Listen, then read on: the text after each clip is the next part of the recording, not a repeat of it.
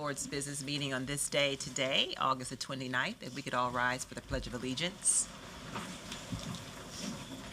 Pledge Allegiance to the flag of the United States of America and to the republic for which it stands, one nation, under God, indivisible, with liberty and justice for all.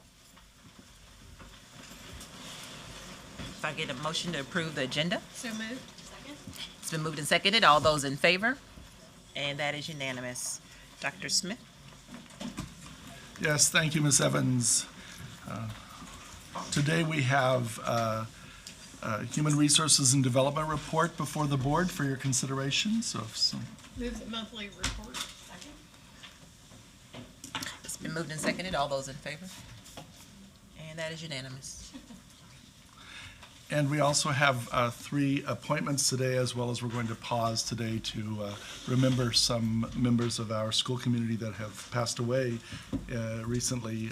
First of all, the appointments today, and I just want to make a comment on 2 particular items. One is we typically wouldn't have appointments, especially appointments at this level at this point, but because some of our colleagues got jobs late in the spring, and we congratulate them in their new roles in Rhode Island and in Baltimore County, and because we have retirements. And I will point out that as the baby boomer generation retires over the next 10 years, it would behoove us to pay attention to that, because that's going to be an issue of staffing and expertise for our entire system, our community, our state, and our nation as we think about that issue. But we're very fortunate in Montgomery County, and I have to say the quality of the candidates that have been interviewed since last February until now for the positions that we bring individually to the board has been outstanding.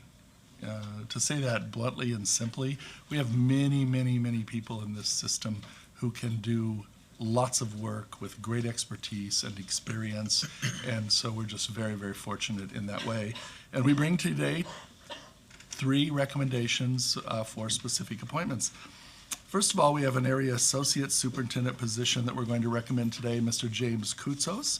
Mr. Koutsos has been employed with Montgomery County Public Schools for 26 years as a mathematics teacher, coach, resource teacher, assistant principal, principal, and most recently as the president of the Montgomery County Association of Administrators and Principals. Mr. Koutsos is excited about the possibility of joining the Office of School Support and Improvement to support the priorities of MCPS schools, to support schools and the academic success and well-being of each and every student. So with great pleasure, I recommend to you today Mr. James P. Koutsos for this position. Move approval. Second. It's been moved and seconded. All in favor? And that is unanimous. Congratulations.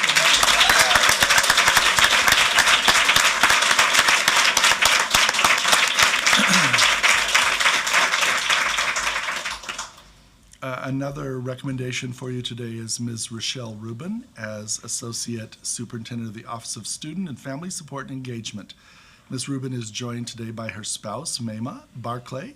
Ms. Rubin has been employed with MCPS for 16 years as an English teacher, close to my heart, assistant principal, principal intern, principal and executive director, and most recently as the director of the Restorative Justice School Counseling and Student Leadership Services. And we just saw in July a report on that work around restorative justice and the effort across the school system, the community, and with the very significant RAND grant. So I just wanted to call attention to that work. Ms. Rubin looks forward to the possibility of being involved as a collaborative leader and working closely with staff, students, community members to support the priorities of this school system, and most importantly, to ensure that all students are afforded choices and opportunities in their futures. So I'm very pleased to recommend to you Ms. Rochelle Rubin as Associate Superintendent for the Office of Student and Family Support and Engagement. I know we're all happy. It's been moved and seconded. So we can vote on it before we clap, right? But we definitely want ourselves. Please do vote on it. It's been moved and seconded. All those in favor? And that is unanimous.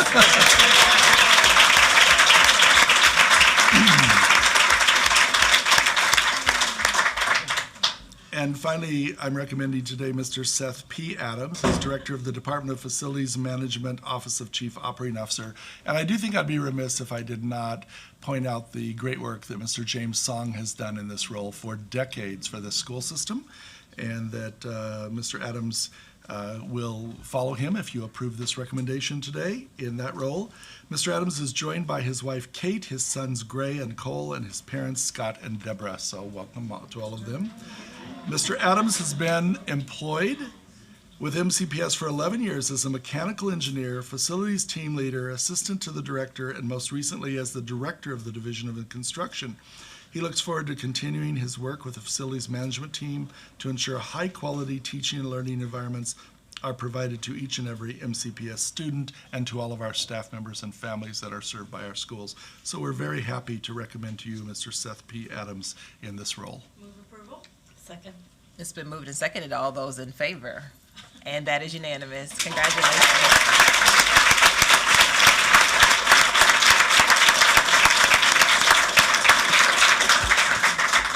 Ms. Dixon? Yeah, thank you. I just wanted to say how proud I am of our three new appointments. James Koutsos, who was principal at Clarksburg when I was at Paint Branch, and had the good sense to hire Jeff Sullivan as his athletic director. And Seth, what a wonderful job you have done. Just gotten to know you since I've been on the board, but have been so impressed and very happy and proud that you're moving forward. And then I would just like to say a word about Rochelle Rubin, who was my principal intern, the best that I ever had. She was the only one, but the best that I ever had. And I have to thank Dr. Henry Johnson and Dr. Ursula Herman for that. She came on over to Paint Branch and just did such an outstanding job.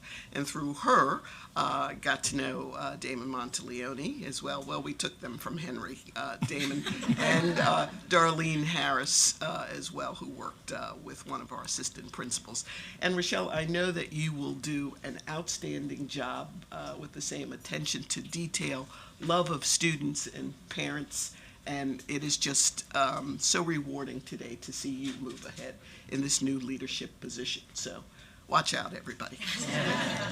I'll second that. Yeah, we all agree. Thank you, Ms. Dixon. Dr. Smith? I can't, Oh, I Ms. think everything you said was really important, and I'm glad that you were able to talk about each one in that way. I just wanted to say that Mr. Koutsos and I met him when we were doing summer school together at Gaithersburg. This was like 40 years ago, but it's been such a pleasure to work with him through his principalship and also in his leadership role.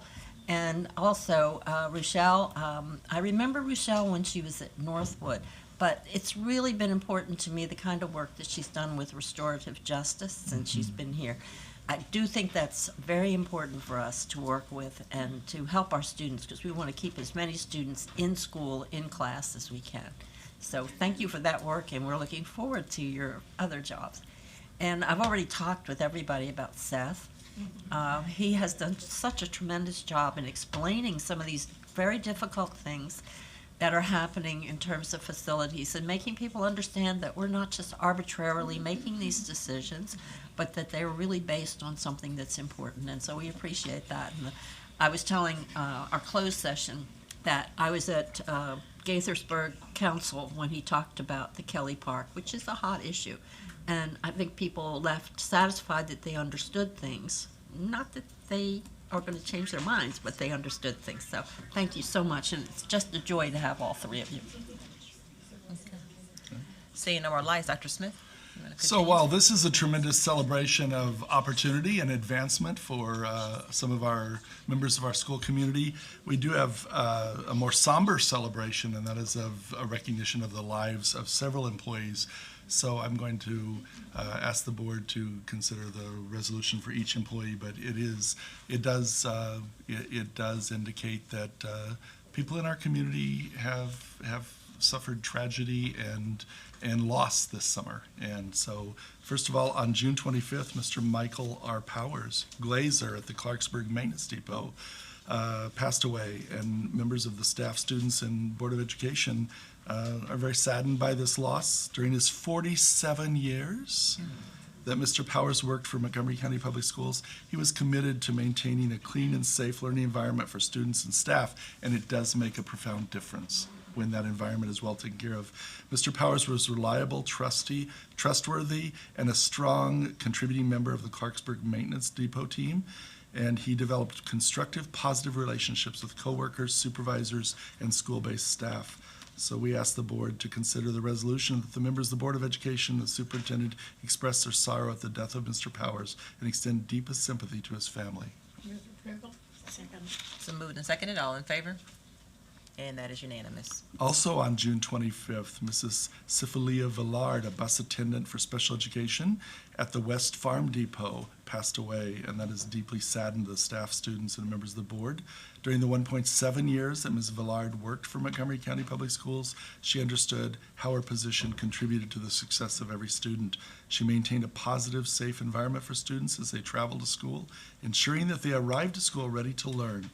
So the Board of Education members are asked to consider the resolution to extend their sympathy and their sorrow at the death of Ms. Villard and extend deepest sympathy to her family in this passing.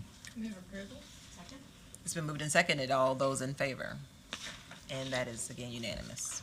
On July 2nd, 2019, Ms. Yamil Rojas, special education paraeducator at Waters Landing Elementary School, passed away, and this has saddened the staff of that school and the students and members of the Board of Education. During the 6.1 years that Ms. Rojas worked for Montgomery County Public Schools, she contributed to a positive work environment through her caring demeanor and engaging personality. She endeavored to maintain a safe and welcoming school environment in which students and staff could be successful, and she cared about the students with whom she worked and advocated on their behalf to ensure their needs were met. So be resolved that the members of the Board of Education, the superintendent, express their sorrow at the death of Ms. Rojas and extend deepest sympathy to her family. Move approval. Second. It's been moved and seconded, all those in favor? And that is unanimous. On July 3rd, 2019, Ms. Sherry M. Gross, classroom teacher at Cedar Grove Elementary School, passed away, and this has saddened the staff, students, and members of the Board of Education. During the 19.1 years that Ms. Gross worked for Montgomery County Public Schools, she endeavored to create a welcoming and comfortable school climate by treating all students respectfully and equitably.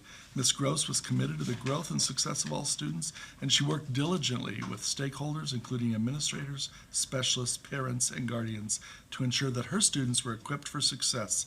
So therefore be it resolved that the members of the Board of Education and Superintendent of Schools express their sorrow at the death of Ms. Gross and extend deepest sympathy to her family.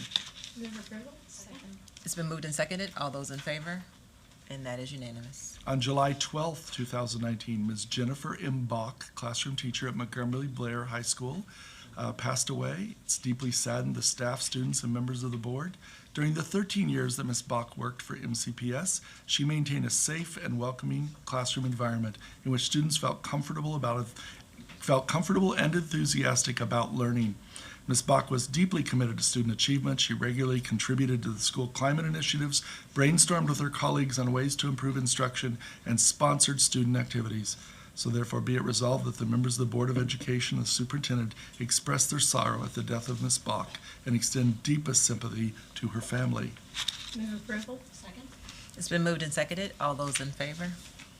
And that is unanimous. And on July 24th, 2019, Ms. Marianne Williams, Building Service Assistant Manager 3 at Joyous West Middle School, passed away. This has deeply saddened the staff, students, and members of the Board of Education. During her 27.9 years, Ms. Williams worked for Montgomery County Public Schools. She consistently demonstrated her commitment to ensuring a safe and positive learning environment for all students. Ms. Williams was a dedicated member of the Building Service team at Joyous West, who was always willing to go above and beyond the call of duty. Therefore, be it resolved that the members of the Board of Education and the Superintendent of Schools express their sorrow at the death of Ms. Williams and extend deepest sympathy to her family. Move approval. Second. It's been moved and seconded, all those in favor? And that is unanimous.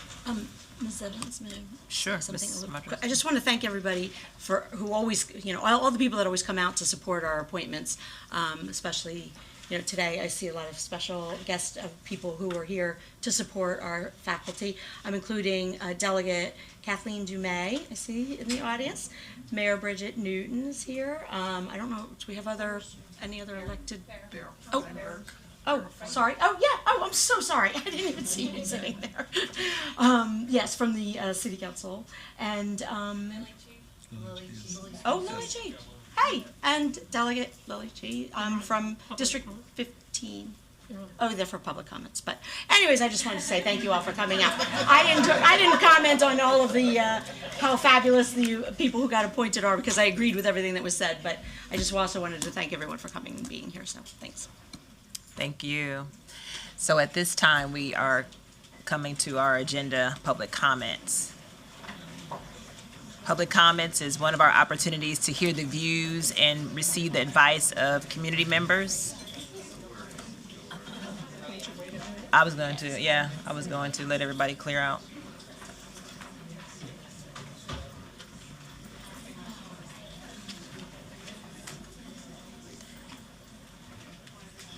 So I'll begin as everybody is transitioning to the auditorium for the celebration of the appointments.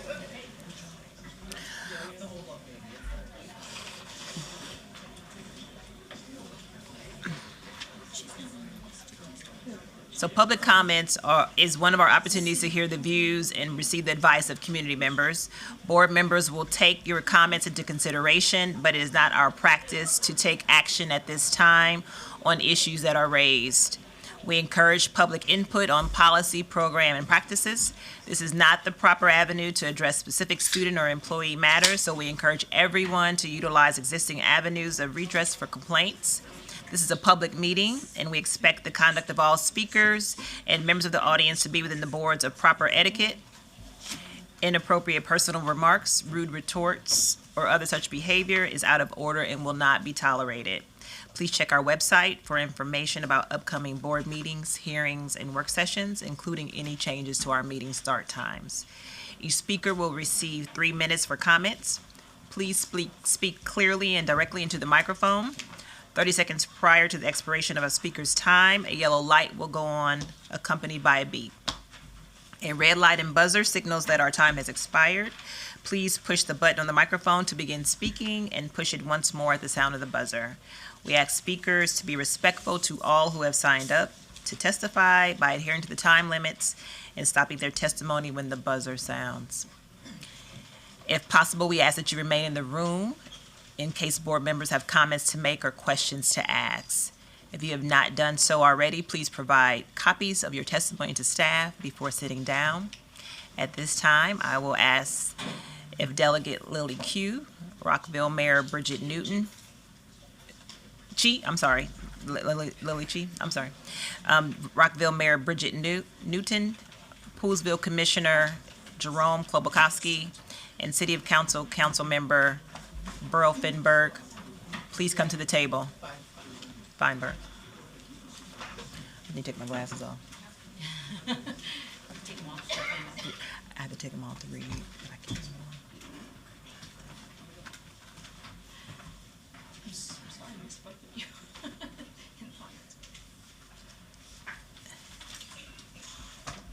Delegate Chi, yes, you can start. Good afternoon, members of the Board of Education. I'm Lily Chi, Delegate Lily Chi, with my district colleague and House Majority Leader Kathleen Dumais over there, who you recognized earlier, and also represent 2 other colleagues from District 15, Senator Brian Feldman and Delegate David Fraser Hidalgo, who cannot be here in person. We're very proud to represent Poolesville, among many other communities we represent. I'm sure all of you know the urgent need for a much improved Poolesville High School.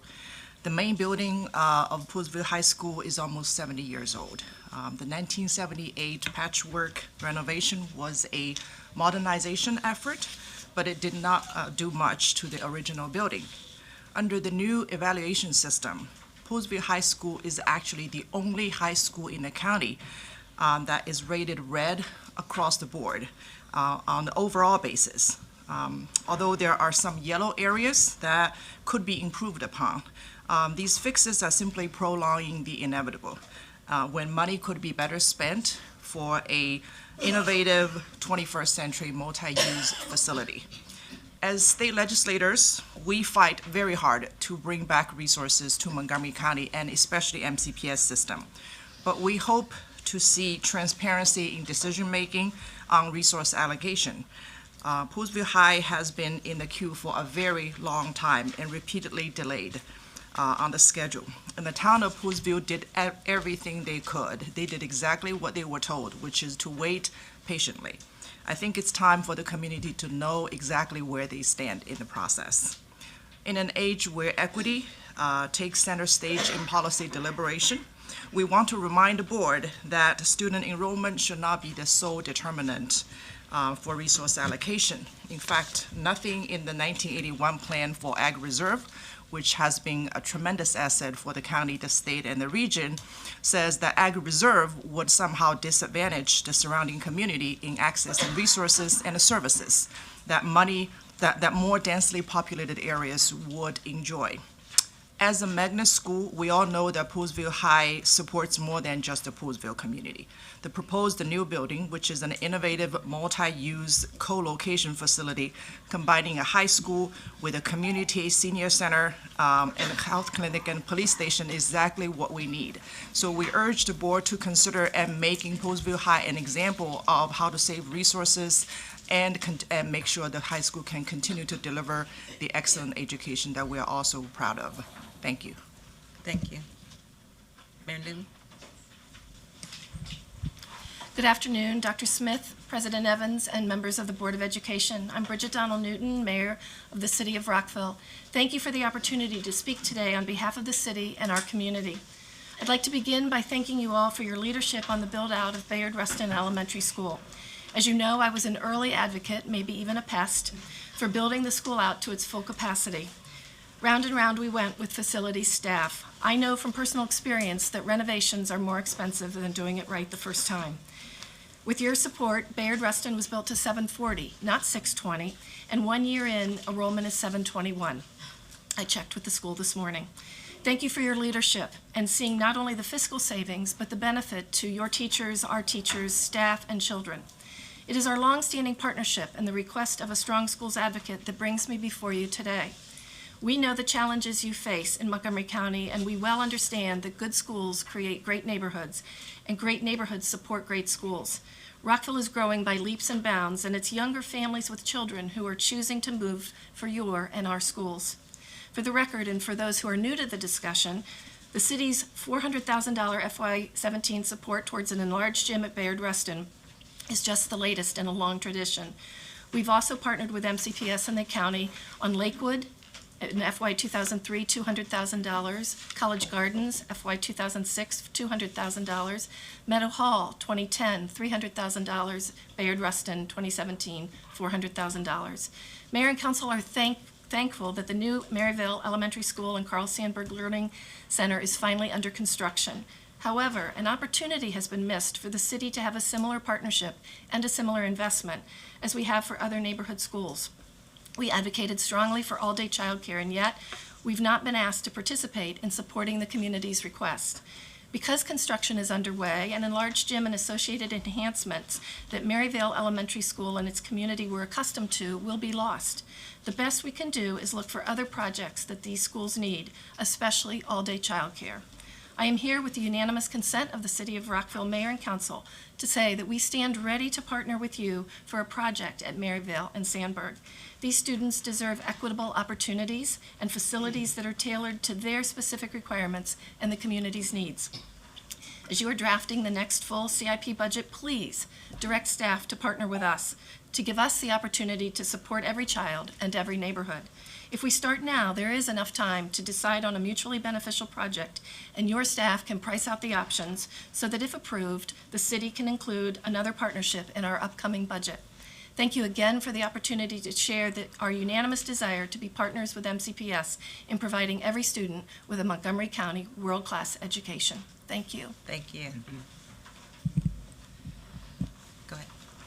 On behalf of the residents of Poolesville and Western Montgomery County, I would like to thank our District 15 delegates Kathleen Dumais and Lily Chi for being here in support of our Fair Access Initiative for Western Montgomery County. Where others have gone to the county with the problems and say solve it, the Fair Access Committee has identified the problems and the solutions. The problems are the existing Poolsville High School needs to be replaced, and there also is a need to provide Western Montgomery County residents with the same county services received elsewhere in the county. The solution and the reasons can be found in the Fair Access White Paper, which can be accessed on Town of Poolsville's website, www.poolsvillemd.gov. The solution is to construct a transformative multi-use facility in Poolsville on the site where the existing Poolsville High School currently resides, a facility that would house a 21st century Poolsville High School co-located with a Western Montgomery County Community Center that houses a health clinics to serve both students and Western Montgomery County residents and a police satellite station. The multi-use facility presents an opportunity for the county agencies, Health and Human Services, Recreation Department, Police Department, Montgomery County Public Schools, and General Services to work together to produce a transformative facility. Even if the whole facility cannot be built at one time, plans can be developed to allow other parts of the facility to be constructed in follow-on years, just as the provisions were made for the full-size construction of a full-size gym at John Poole Middle School after the school was built. To paraphrase Winston Churchill, every opportunity presents us with difficulties, but every difficulty presents us with opportunities. To some, our fair access proposal may appear to be too difficult to accomplish. Our town and Western Montgomery County residents say really it is an opportunity to solve a problem in a pragmatic way and maintain the county's reputation for innovation and equity. It just takes leadership. Leadership by the Board of Education, the Superintendent of Schools, the County Executive, and the County Council. We ask you to commit to building a new 21st century high school. Poolsville High School is part of the multi-use facility, and we will be asking the County Executive and the County Council to appropriate the requisite funds to build it. Thank you for this opportunity to speak with you today. Thank you. Ms. Feinberg, Councilman. Good afternoon, Superintendent Smith, President Evans, and Board of Education members. My name is Beryl Feinberg, and I am a Rockville City Council member. I appreciate the opportunity to address each of you. In my capacity as a member of the Rockville City Council, I am here to lend my support to Mayor Newton's testimony and reaffirm our commitment to partnering with MCPS for a project at the new co-located Maryvale and Sandburg schools. The rest of my testimony is my own as an individual. I too am here at the request of a strong schools advocate, but for a different reason, for early care and education and special education services. Because my husband had a long career in early care and education of children from birth to age 5 in a Maryland public school system, but not MCPS, it's been a topic of discussion countless times over decades. What has struck me is that the right intervention at the right time literally can change the entire trajectory of children's lives. For very young children, a holistic approach is critical to help them grow physically, mentally, emotionally, and socially. My advocacy for ensuring outdoor activity areas specifically for our youngest children in new developments within the city now has developers proactively submitting plans, including tot lots, because they know that I'm going to ask for them. In the same vein, linkages sites help children and families before school age to prepare kids for school and provide student and family support in school. We are fortunate in municipal Rockville to have a linkages site at Maryvale Elementary School to support the Head Start, Early Start, pre-K, and autistic pre-K students. To support our children ages 3 to 5 and to provide more desperately needed classroom space in the county, I strongly support building out the second floor shell of the new Carl Sandburg Learning Center during current construction rather than later for additional special education classrooms. I'll leave the details to my CIP expert friends. Rockville saw with the opening of Bayard Rustin Elementary School that new schools almost always open at capacity, even without the 5th grade. Thankfully, the shell was built out before the school opened and will duck the trend of immediately needing portable classrooms, but not by much. As the former Deputy Director and COO of Montgomery County's Department of General Services, I appreciate the difficult choices you have when deciding where to spend scarce resources. I have read the MCPS response to the request and respectfully asked you to reconsider. I urge you to invest a little more time to build a better building and create more in-demand special education classrooms. The additional investment is a down payment that will reap incalculable human benefit beyond the short-term cost. Thank you for this opportunity. Thank you all for your comments. At this time, Ms. Modrowski, do you have a Well, I comment? think Mrs. McKenna was, but, She's in the next panel. oh, got it, sorry. Yeah, she's on this. Oh, okay.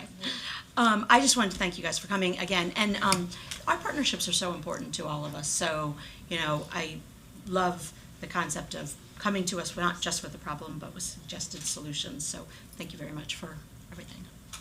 Thank you. Okay. Thank you. Ms. Silvestri?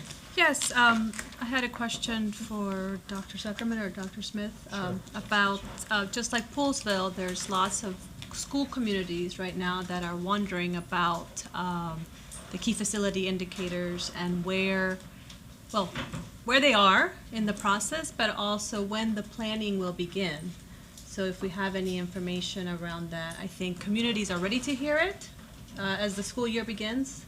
And I would appreciate knowing that as well. Sure. The process is that the Division of Facilities is busy working on the recommended CIP that will come to the board. That'll be released to the community mid-October, come to the board at the end of October. The board will hold hearings and work sessions here and look at all the issues. For example, we know Poolsville High School is in the major capital projects from last CIP, and so this year has been one of reviewing, and then amounts of money and scope and all of those things will be determined, and a recommendation will come to you around what should happen in each individual project, and then the board will work and struggle, frankly, with that because, as Ms. Feinberg said, it's limited resources. We could use 4 or 5 times more funding than we have available each year for the maintenance, upkeep, and capacity and renovation of schools. And so then by December 1st, you will make decisions, and that will be delivered to the county government, and they will go through their process. And next spring, we'll all know what's funded and what's not and how we go forward. So it's coming very soon. It'll be upon us. Thank you. Thank you. At this time, I don't see any lights, so thank you all for coming to give your public comments. We appreciate that. And at this time, we will ask the next panelists to come down. We have Melissa McKenna, Ernestine LaFawn, Rosemary McCloskey, and Sabrina McMillan.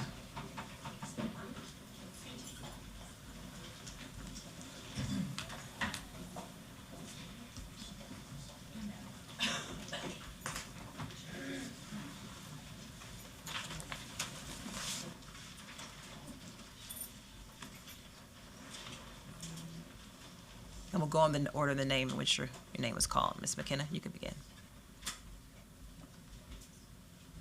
Can't see today. Good afternoon. My name is Melissa McKenna. It is especially nice to see you at this table, Mr. Tinvite. Congratulations. Dr. Dockett, thank you very much for attending that lengthy Gaithersburg Mayor and Council meeting. I agree the situation was well explained. I will continue to work with City Council members for their expeditious approval of the Kelly Park location. I think you know why I'm here, but let me just take a moment to say that I am also here as a member of the Black and Brown Coalition for Educational Equity and fully support the efforts of the NAACP Parents Council and Identity to address several aspects of closing the achievement gap. I am here today to fulfill my promise to the Maryville and Sandburg communities to make sure their project is completed properly. We need your help in 2 simple areas. Working with the Rockville Mayor and Council to identify a project they will fund for the new co-located building. As you heard, daycare is especially needed. To speed this along, I brought the Mayor and Council to you. Thank you, Mayor Newton and Councilmember Feinberg, for kindly attending and speaking today. They are willing and committed partners and literally at the table. Let's make this happen, please. Build out the second-story shell above Sandburg now as an amendment to the FY 2000 CIP Master Plan. I appreciate the formal response to Ms. Dixon's question as to the cost after my testimony in April. I respectfully disagree with the cost and the conclusion. $3 to $4 million estimated seems awfully high for 10 classrooms. The conclusion that there is no room for pre-K deserves more discussion. Many others bring their issues before you. However, there's one major difference. I also bring you the money. I have been repeatedly asking how much this project will cost so that I can help secure the funding for it, just as I did many other times, and including the $10 million towards Seneca Valley High School last year. The additional 10 classrooms upstairs would be for Sandburg students in grades 3 through 5 only. No separate stairwell is needed. This will free up the necessary first floor space for special education pre-K. As the former PTA president at Maryvale, I made a commitment to see this project through to completion. Families, especially those at Sandburg, are counting on us to do this right. Special education families will see this new building and enroll their students at a much greater rate than ever before. As they say in the movie Field of Dreams, if you build it, they will come. I am still haunted by the words of Sandburg parent Laura Gordon's testimony in November 2014. When I finally made my way through the front doors of Carl Sandburg Learning Center, every cell in my body screamed, "No, no, you cannot send Stuart here." I fought back tears as the staff member talked about the programs, because all I could think was my son deserves better, so much better. And the tour of the building hadn't even taken place yet. I was fortunate to have friends and family that encouraged me to focus on the program and the staff rather than the facility. We all know the Sandburg staff is exceptional. They and their students and all special ed students need the most we can provide. Thank you. Thank you. And now we will hear from Ms. LaFawn, and please forgive me for not pronouncing your entire name. I did not want to demolish it, so thank you. Good afternoon to the esteemed members of the Board of Education and also to Dr. Smith. I was delighted to note that as of 2018, MCPS collaborated with Education Resource Strategies to design a strategic resource map targeted at equity, to assess the use of resources in the schools, and most importantly, to collaborate with MCPS to create a communication and engagement plan that makes resource allocation decisions transparent, among other objectives. Such action helped to maintain my confidence in MCPS that Montgomery County Public School System is great, and among us there are persons who are passionate about what they do, for who they do it, and why they do it as educators. However, the love that is lacking for the Black and Brown among us is my reason for testifying today. I testify for the Black and Brown Equity Coalition and for all the Black and Brown students at John F. Kennedy High School, where I am an active member of the PTSA, as well as the NAACP parent representative. For the past 6 days, I found myself immersed in data sets pertaining to our county high schools and Montgomery College.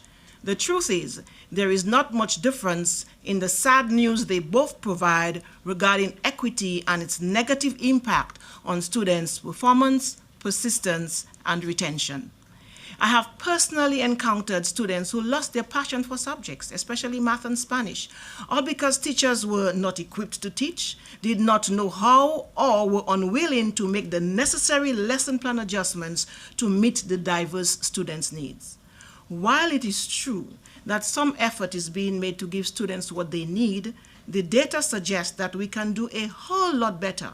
These data speak for Black and Brown students, and they are saying to you, to us, to all who will listen, because I am Black and Brown, you give me less experienced principals. Because I am Black and Brown, you give me less effective teachers. Because I am Black and Brown, you give me less expensive teachers. Because I am Black and Brown, you give me less rigorous classes. Essentially, you give me no love. Stop it. Achieving the promise can be a reality if you hold principals and teachers accountable. College and workforce readiness can be a reality if the right amount of resources are invested in appropriate interventions in and out of the classroom. It is time to change the policies, practices, and procedures that encourage below grade level achievement by our Black and brown students. Let's get to work. I am your neighbor. I'm a teacher at Montgomery College as a full professor on the Rockville campus. Thank you. Ms. McCloskey. Good afternoon, everyone. My name is Rosemary McCluskey, and I'm speaking on behalf of the NAACP Parent Council and as a member of the Black and Brown Education Equity Coalition. Primero quiero decir que estoy muy agradecida por la oportunidad de colaborar con Identity Inc. y estoy muy emocionada para poder trabajar junto con ustedes. First, I want to say that I'm very grateful for the opportunity to collaborate with Identity Inc., and I'm very excited to be working together with you to advocate for equity for Black and brown students. I'm here today to testify to the critical importance of the work around resource equity and the use of the equity accountability model to hold MCPS, principals, teachers, and staff accountable to their students. While the ERS data is shocking, I am grateful for it. It provides us with tangible evidence to avoid business as usual. Now, when I speak with well-meaning friends and colleagues about bias and inequitable treatment, they can no longer hide behind the misguided assumption that Montgomery County is any different than the rest of the nation in terms of how it treats its Black and brown students. We're now armed with data that reveals that Montgomery County has some work to do. We need to remove structural barriers that contribute to inequitable access to high-quality teaching, leadership, and rigorous curriculum. Upon reflection of the ERS data, I don't have to look far to see examples of inequity. I find them sitting at my breakfast table when my son's friends sleep over and discuss their schoolwork and experiences in school. Take Elijah, who is insightful, smart, and wise beyond his years. He's in on-level courses when he should be taking honors classes. Rising senior Luis, who wants to be an electrician but wasn't able to get a slot at Thomas Edison High School, and is now resigned to the possibility that he will work with his dad laying down flooring, which he states emphatically that he hates. There are countless stories such as these. But thanks to the leadership of MCPS administration, you have taken the bold step of self-evaluation, and now it's time to do the hard work and change. Thank you. Thank you. Ms. McMillan. Good afternoon. My name is Sabrina McMillan. I'm speaking on behalf of the NAACP Parents Council and as a part of the Black and Brown Educational Equity Coalition.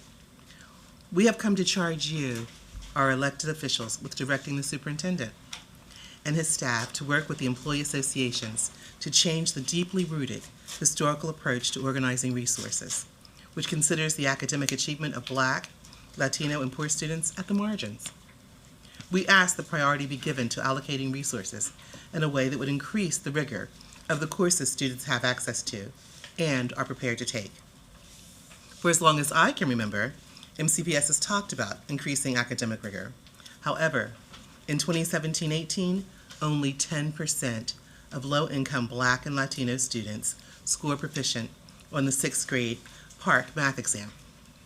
We recognize removing impediments to assigning students to rigorous courses will involve fighting against decades of status quo issues surrounding prestige, curriculum, instruction, support services, professional development, and incentive structures. Yet teachers need to be able to provide differentiated time and support to catch up their students.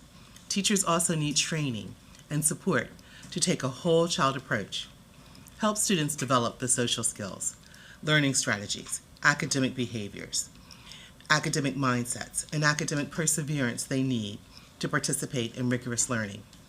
We firmly believe that making instruction more personalized and individualized, having additional learning time in core subject areas, and embedding tutoring into the way all subjects are taught can benefit all students, including those performing at the highest levels. We thank Superintendent Smith and you for your leadership. We implore you to work with the employee associations to embark on the difficult system changes necessary for our dedicated teacher corps to have the skills, flexibility, and support they need to prepare graduates for a 21st century workforce, able to create their own meaning out of what they learn, organize information so they can create mental models, integrate individual skills into whole sets of processes, and apply what they've learned to new and novel situations. Thank you. Thank you all. Ms. Smardowski? Yeah, I just have a quick question or follow-up. In reference to the Edison, someone not getting a spot in there, is it possible to get a list of which courses are full and, or if there's certain criteria that students need to have met before entering that would prevent them from being able to participate in a program of career? Absolutely. In fact, I wrote that down, and we will check into that and send it to the board, a complete list of what the state is. Okay, because I didn't think we were full, so that's good to know. Thank you. Absolutely. It was Luis, right? You said The name of the Luis? student? Yeah. Okay. Ms. Smardowski? Sorry, That's okay. being encouraged to speak my mind. That's So okay. I also just wanted to say, when I mentioned about my appreciation for partnerships earlier, you know, I genuinely meant that, and I know I've worked with many of you all in the past and stuff. I'm very supportive of the projects that you guys have said. You know, I agree with, we fought to get Bayard Rustin opened at the full capacity. I do find that it takes a lot more money to restart a construction project after it's done, particularly when we know in advance that it's generally going to be needed. So, as far as the Poolsville school, I think it's such a creative idea, and I just think that if, you know, the funding is always tight, but I like the concept of partnering, so. Seeing no more lights, I just want to thank you all for coming today and giving your comments. We appreciate it. And at this time, we will call to the table Giancarlo Vera, Maria Jose Lazara Baru, Diego Ubaru, and Nadia Salazar Sandy. Please come to the table. And my apologies if I mispronounced your name.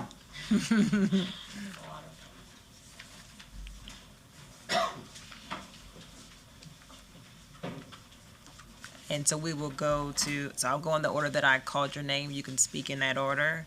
Giancarlo Vera? Okay. Good afternoon, Superintendent Smith and members of the Board of Education. My name is Giancarlo Vera. I am part of the Black and Brown Equity Coalition. I was born and raised in Peru. At the age of 10, my family and I came to this nation with hopes of a bright future. I enrolled in MCPS schools and graduated in 2007. I attended Montgomery College and transferred to University of Maryland, where I obtained my bachelor's degree in psychology. Sounds like a success story, doesn't it? But let's briefly examine the path I had to take. Throughout middle school and high school, I wanted to be a medical doctor. Although my parents tried their best to support me, they felt lost navigating the school system. So it was mainly up to me. My grades were almost perfect. I made the honor roll on multiple occasions every single year.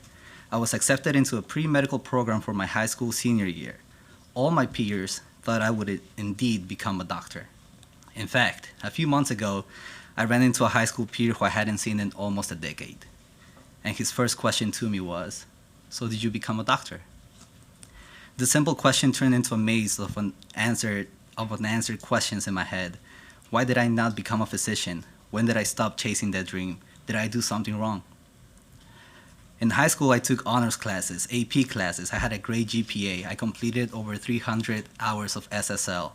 I could ask any teacher I had for recommendation letters. On paper, I had all the necessary credentials to chase my dream. During my senior year of high school, all I heard was Montgomery College. And don't get me wrong, MC is one of the finest schools in this nation, but why was I not pushed to explore more options? Did my counselor have these conversations with me? Why is it that I can't remember my counselor's name? Of all the teachers I had throughout 4 years of high school, only one of them presented to me the idea of going straight to a four-year university. I don't remember what happened afterwards. Perhaps I didn't explore enough. But why did I feel I was left alone in this path? Where was all the support that I was promised when I enrolled in the MCPS? Why should any student be left alone in this journey? Why limit students from exploring more options after graduating high school?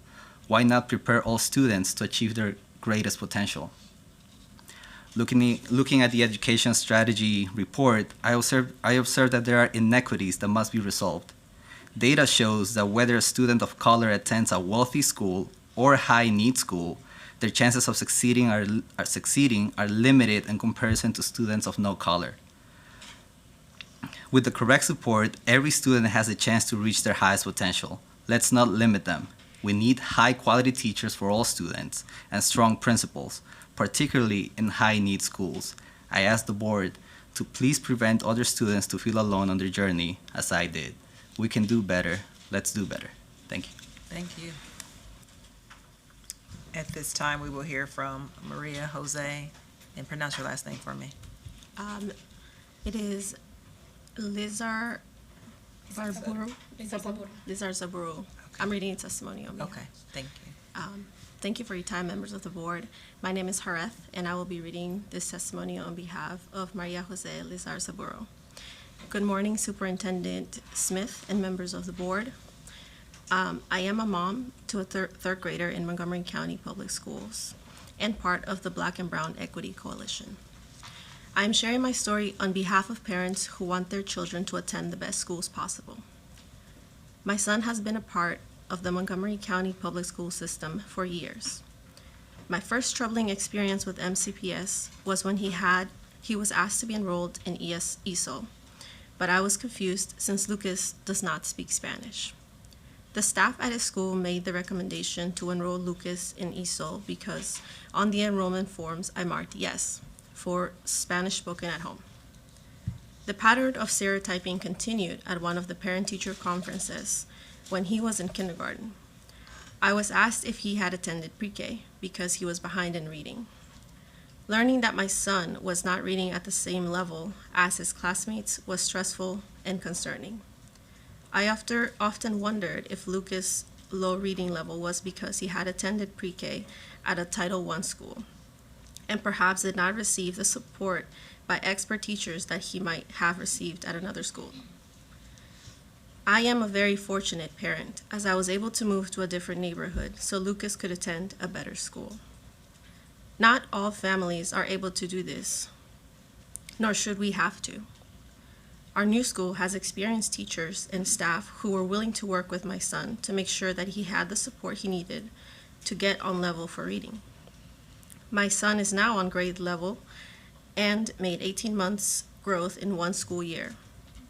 While I am thrilled for Lucas, I worry about students left behind in our old school and whether they too made this kind of growth.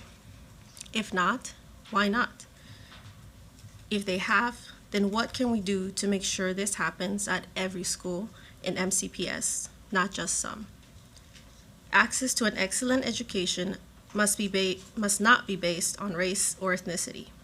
MCPS receives more than $2.5 billion in funding each year and is a high-performing district in our state. If we can't close the achievement gap here, where can we? Thank you.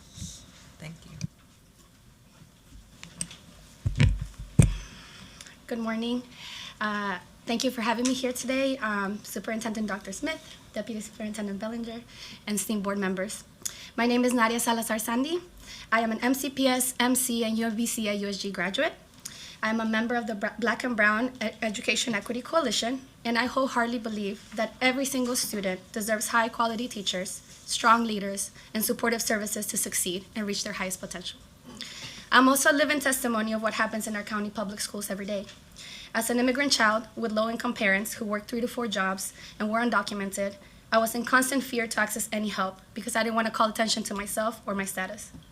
I was also an exemplary student, graduating with a 3.83 and working since the age of 13. My demonstrated abilities and my drive didn't matter to my counselors, nor did my history of only taking honors and AP classes, as I was pushed to go to Montgomery College. Other options were not provided to me, nor did I know that I could have accessed scholarships and 4-year universities. I was not encouraged to enroll in honor societies or participate in extracurricular activities by teachers or staff. This placed me at a disadvantage because it took me longer to navigate the system, find a job, and access much needed funds that I needed for my education. The lack of support meant missing FAFSA deadlines, not being advised of scholarship options, no letters of recommendation, and no mentorship. As a young person, these are intrinsic in applying to a 4-year university. Therefore, I was not shocked when I read the Education Research Strategies Fiscal Year 17-18 analysis that shows that students with the same grades with different socioeconomic backgrounds are placed in courses very differently. For instance, Only 28% of FARM's Latino students who score a 4 on the PARCC were enrolled in Algebra 1 by 7th grade, while 43% of their non-FARM's counterparts were enrolled.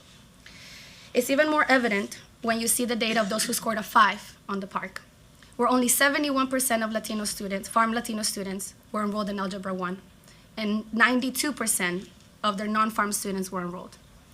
Being enrolled in Algebra 1 by 7th grade is critical, as the percentage of those who pass PARCC and meet the graduating criteria jumps to a 96%, whereas those who took it in 9th grade is only at a 33%.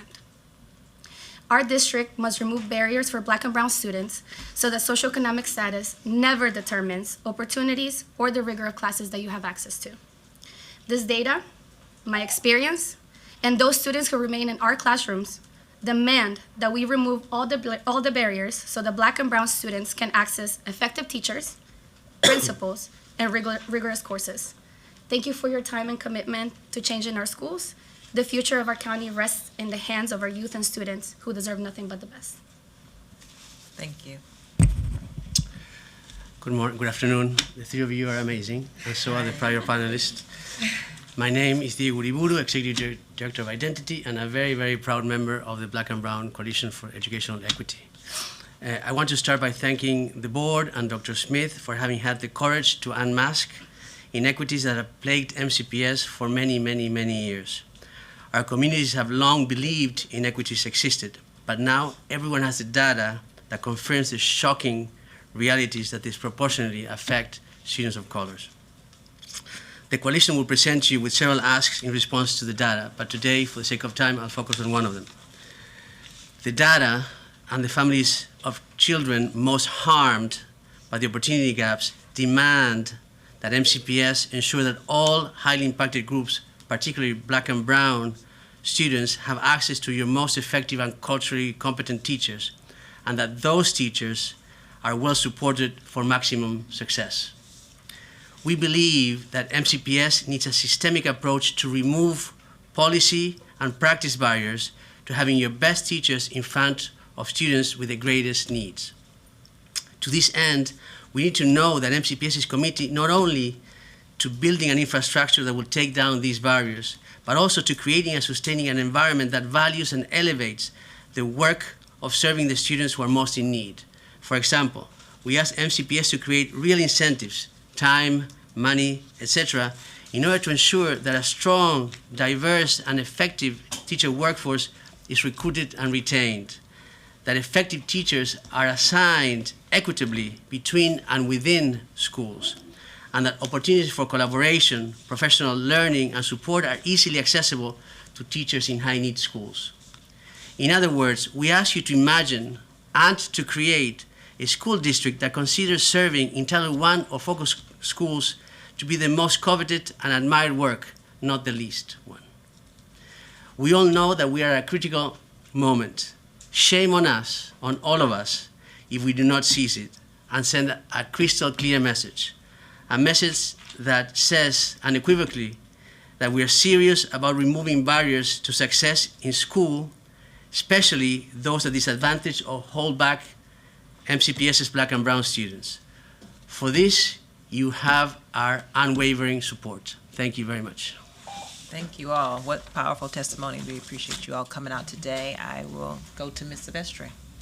Again, to reiterate, thank you for coming out today and sharing your stories. Everyone that came out today, but thank you, especially for speaking for parents that sometimes can't make it to these meetings. I did want to address the issue about placement in ESOL after checking the box that Spanish is spoken at home, because I hear this a lot in the community, and I have gotten the official response, but for the benefit of the public, Dr. Smith, is this a mandated requirement, or is this something that we request? Two lights are on. Thanks. No, it's absolutely not a mandated requirement, and it's quite bluntly a function of doing further investigation. When we see that box checked that another language other than English is spoken at home, that should create questions, not answers, in the minds of educators. And I will certainly work with Dr. McKnight and the rest of the staff to make sure that we do substantial levels of training on that, because I think that is such a poignant and telling story about what happens when we don't really look at each individual child, what they need, who they are, and where we go from where they start to get to full success and full access. So it certainly got my attention, and I appreciate it very much. I didn't see who was first. Mr. Tinby. I wanted to thank you all for your testimony today. I wanted to emphasize one of your experiences, especially when saying that at school, you felt how the counselors pressured Montgomery College, or at least emphasized that as one of the only options. I share that same experience even in high school right now at Kennedy High School, and I sympathize with that experience. And I wanted to ask Dr. Smith, is there targeted criteria for counselors that's standard across all high schools when giving college advice to students after analyzing test scores, data, and getting to know the student? I can give you more specific information. What I can tell you is counselors have a specific and very clearly outlined credentialing process to become a counselor, and part of that credentialing process indicates looking at the unique interests and the unique talents, skills, and experiences of the student to give advice. One of the messages that we've been promoting in the system is that rather than telling students what they should do, we should ask them what they want to do and then help them discover the pathway. And I know Dr. Navarro and now Ms. Rubens, our new associate superintendent in that area, will redouble their efforts around that idea. And I have to say, as someone who was not only not told to go to community college, but not told to go to college at all, that's a particularly personal story I heard, because no one even suggested I should consider going to college when I was in high school. So I really, once again, it was a very specific and individual reaction I had, as well as will act professionally, and I've made a lot of notes on what I've heard. Ms. Dixon. Yeah. So I want to thank you all for coming and testifying today as well. And I just want to let Giancarlo know that what you shared really touched me. And I would just say to you that if you want to be a physician, you can be, okay? Never, ever let anyone tell you what you can't do. And I would love to sit down and talk with you about that. And I'm going to pass my card around and, invite you. I usually hold court at the IHOP up on Tech Road for breakfast, one-on-one, though. But if you would like to sit down and meet and talk about that and, see how we go forward, I would love to do that with you. Okay, thank you. Thank you, Ms. Dixon. Ms. O'Neill. Wait, I had my light. I'm sorry, I didn't see your light. I was looking to the left. It's okay, because I'm very touched by Giancarlo's story too. Anyone that's heard about my background heard the same story out of high school. So, Dr. Smith has heard it, everyone has heard it here. And it almost brought tears to my eyes, because every time this happens to somebody, I said, this is never going to happen again. And actually, that's one of the reasons I got on the board. So I'm very glad you brought your story to us. All of you brought your story. They're very powerful, and it's all I could do to keep from crying over this.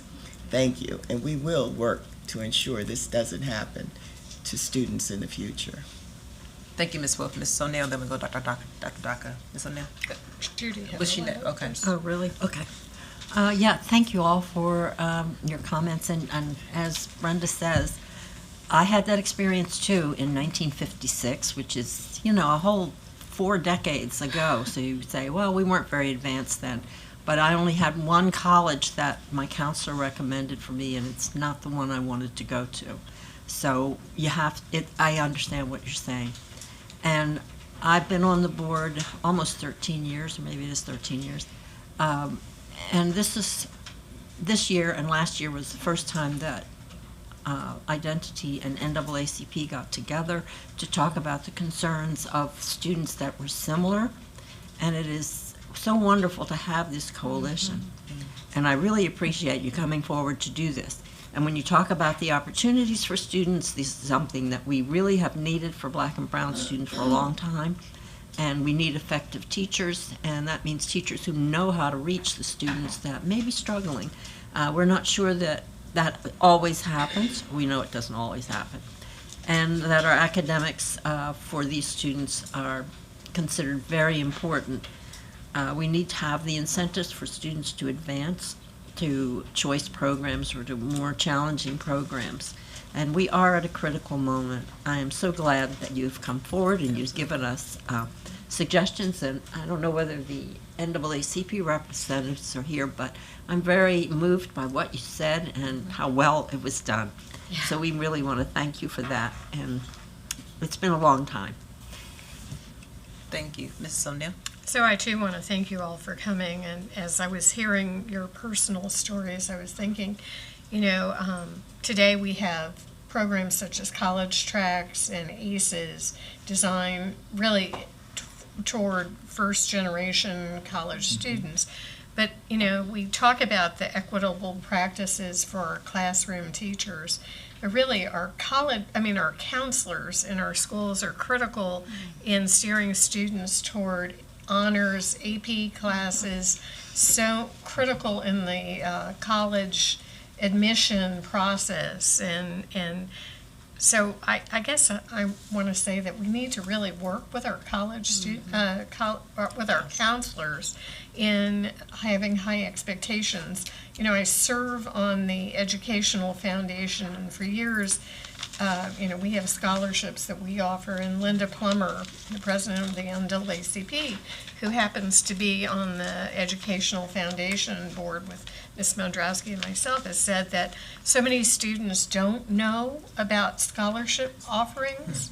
And, we have worked in the past very hard with the counselors to make sure that they knew it, but also just the whole process, the FAFSA. I mean, there are critical benchmarks along the way in the college process, and the opportunities.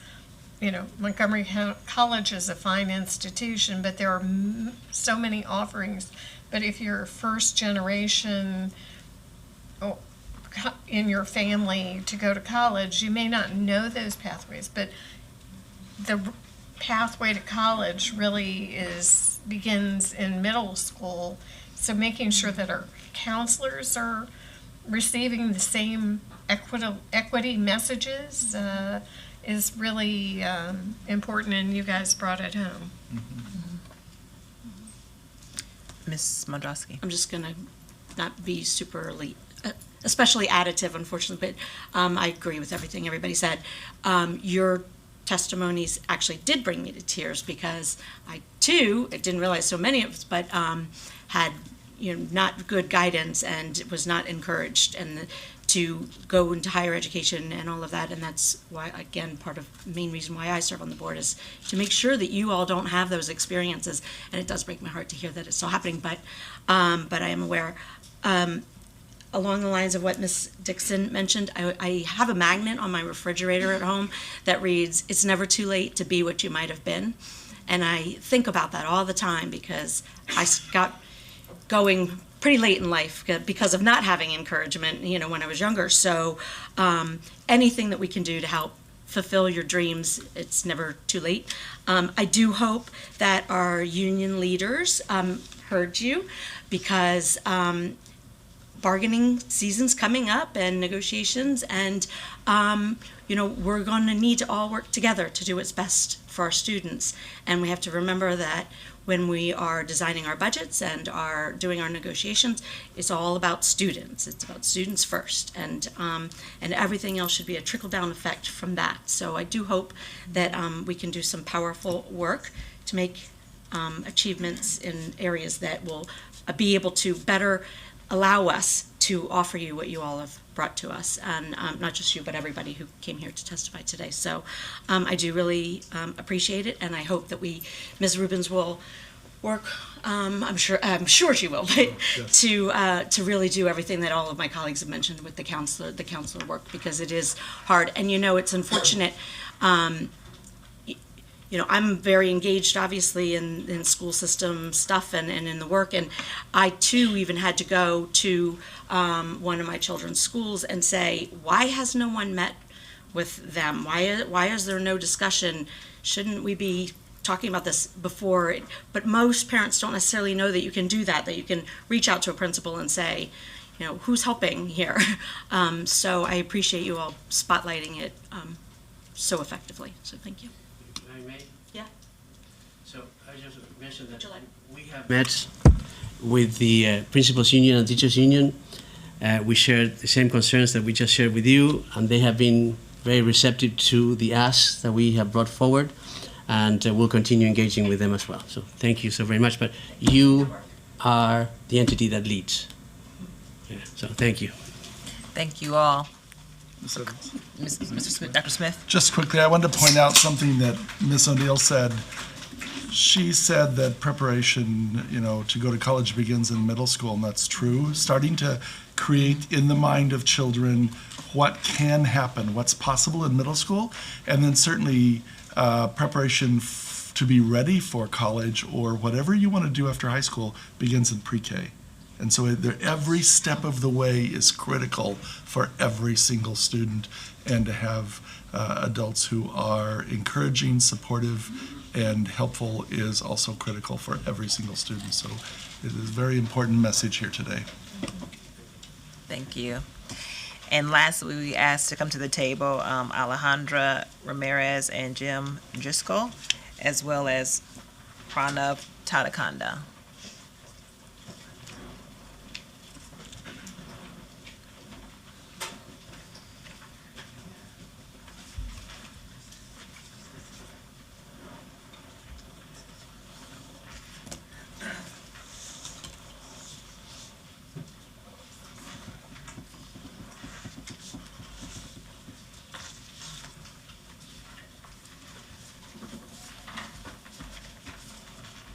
And we will start with Alejandra.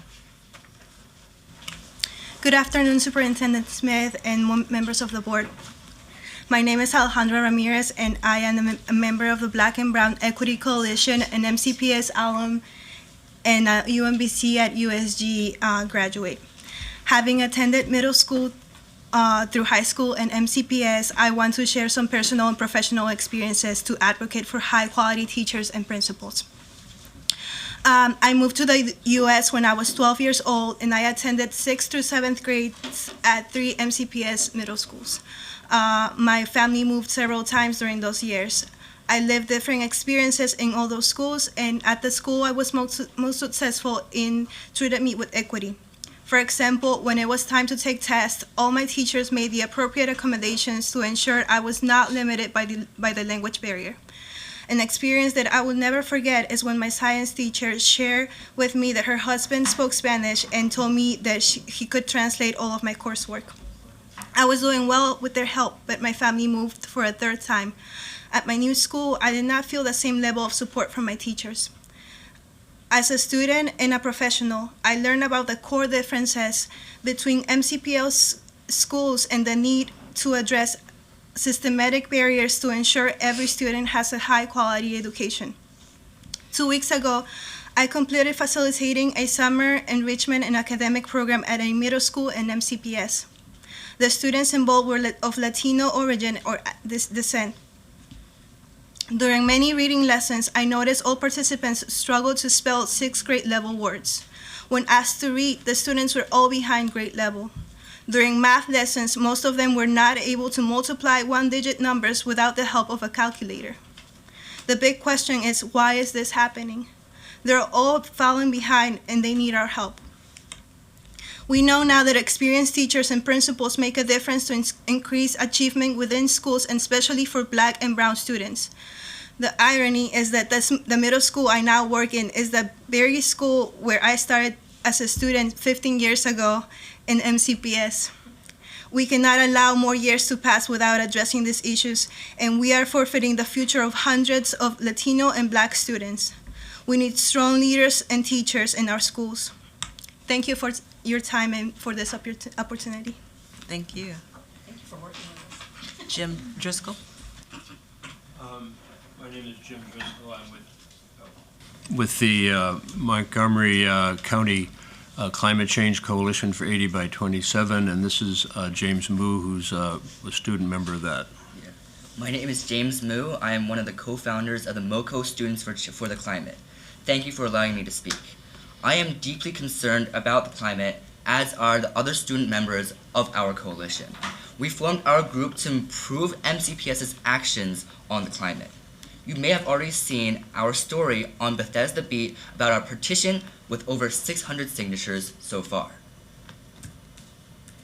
100% of other county buildings are powered by renewable energy. However, only 30% of school buildings are currently. MCPS was recently offered 4 free electric school buses and initially refused to accept them. Under pressure, we finally was able to accept 1 bus. Diesel buses not only create global warming, but they sicken students with asthma.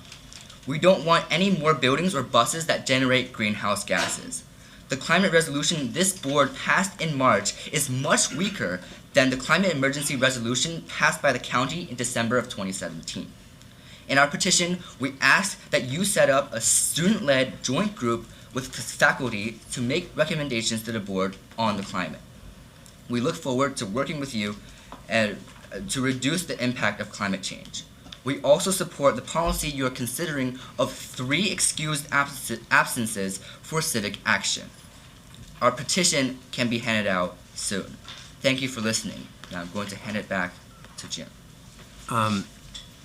So members of the coalition are here today because the adults supporting climate change. You know climate's an emergency. The Amazon is burning. The Arctic is burning. It's beyond an emergency. All these other things are nice, but you're not going to have a place to have children grow up in. We asked Dr. Smith, the students did, to meet with him and give us a no testing day and the possibility of excused absences on Friday, September 20th, when all over the world students are going on a climate strike. You may have followed the 16-year-old Swedish girl who started this movement.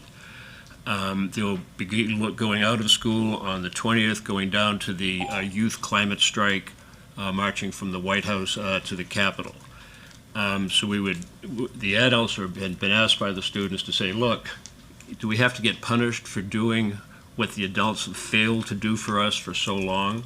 So we'd really like the board to do what it can to make it easier for people to go and take this day for the climate with a no testing day, and the possibility, at least if their guardians want them to go, that it can be an excused absence. Thank you. Pranav. Dear President Evans and members of the board, my name is Pranav Tatakonda. I'm the president of the Montgomery County Regional Student Government Association and also a senior at Richard Montgomery High School. So I'm speaking on behalf of both MCR-SGA and MCC-PTA. So I would like to take this opportunity to again emphasize and ensure that we, the students of the school system, have a substantive and meaningful voice in all school system decisions impacting us. And truly, because we are the primary customers and end users of our schools, it's hard to imagine a school system decision that does not impact us. So as the #1 customers of our school system, we know things about our school system, every facet of it that no one else knows. As students, we vastly outnumber any other groups of individuals who enter into and populate our schools. We see more, hear more, and experience more than any other group. And every decision made should therefore strongly consider the voice of all the diverse students' perspectives and their stories. So we'd like to work with you all to craft a process that ensures and enhances the collection of the student voice about all aspects of the work of our schools, both on an ongoing basis to ensure that every school is truly serving the unique needs of its population, and also when decisions are made about the school system as a whole. When decisions are made about who leads our system and our schools, what programs will be offered, what curricula will be taught, what before and after school opportunities will be supported.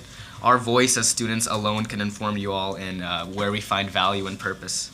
The student voice reveals where and how we struggle, what helps us succeed, how best to create a sense of community that feels real to us, and what support we truly need as a student body.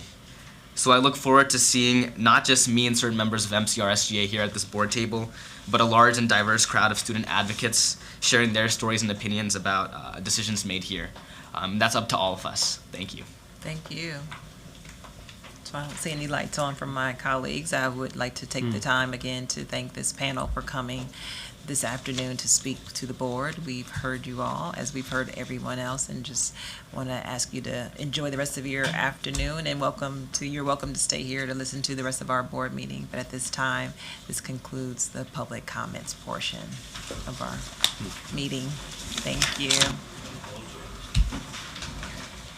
At this time, we're going to move on to board comments. We will start with Dr. Daka.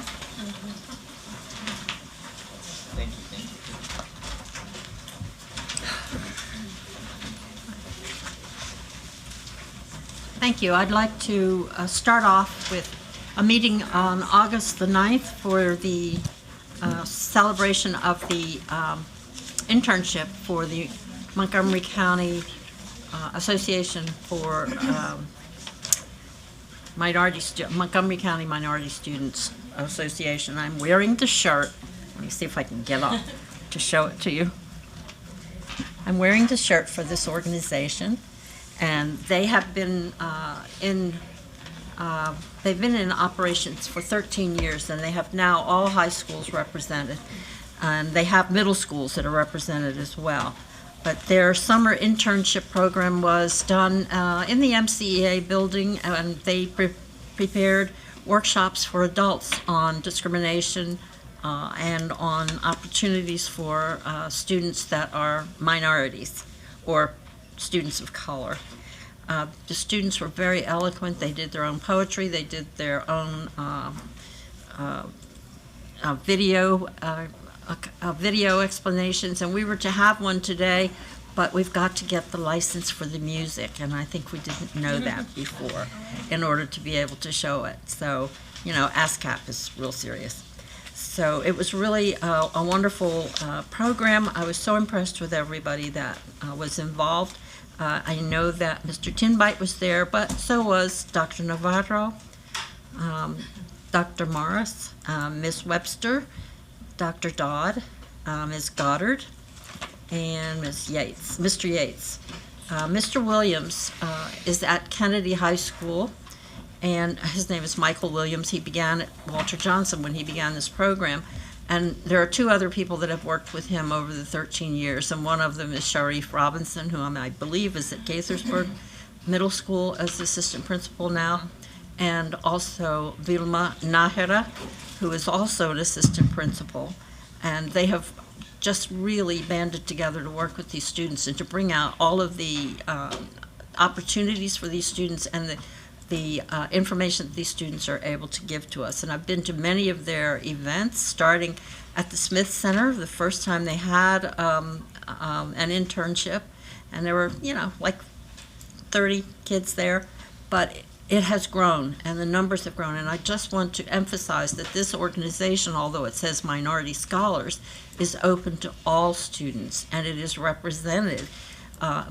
All students are represented in the organization. There are whites, blacks, Asians, Latinos. Everybody can be involved who are concerned about the achievement of black and brown students. And it looks like we're all on the same page now because we have people talking, the adults talking about it. We know that the county council is involved in it. We know that Ms. Navarro is having a 2-day workshop on the lens of equity. So this is going to be important, and I think that we can, in this county, be a model for the nation because we have really good staff and we have great students and parents. The shirt is available, and it says join the movement, and you can contact Mr. Williams about it. I happen to have bought it at the HBCU fair. So they do go to other places to represent the organization and to talk about the things that they're doing. And just let him know or let me know, and we'll find out how you can get one. It's $15. They need the money for the activities that they do. They're supported by the school system, but there are always other needs that they have. And the only other event I wanted to talk about was Monday. I went to Fox Chapel's breakfast. I know Miss Dixon was there last year, but she wasn't able to come this year. But Mrs. Zapatakis, who is the principal there, is so dynamic, and she has a wonderful staff, and they really respect her, they respect the students, they're very involved. And every year she has had this breakfast for 13 years with her staff, and they introduce all the new people and talk about who they are and that kind of thing. But her parents have come every year and helped to prepare the food and to serve the food. So it's kind of a family organization. So it was, I'm very glad that I was able to go. Thank you. Thank you. Ms. Silvestri? Just wanted to start out by welcoming Dr. McKnight. Is this your first board meeting? Yes, it Yes, is. okay, so welcome to the table. I did want to really give a shout out to the International Student Center staff. I visited the center last week. And if you don't know, you know, the staff have a tremendous job of helping these families enroll in the school system when their students have been enrolled abroad. And so they have to verify residency, they have to get the grades from another country, they have to do ESOL testing, they have to make sure they go over to HHS and get immunized, all the while working with families that sometimes are not familiar with the school system, don't speak a language. We're talking about every language in the world there. And so August is a very busy month because obviously now the time is limited before school starts on Tuesday. And so I really want to commend them for a great job of the work that they're doing there. And I understand that it continues in September for folks that realize, oh, school started, I need to enroll my kids. So congratulations to Margarita Bojorquez, the director there. And finally, just to wish a great start of the school year for all the staff, teachers, and children and families that are starting on Tuesday. Thank you. Ms. Wolf?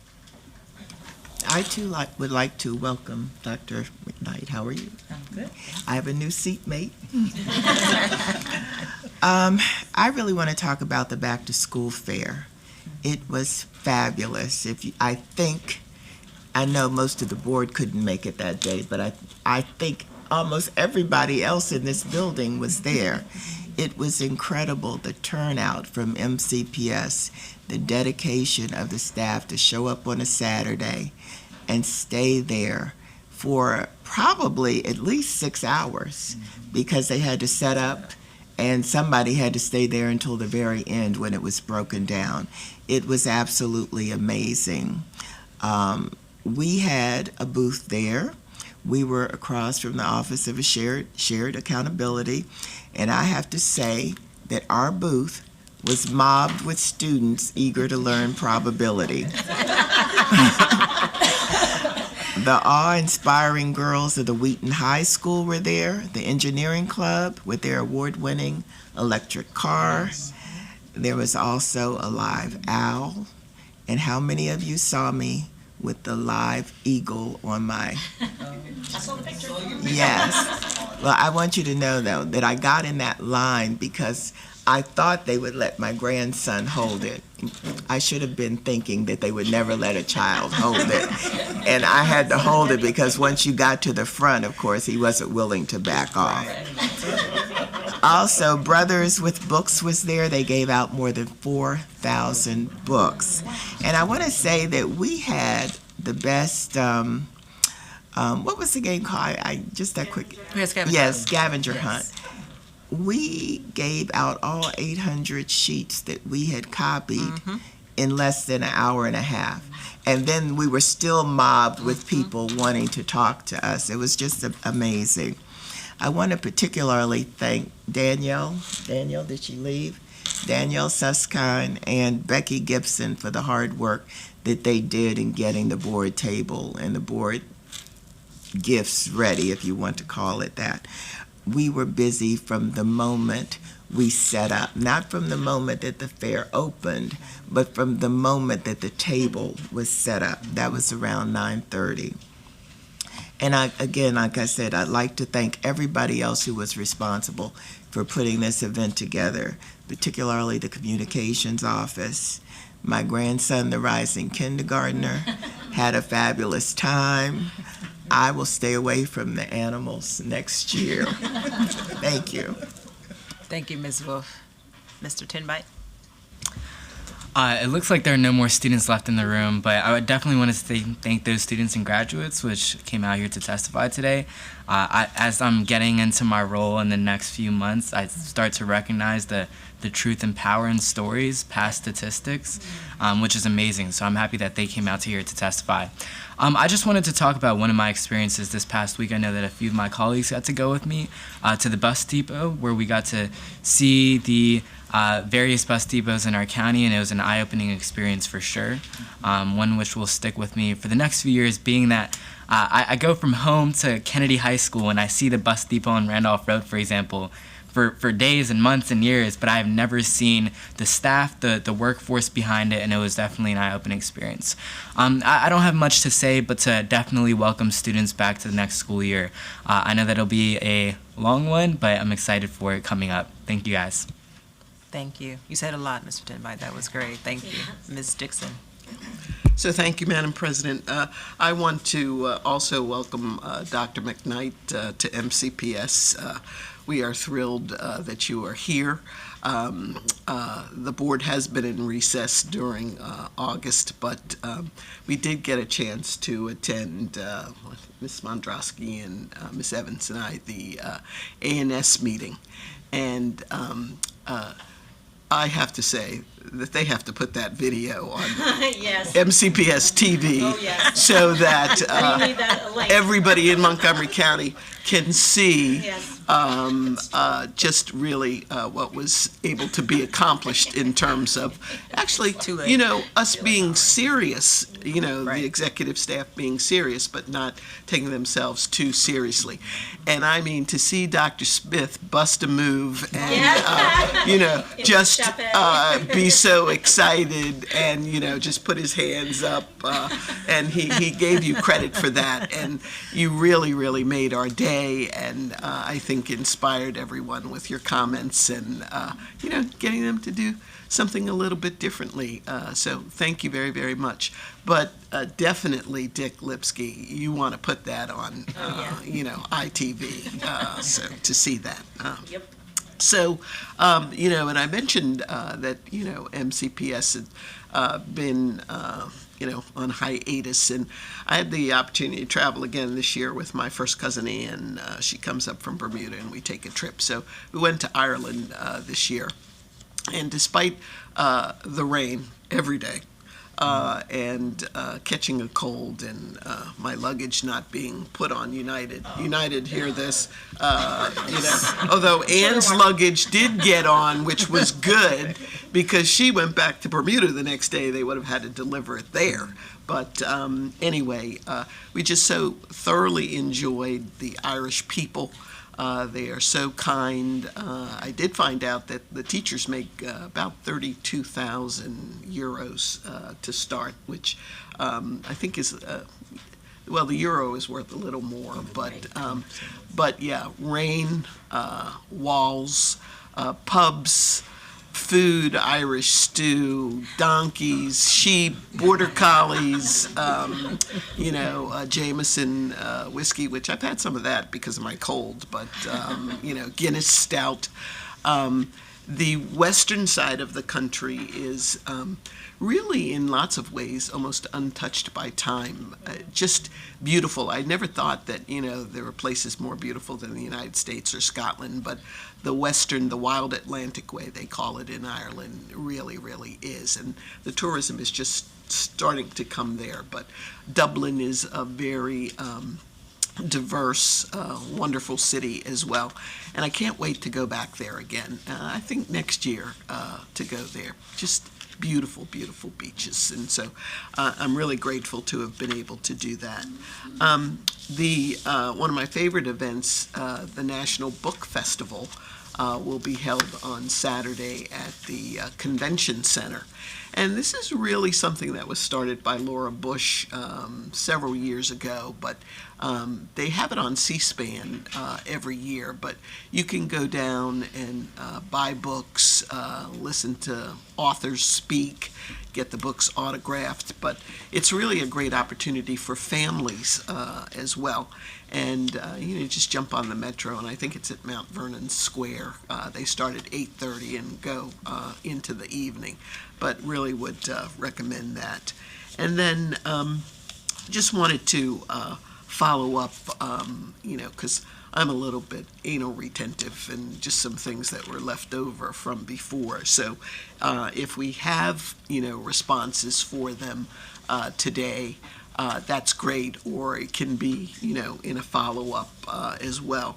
But just wanted to get an update on, how the process went or is going in terms of the substitutes, because we changed the criteria for that. So, have we been able to get more folks to sign up to be substitutes? Just be interested in, getting an update on that. I was so proud of the board when we passed all those resolutions about our budget. I'm just interested in whether we hired a reading specialist, in terms of dyslexia, and who that is, where they are. I'd like to meet them and go visit and see how they're doing. And then whether the $250,000 that we passed for after-school programs for both the elementary and the middle school, whether schools know how to access that money, whether we've gotten proposals, and maybe just what some of the things are that they wanted to work on.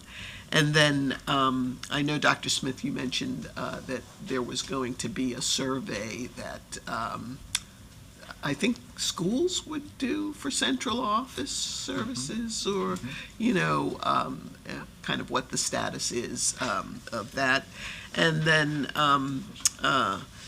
one thing that I did want to bring up, and there have been some very, very serious documentaries on this as well, but sort of what the status is in terms of girls in middle school and high school having access to menstrual pads, whether in fact, they can get them for free, or, whether they're in the health room, or, how they access those. So I don't know if we've got any responses today. As I said, it can be a follow-up, or, just a quick, if you have any info about any of that. Yeah.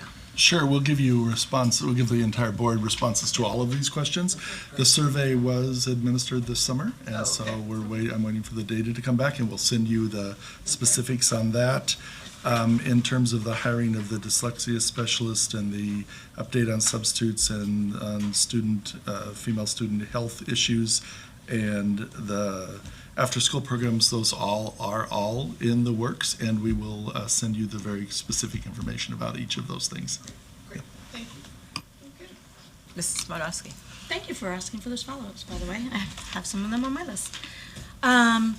I just want to start off by saying welcome back to school to all of our families and communities.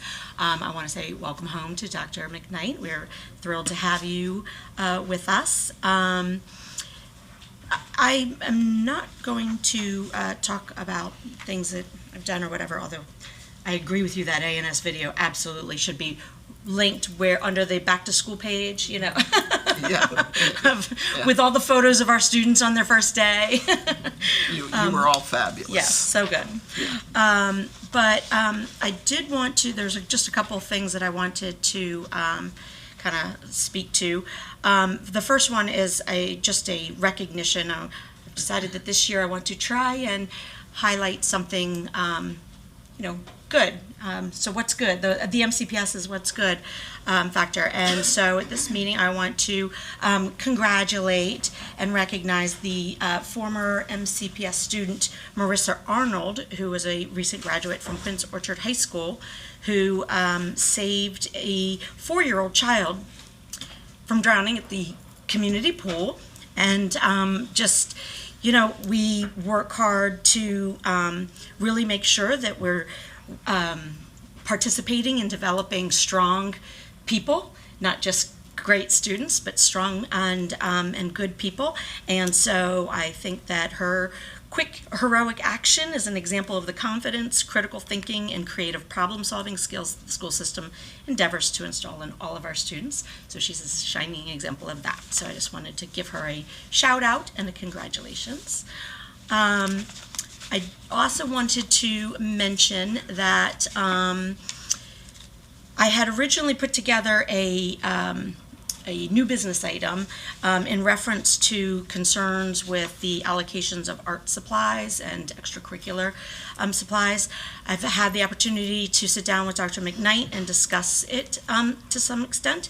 And I know that from Dr. Smith's memo that we are going to be getting we're putting in place a new data collection type of, right, a financial, but it'll actually talk about, and I was going to let Dr. Right. Yeah. It'll allow us to slice and dice the data in a much more fine-grained and specific way to answer questions. And so that is coming in the future. In the interim, for the question, we've put together the thresholds for art supplies, and we will send you what we see across the schools this fall. Because I did get the guidelines, and so I didn't know if Dr. McKnight wanted to say anything more about it as well, but just in response to the work group and stuff that you're going to be putting together, or you have put together, I decided to hold off on my new business item with the assurances that we're really going to monitor this and break it down. And like I said, I don't know if you want to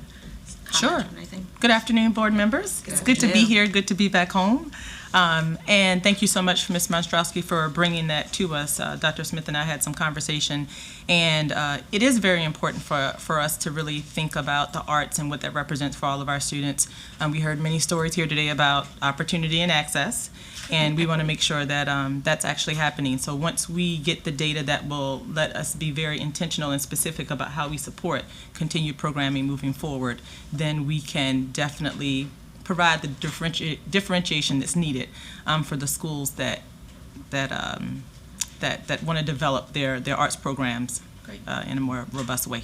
Great, thank you. I appreciate that. Yeah, because you know, equity is very important as well, and I know some people feel like it's not necessarily that way with some of the special programs and stuff.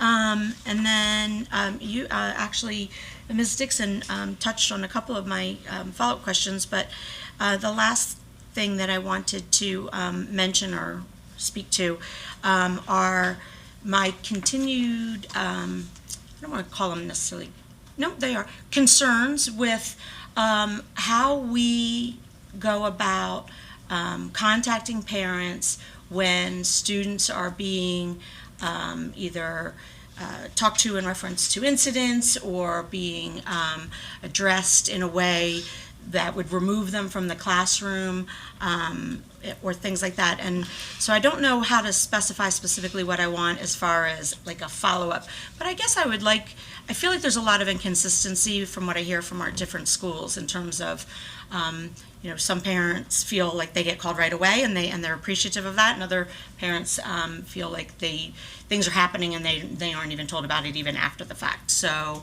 if I could just get some sort of sense of how we do that and how we talk to our schools about the importance of making sure students understand their rights and things like that would be great. Sure. Thank you. Thank you. Thank you. Mrs. O'Neill. Yes. Turn your light on. Yes, I too want to welcome Dr. McKnight. Welcome back to MCPS. And it is an exciting time of year. In fact, I think that the 3 happiest words to a parent are back to school. You know, there's a commercial for parents buying school supplies to the happiest time of the year. And I think there are a lot of parents, especially this week when there's no camp, no childcare. People are patching it together. Everyone's eagerly waiting for next Tuesday in this county, although many counties around us are over in Virginia started way early. I mean, it's amazing.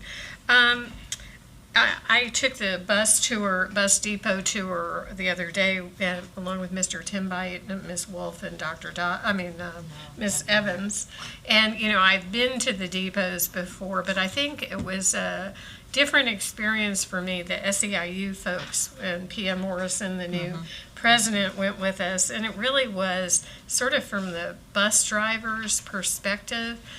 It was truly amazing to go there when all the buses are there, to see I've seen the video many times of how our drivers have to jockey their cars into position, get the buses out. But especially up at Clarksburg, I have enough trouble backing out of my garage without hitting something. So God bless them. Impressive. But the other thing is, we hear during the CIP process about the bathroom situation in our schools. And, I never had really focused on the conditions of our portables, which operate as the lounges for our bus drivers in the depots, and they're pretty pitiful. I mean, and the bathroom, with the toilet in the men's room at Randolph Depot falling through. I didn't personally witness it, but Ms. Wolf did, and reported back to me. So I know that every penny that doesn't go to schools, is tough, but, having better working conditions for our staff, I don't know. I've never heard, they haven't come before us during the CIP process to complain, but they should. On the CIP issue, and I know, Ms. McKenna testified $3 million may not seem like much, but, every penny adds up. And last week, during the conversations about whether the president was going to impose tariffs on China and when they would occur, in our construction costs, I just wonder what will be the impact of the tariffs, because I know we get steel from China for some of our projects. I think some of the concrete comes, and what will that do to our construction costs? I know until that actually happens, it may not be, you may not be able to put a dollar figure on it, but construction costs are rising anyway, and then with the imposition of, if there are the Chinese tariffs, what will it do to our construction costs? And finally, I know I've kind of been a nag about the vaping and the use of e-cigarettes. It began last December when the Surgeon General of the United States declared that we have a health emergency and epidemic with the use of e-cigarettes and vaping. And I've heard from many students about problems in our bathrooms where students are vaping. And it's very personal to me, because as a teenager here, a student at Walter Johnson High School in the 60s, a long time ago, smoking in the bathrooms was a huge problem. And I happen to know now several people, one who died recently of lung cancer, one who died of esophageal cancer, and I have a friend whose husband is battling tongue cancer, and they were all smokers at one point, although they all quit long ago. The health implications, we don't know the long-term consequences of vaping. And yesterday on the news, there were reports of 20-somethings being hospitalized with chemically induced pneumonia as the result of e-cigarettes. It's not just an MCPS problem. It's a community problem. It's one that needs our public health officials here in the county to assist in a broad communication issue. I think that we have an obligation to make sure that we're educating students about the dangers of smoking and our policy on alcohol, drugs, and tobacco use. And we are a smoke-free zone. I think we have an obligation to educate students, to enforce the no smoking on school grounds. And I don't know what we do, but I think that we have an obligation in our high schools to spot check. Louis Schreiber, I think I know it's Louis from Churchill High School, has a task force at that school about vaping and e-cigarettes. I had a conversation with a student from Ridgeview Middle School back in July. So I guess I'm asking Dr. Navarro, can we sort of give a push and oomph to the county health department to help us? And can we here in MCPS make a really concerted effort this year to better educate, communicate, and enforce on the e-cigarettes, because it is a problem. Thank you, Ms. O'Neill. Yes, absolutely. I think the board memo received an update of some countywide meetings we've been communicating with.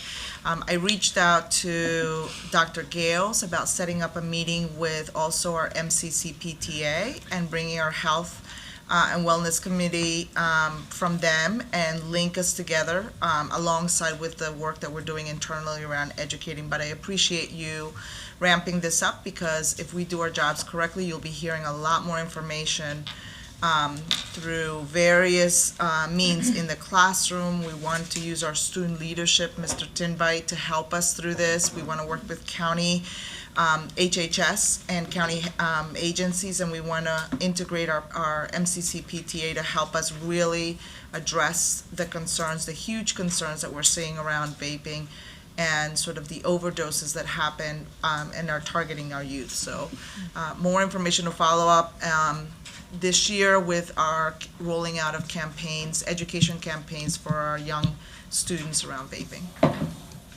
Thank you, Dr. Navarro. I don't know, Ms. Dixon or Ms. Nadrowski, I don't know who's first. No, this is just quick, I didn't know, but Ms. Wolf was talking about our prizes at the back to school fair, and that the board actually, didn't she tell me, Ms. Webb, that the board won whatever it was that you. Yes, we were the best. Right. So, yeah. But I have noted that, we did have some of those yo-yos, Lori Christina, but we haven't, those of us who didn't go haven't been offered a yo-yo. Do you have any more? Turn your light on, too many lights on. I would love to offer you a yo-yo, but we gave out everything we had. In fact, both Ms. Wolf and myself went into our own bags for our kids and gave out more, because as children came back, if there was nothing left, they would cry. And so we found things to give everybody. Ms. Nadrowski. Mine's really quick. I just wanted to, in reference to the vaping thing, we did have a meeting with Ms. Ursula and some other, talking a little bit about the Be Well 365 and Mental Health Week, and the vaping thing did come up as a great opportunity to kind of put that message back to the kids as well. So hopefully we'll take advantage of that. Ms. Wolf. I just wanted to clarify, yes, I went to the bus depot. The toilet was not through the floor the other day. The floor has actually been somewhat repaired, but they said that it had been sinking through the floor, and they were working on the pipes because the pipes back up. And it was rather a sad situation. I mean, I know we have a number of students in portables, and they have to go to the main building to the bathroom. But it's kind of sad that we have no facilities for the bus at any of our bus depots where there's a bathroom in the facility where they're lounging for the most part, except for Randolph Road. And that one is the one where it was going through the floor. And we do realize you have to balance your funds between schools and buses, and schools generally win out. But I think that we owe our employees some semblance of respect, self-respect. And I'd like to see us consider doing something about it. Now, I did understand from the drivers that there's going to be a renovation over at Randolph Road, and like Mr. Tenbite said, I passed by there every day and I never would have realized the shape that it was in. So I'm hoping that that's going to come up fairly soon. That's all I wanted to say. Dr. Daka. Yeah, I should have said this before, but when the persons came up to talk about climate control, and they talked about the things that, in general, that we haven't done in the school system, I just want to remind people that any building that we build is either gold or platinum in terms of the kind of environmental impact it has. We have many buildings that we cannot put solar panels on because the buildings are old. So there are many considerations that we need to have about what's going on. And I just urge people to pay attention when we talk about new, I said something I shouldn't have said. Oh, when we talk about new buildings, the architects and engineers always talk about the things that they're doing in order to provide the environment the least impact that there is. I mean, they do something with the parking lot to keep thermal stuff going, and windows are different, lights are different, the ceilings are done in a certain way so you get more light into the building. So there are things, many things that we do, and I'm not sure that everybody in public understands that we are concerned about it, and we just we are paying attention to it. Thank you. Ms. Wolf. I just wanted to respond to Dr. Daka. I think one thing that the students said that made a lot of sense, and we may already have something like this, I don't know, was a student-faculty group on climate issues. I think that would help in getting the word out about what we're doing and maybe even bring some new thinking about what needs to be done. But I know myself, until you said that, I forgot that our new buildings are okay. So I think a student-faculty group is a really good thing to think about considering. Yeah, thank you. So thank you for bringing this up, and I was co-signing what you were saying, Dr. Daka. Shella Cherry in Dr. Navarro's office is convening students and student activists in this area.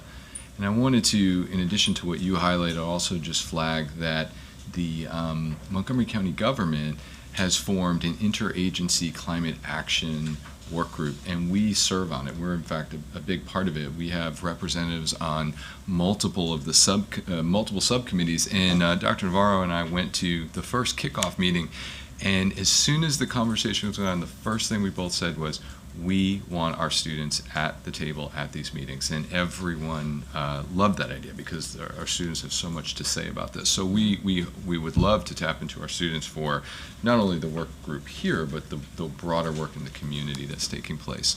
And so we'll be doing that this year. And I'm glad to hear you had a good tour of our depots, and this is an area that we have been talking about with SEIU. We have such a robust labor management collaboration process with SEIU, and this is an area that we need to tackle. We have prioritized our student facilities over our central office facilities for a number of years, and we're at a point where we need to take a closer look at some of them. Thank you. Are you not finished? Just one thought. You're going to need more liability insurance because they trained for the CDL license, and they said they would train me for my retirement job from here. They are always recruiting, so that is a good thing. They are. We can do Pat too. You can be better at getting out the driveway. We can all try it. We had nothing in the parking lot. Mr. Tenbite. I just wanted to add on to Mrs. O'Neill's comments regarding the vaping in schools. I know that over the past few months, or before summer started, I definitely heard that as one of the top concerns among students, not just vaping, but drugs in general. And I had spoke to Mrs. Kara Grant with the health curriculum, and I was talking to her regarding the updating of it, just making sure that we advance our curriculum from cigarettes to Juuls, that we talk about these things that are actually affecting students right now. And if we do plan to put out some messaging, Ms. Navarro, Dr. Navarro, I hope you can reach out to me so that way I can help with any messaging whatsoever to students. Thank you. Dr. Smith.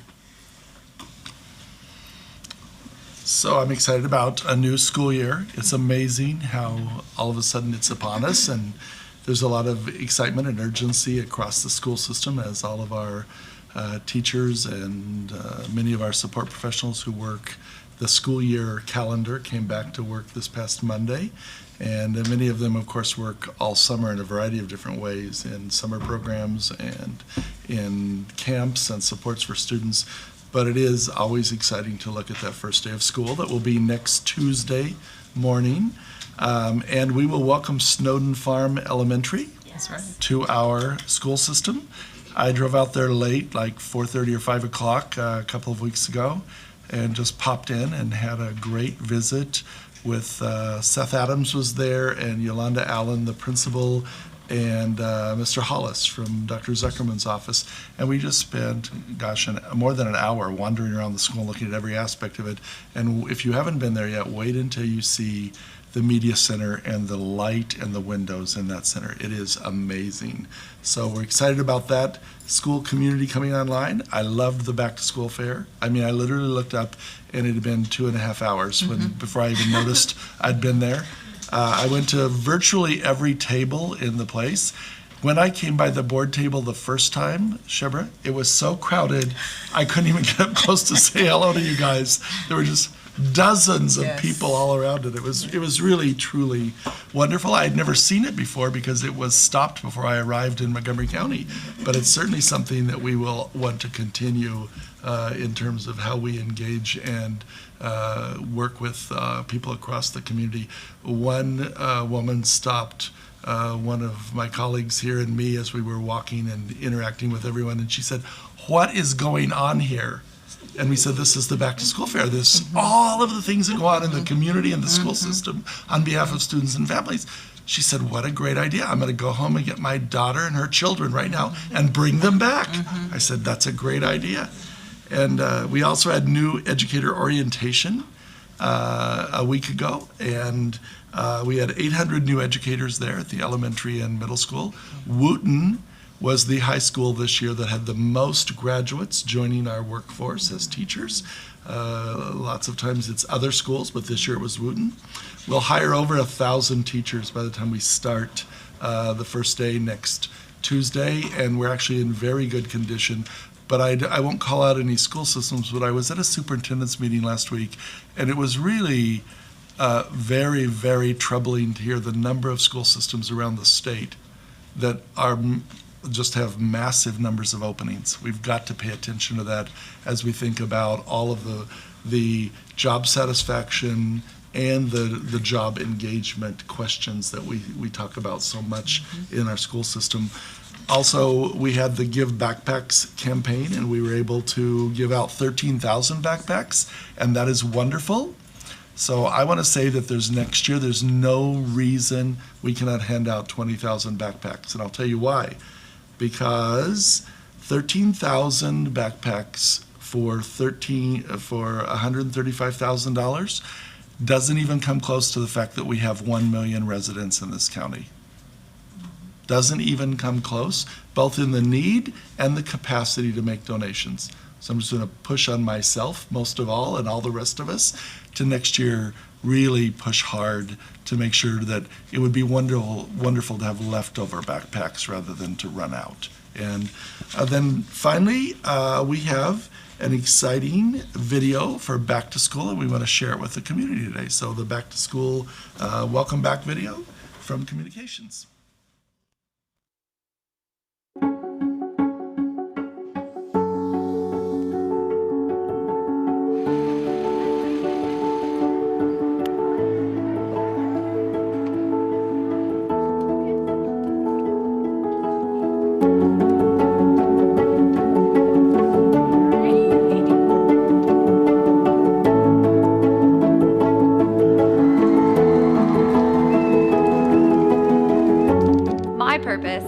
Is to mentor, to ensure access, to connect, to be the best teacher I can be, to ensure equity, to help families,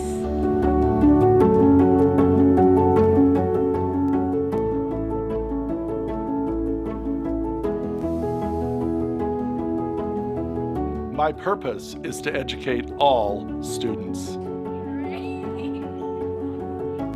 broaden understanding. To teach empathy. To work for every student. To model resilience. To answer every question. To learn and teach new technology.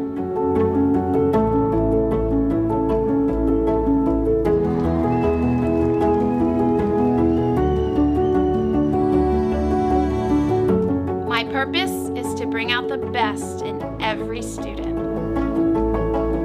To teach sportsmanship. To get the students to school safely. To teach skills for life. To learn from my mistakes. To inspire students to seek more.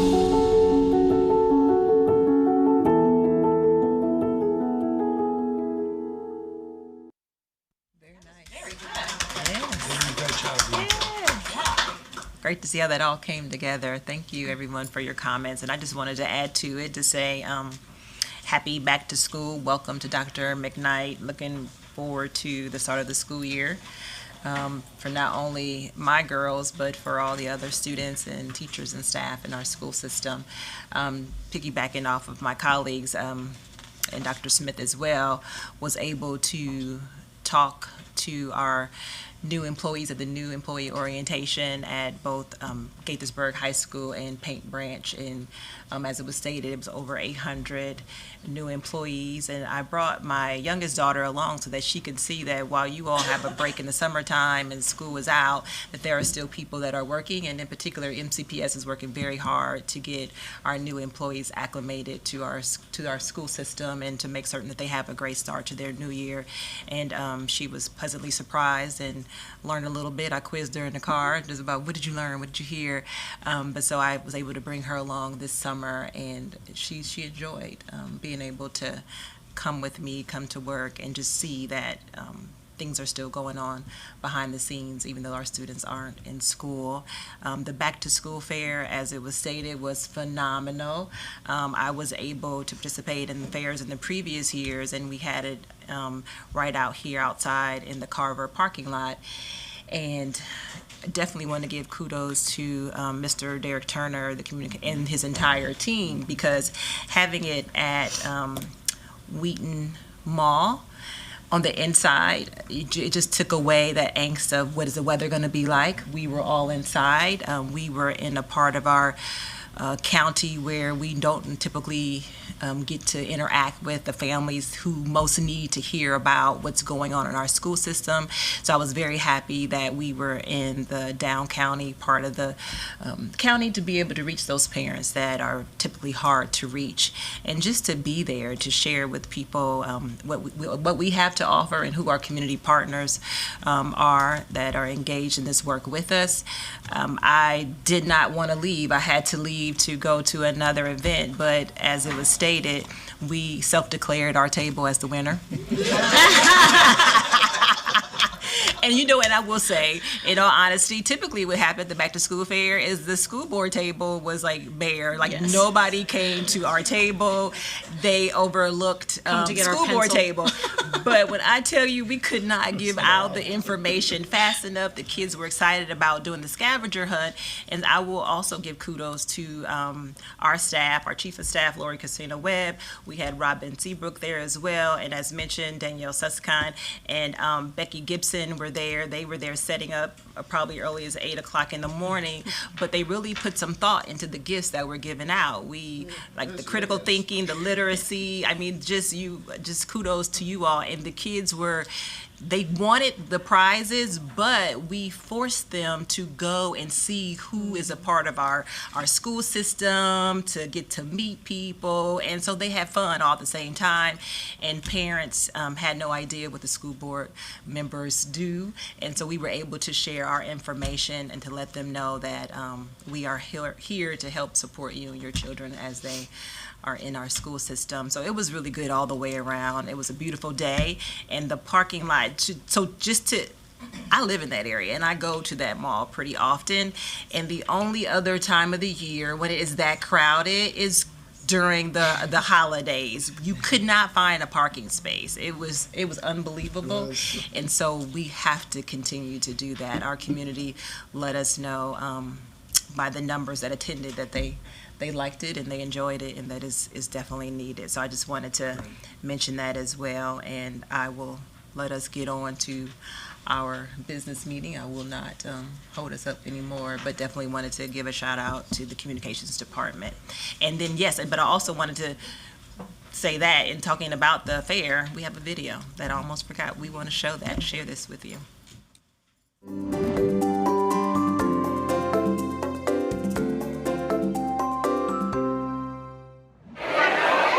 Thousands of MCPS students, parents, and community members joined school system staff and community organizations Saturday, August 24th to kick off the 2019-20 school year at the Back to School Fair. The event is meant to ensure parents and students have all the information they need to start the school year successfully. So we want our families to understand that MCPS is here for them. We want them to see our faces so they understand that there's a whole team of folks that are working to ensure that their children are successful in school. This is a way for our community to communicate with us, an opportunity to interact with the board and to interact with people that they need to know for their children's education. At the fair, attendees were able to learn about MCPS programs and services and access information about community resources. Participants also enjoyed free children's activities and entertainment, as well as health screenings for children and adults and free immunizations for students. This is really helpful from MCPS to say, here's what you need to know, here are some resources if you need help, if you need information on free and reduced lunch, all those things. So I think you have a plethora of resources as well as all the support resources. So you have banks here, the credit union, everything else. And so it's a real community benefit to do this type of event. The fair was possible because of the involvement and contributions from many community organizations, nonprofits, and county agencies. So yes, we're offering free books, and you just come out, just grab a book, any book, take as many as you like. We've had over 3,000 books today, and the books have just been flying off the shelf. People, it's a need in our community. Information about the books that they can read for their age, and so that was nice also. I just learned a lot of new information about MCPS that I didn't know before. I didn't know there were so many opportunities in Montgomery County. We need to do this every year to engage so many people from the school system, the community, parents, families, students, all together. It's fantastic.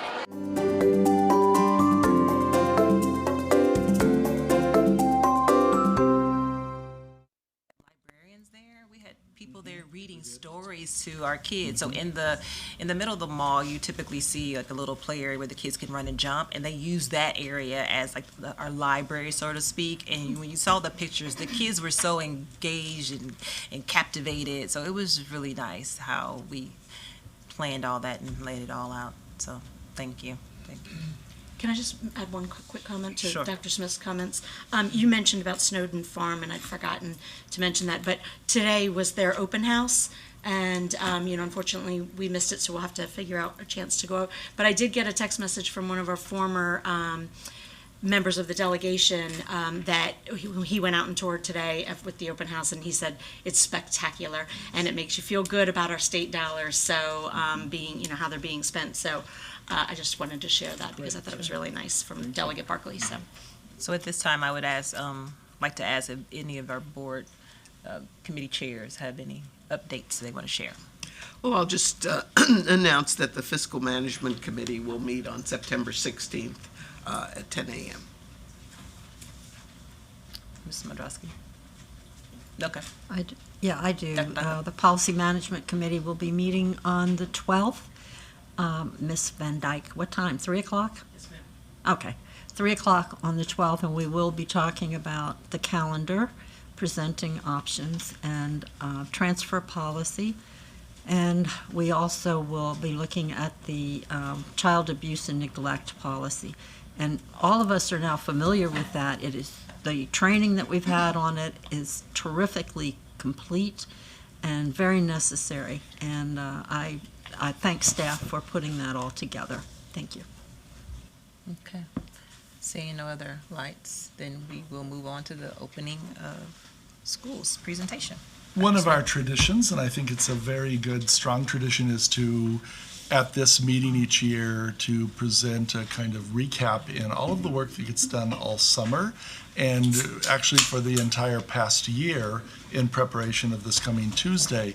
And I also would like to not welcome Dr. McKnight, because I've been working with her every day for almost a month, but to say how glad I am that you are here, and how it seems like we've been working together for years. And I really appreciate all that you have already jumped in and participated in and added to the collective IQ and the effort and the will. So I will turn it over to Dr. McKnight to begin the presentation.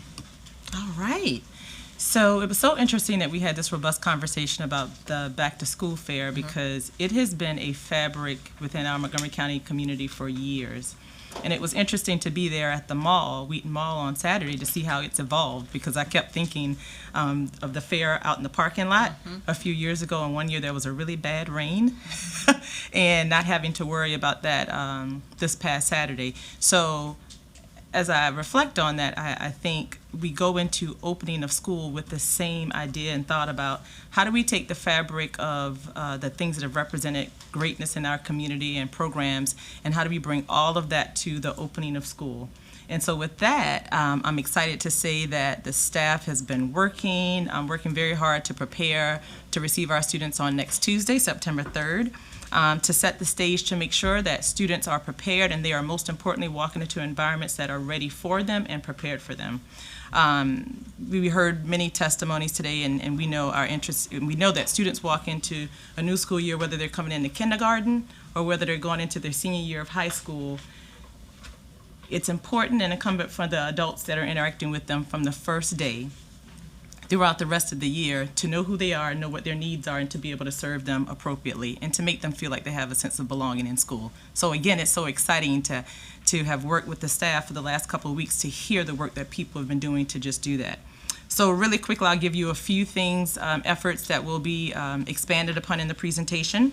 But in our efforts to get the school year started, we've started staffing schools with knowledgeable, passionate, and skilled administrators and staff, which is our priority and will continue to be and will always be for every single student.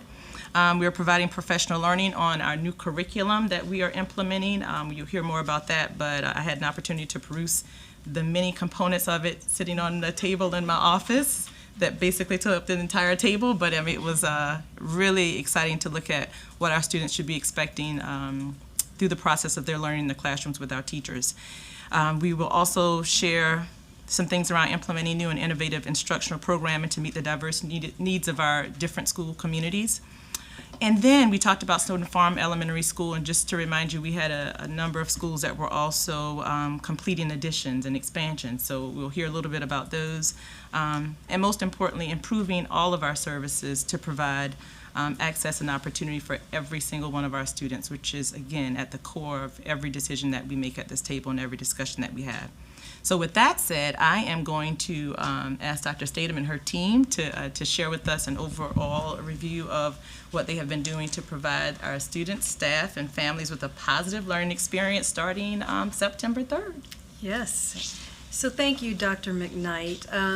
It's always exciting when we launch a new school year, and it's not every industry that has a fresh start every year. As Dr. Smith said, we, however, many of us, it's an ongoing cycle because, you know, we set near-term goals and we also have long-range goals, very much like schools do. So it's ongoing work, continuously improving to make sure that every year we're better to receive our students. So my colleagues and I will talk about the preparation that has gone on to ensure a smooth school opening and a successful school year.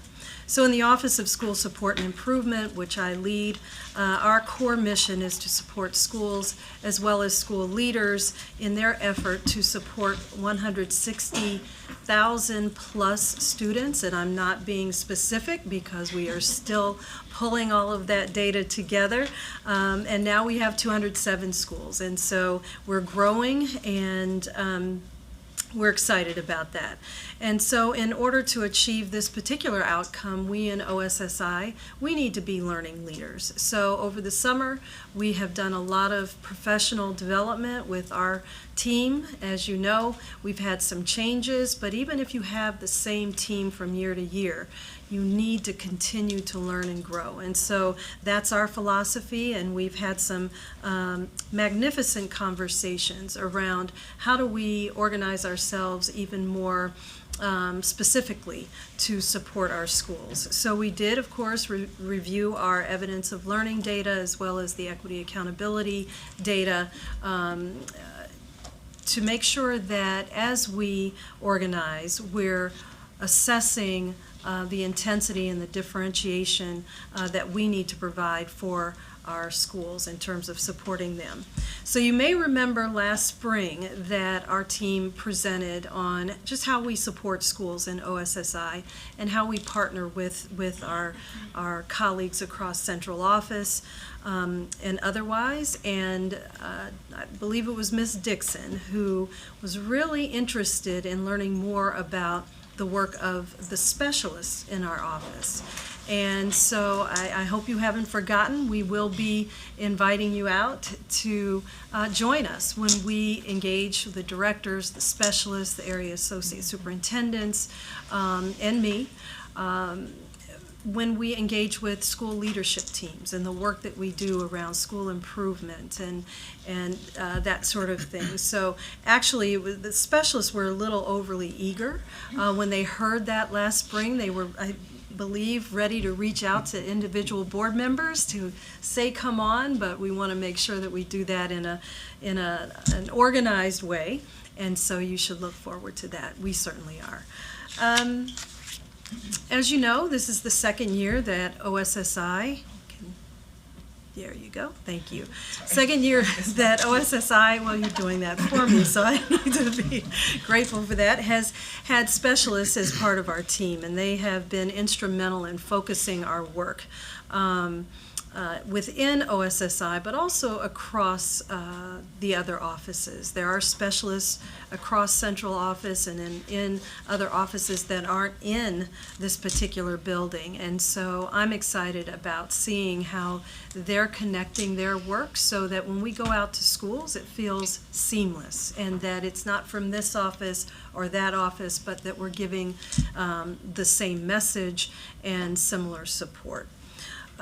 We also this summer took a look at the school improvement planning process to see how we could make it a bit more user-friendly and also just to streamline it. So some of the improvements, and we really listened to those in the schools that get to implement the work that we design and plan, but not in isolation. We invite our teachers, support professionals, school leaders to help us further refine our processes. So we want to thank them for the feedback that they've given us and the work that they've done to help us co-design the work that we do. So with respect to the school improvement plan, schools now receive some elements of their school data pre-populated. Rather than spending time entering all of that student data, it's pre-populated for them, which is huge for them. That's something that they had asked for, so I want to acknowledge Dr. Wilson in OSA who really made it such that that could happen along with our friends in OCTO. We also are working with the Office of the Chief Technology Officer. I caught myself instead of just saying OCTO. Each school will have the resources they need for an electronic school folder. So all of this means a lot to our schools, and we always want to signal that this is what support should look like and feel like, and we'll continue making sure that we continue those efforts.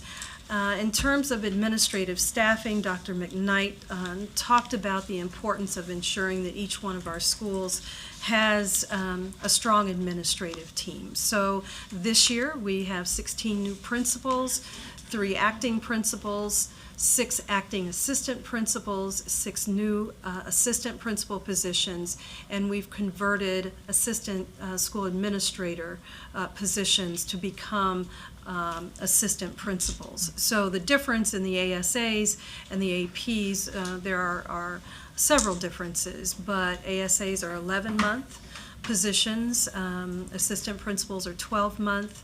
ASAs are very instrumental in leading and managing the school, but they cannot contribute to evaluations.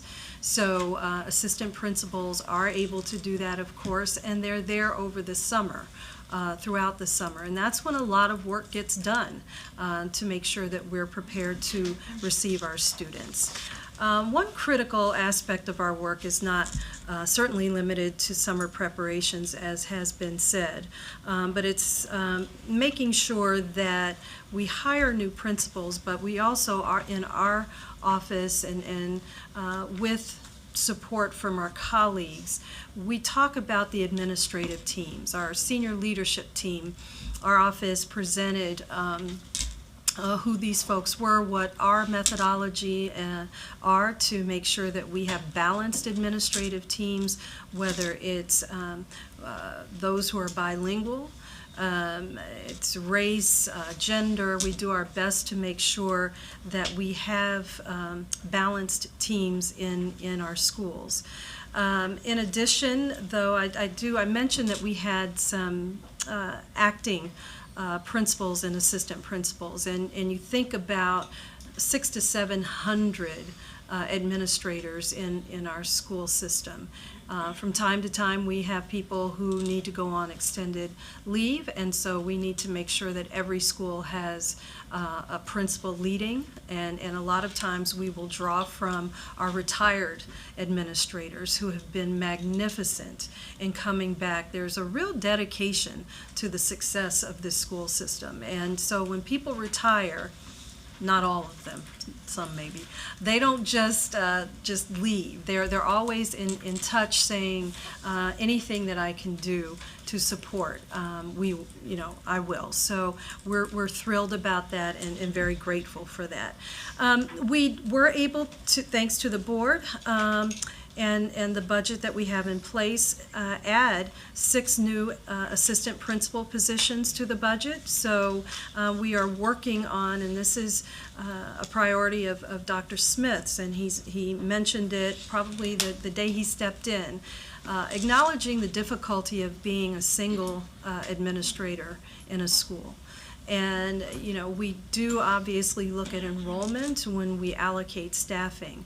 But no matter how large your school or small, you still have to implement and lead a comprehensive program for the students. And so we were able, thanks to the board, as I mentioned, add 6 new assistant principal positions to the budget, and Damascus Elementary, Clarksburg Elementary, Laytonsville Elementary, Candlewood, Seven Locks, and Bannockburn received assistant principal positions for the first time, and they're very, very grateful. So I wanted to make sure that I shared that.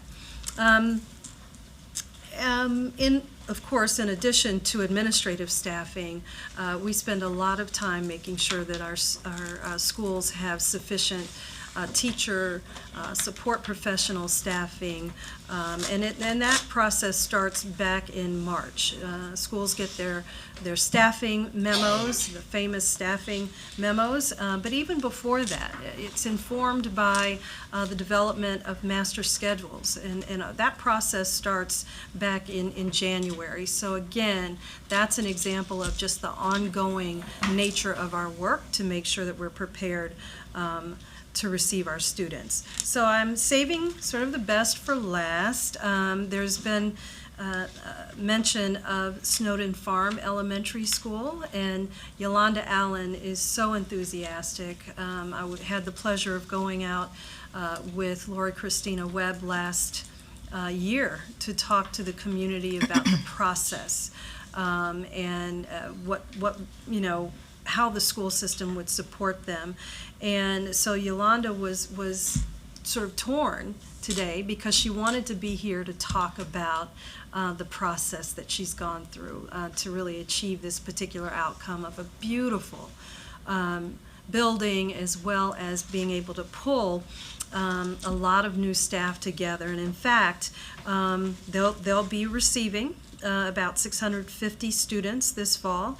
And their mantra is one community, collaborative voice. And that is telling, because there's a special kind of leadership that goes into bringing a host of people together from different communities. And in fact, she is receiving staff and has selected staff from 13 elementary schools and 2 middle schools. So pulling them together and creating the conditions that they feel like one team takes really focused dedication, and I want to acknowledge her. So we wish them an exciting, successful school year, and at this point I will turn it over to my colleague, Dr. Navarro. Thank you, Dr. Statham. I wanted to provide the board also an update on other aspects of capacity building that happened during the summer. Dr. McKnight mentioned all the thousands of teachers that received professional development this summer, but I wanted to highlight that over 450, close to 450 paraeducators were side by side along them, learning about our reading interventions, our early support systems that the board approved to come in and support students this fall. So we had a lot of staff that came in for professional development. We held professional development for close to 800 teachers that came in to learn more about the Be Well 365 initiative, and they got homework, and their homework was to embed lesson plans that all of their counterparts could embed in MCPS. So we actually have lots of lesson plans and materials that were developed by our own staff, looking at their scope and sequence and our curriculum and saying, these are places that I and my colleagues can integrate aspects of Be Well 365. So those resources and materials will be available to our teachers, and we have started a network of teachers who are going to help make sure that these things happen in the classroom every single day. And so it was just a very smart idea, not mine, of staff to think about how we use our own teachers to help us develop these messages. We had a lot of professional development with partners. I want to queue up a couple of examples for you because I just want to show you the various experiences that our staff had this summer. A group of social studies teachers, Ms. Dixon, met with the author of American Hate, Arjun Sain Sethi, to learn a little bit about his book, and we are using his books in materials for our students, some of the materials that we're using. And we also had a curriculum project of social studies teachers that came together and developed and looked at the history of Montgomery County and looked at a couple of different places in time and wanted to incorporate some specific lessons in the 8th grade, the U.S. history and the government classes and curriculum. And I just want to point out a couple that were very important and spoke to me in terms of individuals knowing and teaching our students about their county and their county's history. So some of the themes were the history of slavery in Montgomery County, 1890s lynchings in Montgomery County, anti-Vietnam protests in Montgomery County, including one that happened in Springbrook in 1970. And then the experience of Montgomery County residents in the Vietnam War.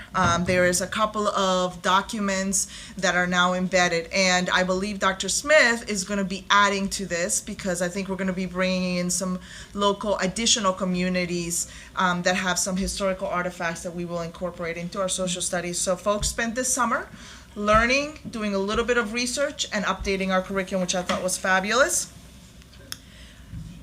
We had excellent summer learning experiences for our students. As you know, we in 2015 had about 5,000 students participating in summer programs, specifically in our Title I schools. Today we have over 7,600 participating, and those include the Bell Excel program and of course our extended learning opportunities.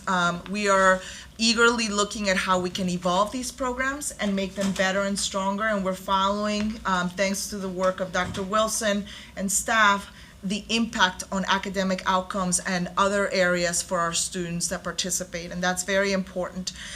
We had over 300, close to 350 6th through 8th graders participate with our partners in Montgomery College on the Tacoma Park and the Rockville campuses.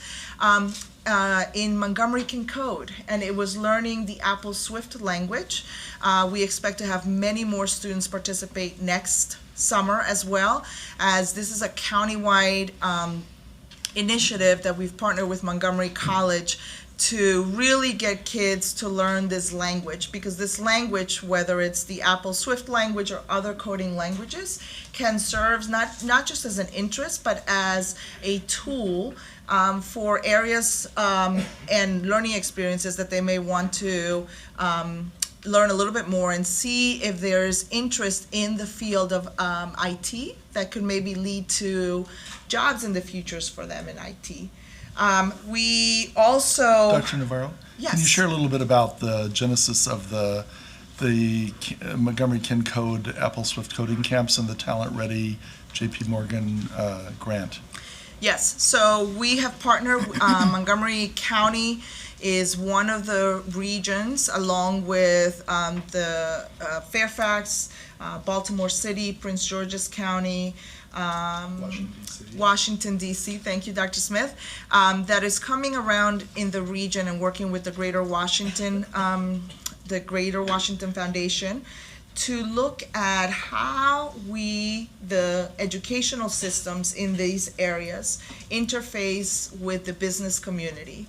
And we are working together with, specifically in IT, with the business community and the IT community to build signaling systems where the IT industry can send very clear, specific signals about their workforce needs to us, the education community. And in Montgomery County, we are beginning that work with exposures. And I think you heard a little bit about earlier about the importance of exposing students early. Actually, I think Ms. O'Neill mentioned that it is important during the middle school years. So we are beginning these deliberate opportunities for our students early on so that we can expose students and pique some interest and see if this would be a field that they would like to continue on.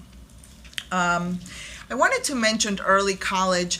You know, we talked a lot with the board around expanding our programs in early college, where students get an opportunity to graduate from high school and having earned an associate's degree, and that partnership with Montgomery College. I want to give a kudos to staff, both at Montgomery College and in MCPS, because we identified a cohort of students who were identified to start this fall in an early college program, except they didn't have the math course required. They had to enter into calculus this fall, and they hadn't taken pre-calculus, but they were identified as students that were very much able, were the right profile, were ready to go. And so this summer, we created a pre-calculus course so that those students could start with their cohort of students at the same time and complete that program. So I think it was a good signaling system that our summers need to look very different, and they need to be tailored for what students need. We were not going to leave this cohort of students, close to a little bit more over 30, behind their peers when the other ones started this fall. We also worked on a lot of program development. You'll hear more and more around our initiatives to bring volunteers and community members to work under the supervision of our teachers to support more world language exposures. And so this summer, we had a lot of staff and a lot of different schools working on how does that happen, and recruiting and thinking through those programs. As Dr. Smith may have mentioned earlier, we're going to open an Up-County Early Childhood Center at the Emery Grove Up-County site.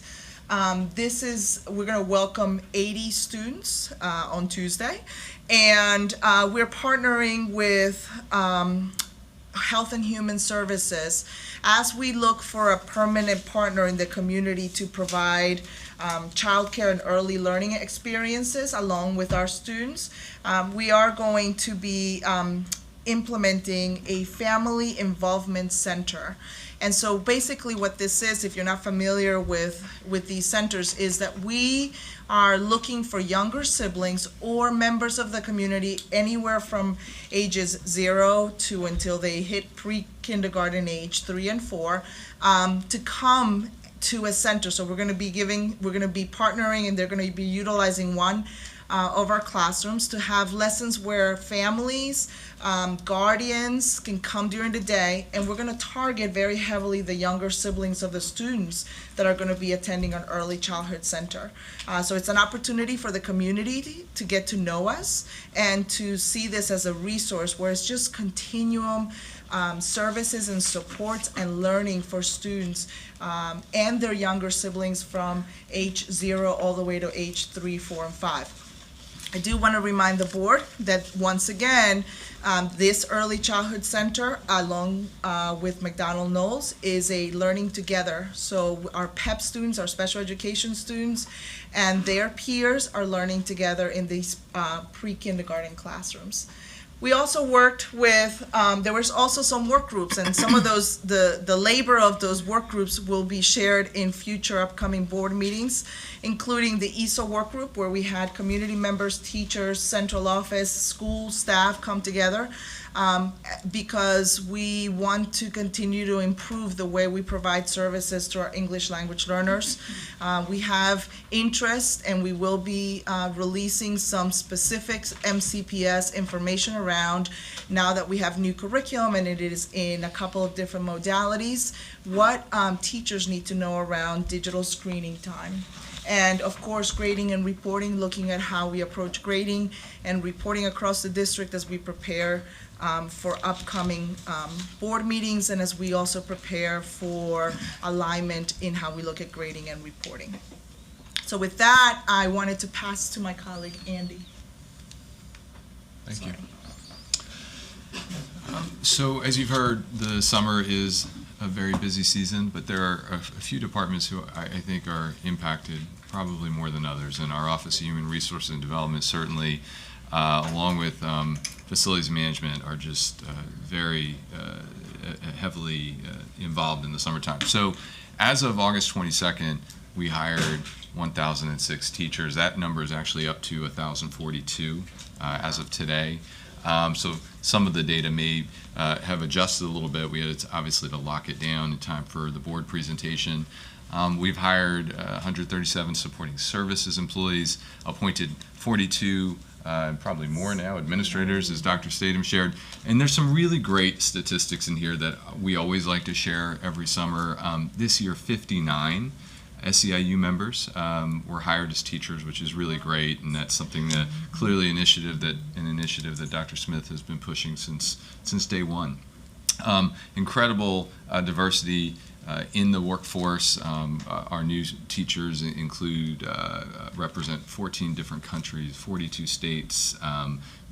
Many speak languages other than English, and probably my favorite statistic every year always has to do with how many staff members who we hired were MCPS alums, and this year it's 289, and that represents 29%, which is about what we average each year, and that's going to be so important as we continue in the years ahead. You look like you want to jump in. I have to tell two quick anecdotes about this.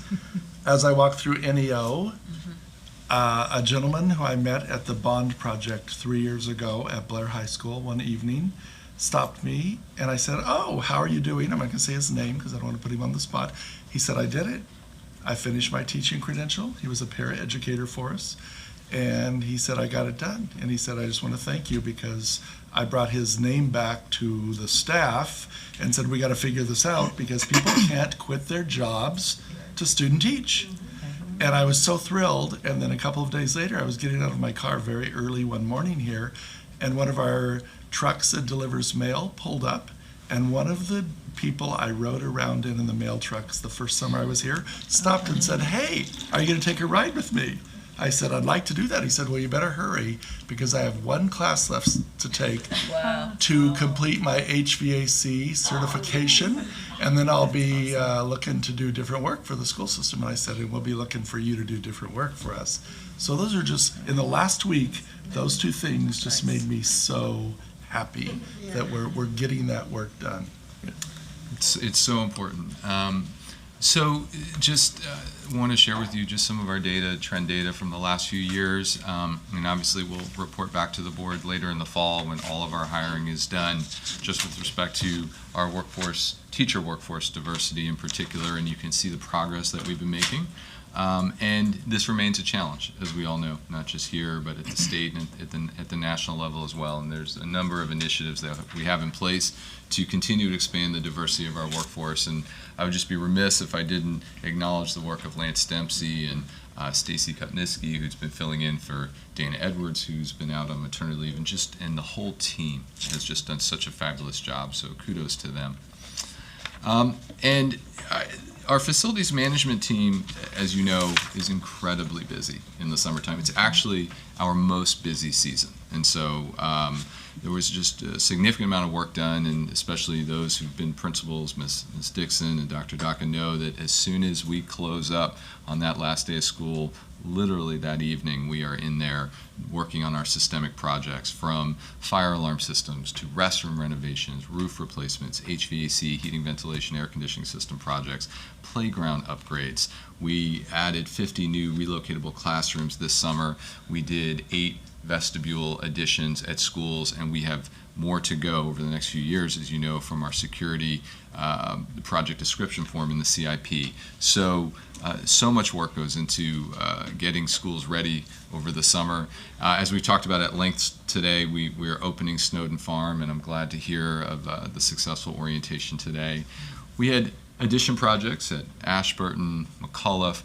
BCC High School, we're finishing up the site work from our addition project there. We're finishing up the site work at Wheaton High School, at Thomas Edison, and just a major kudos to James Song, to Seth Adams, to Diane Jones, to Lynn Zarate, and just the entire team in facilities management.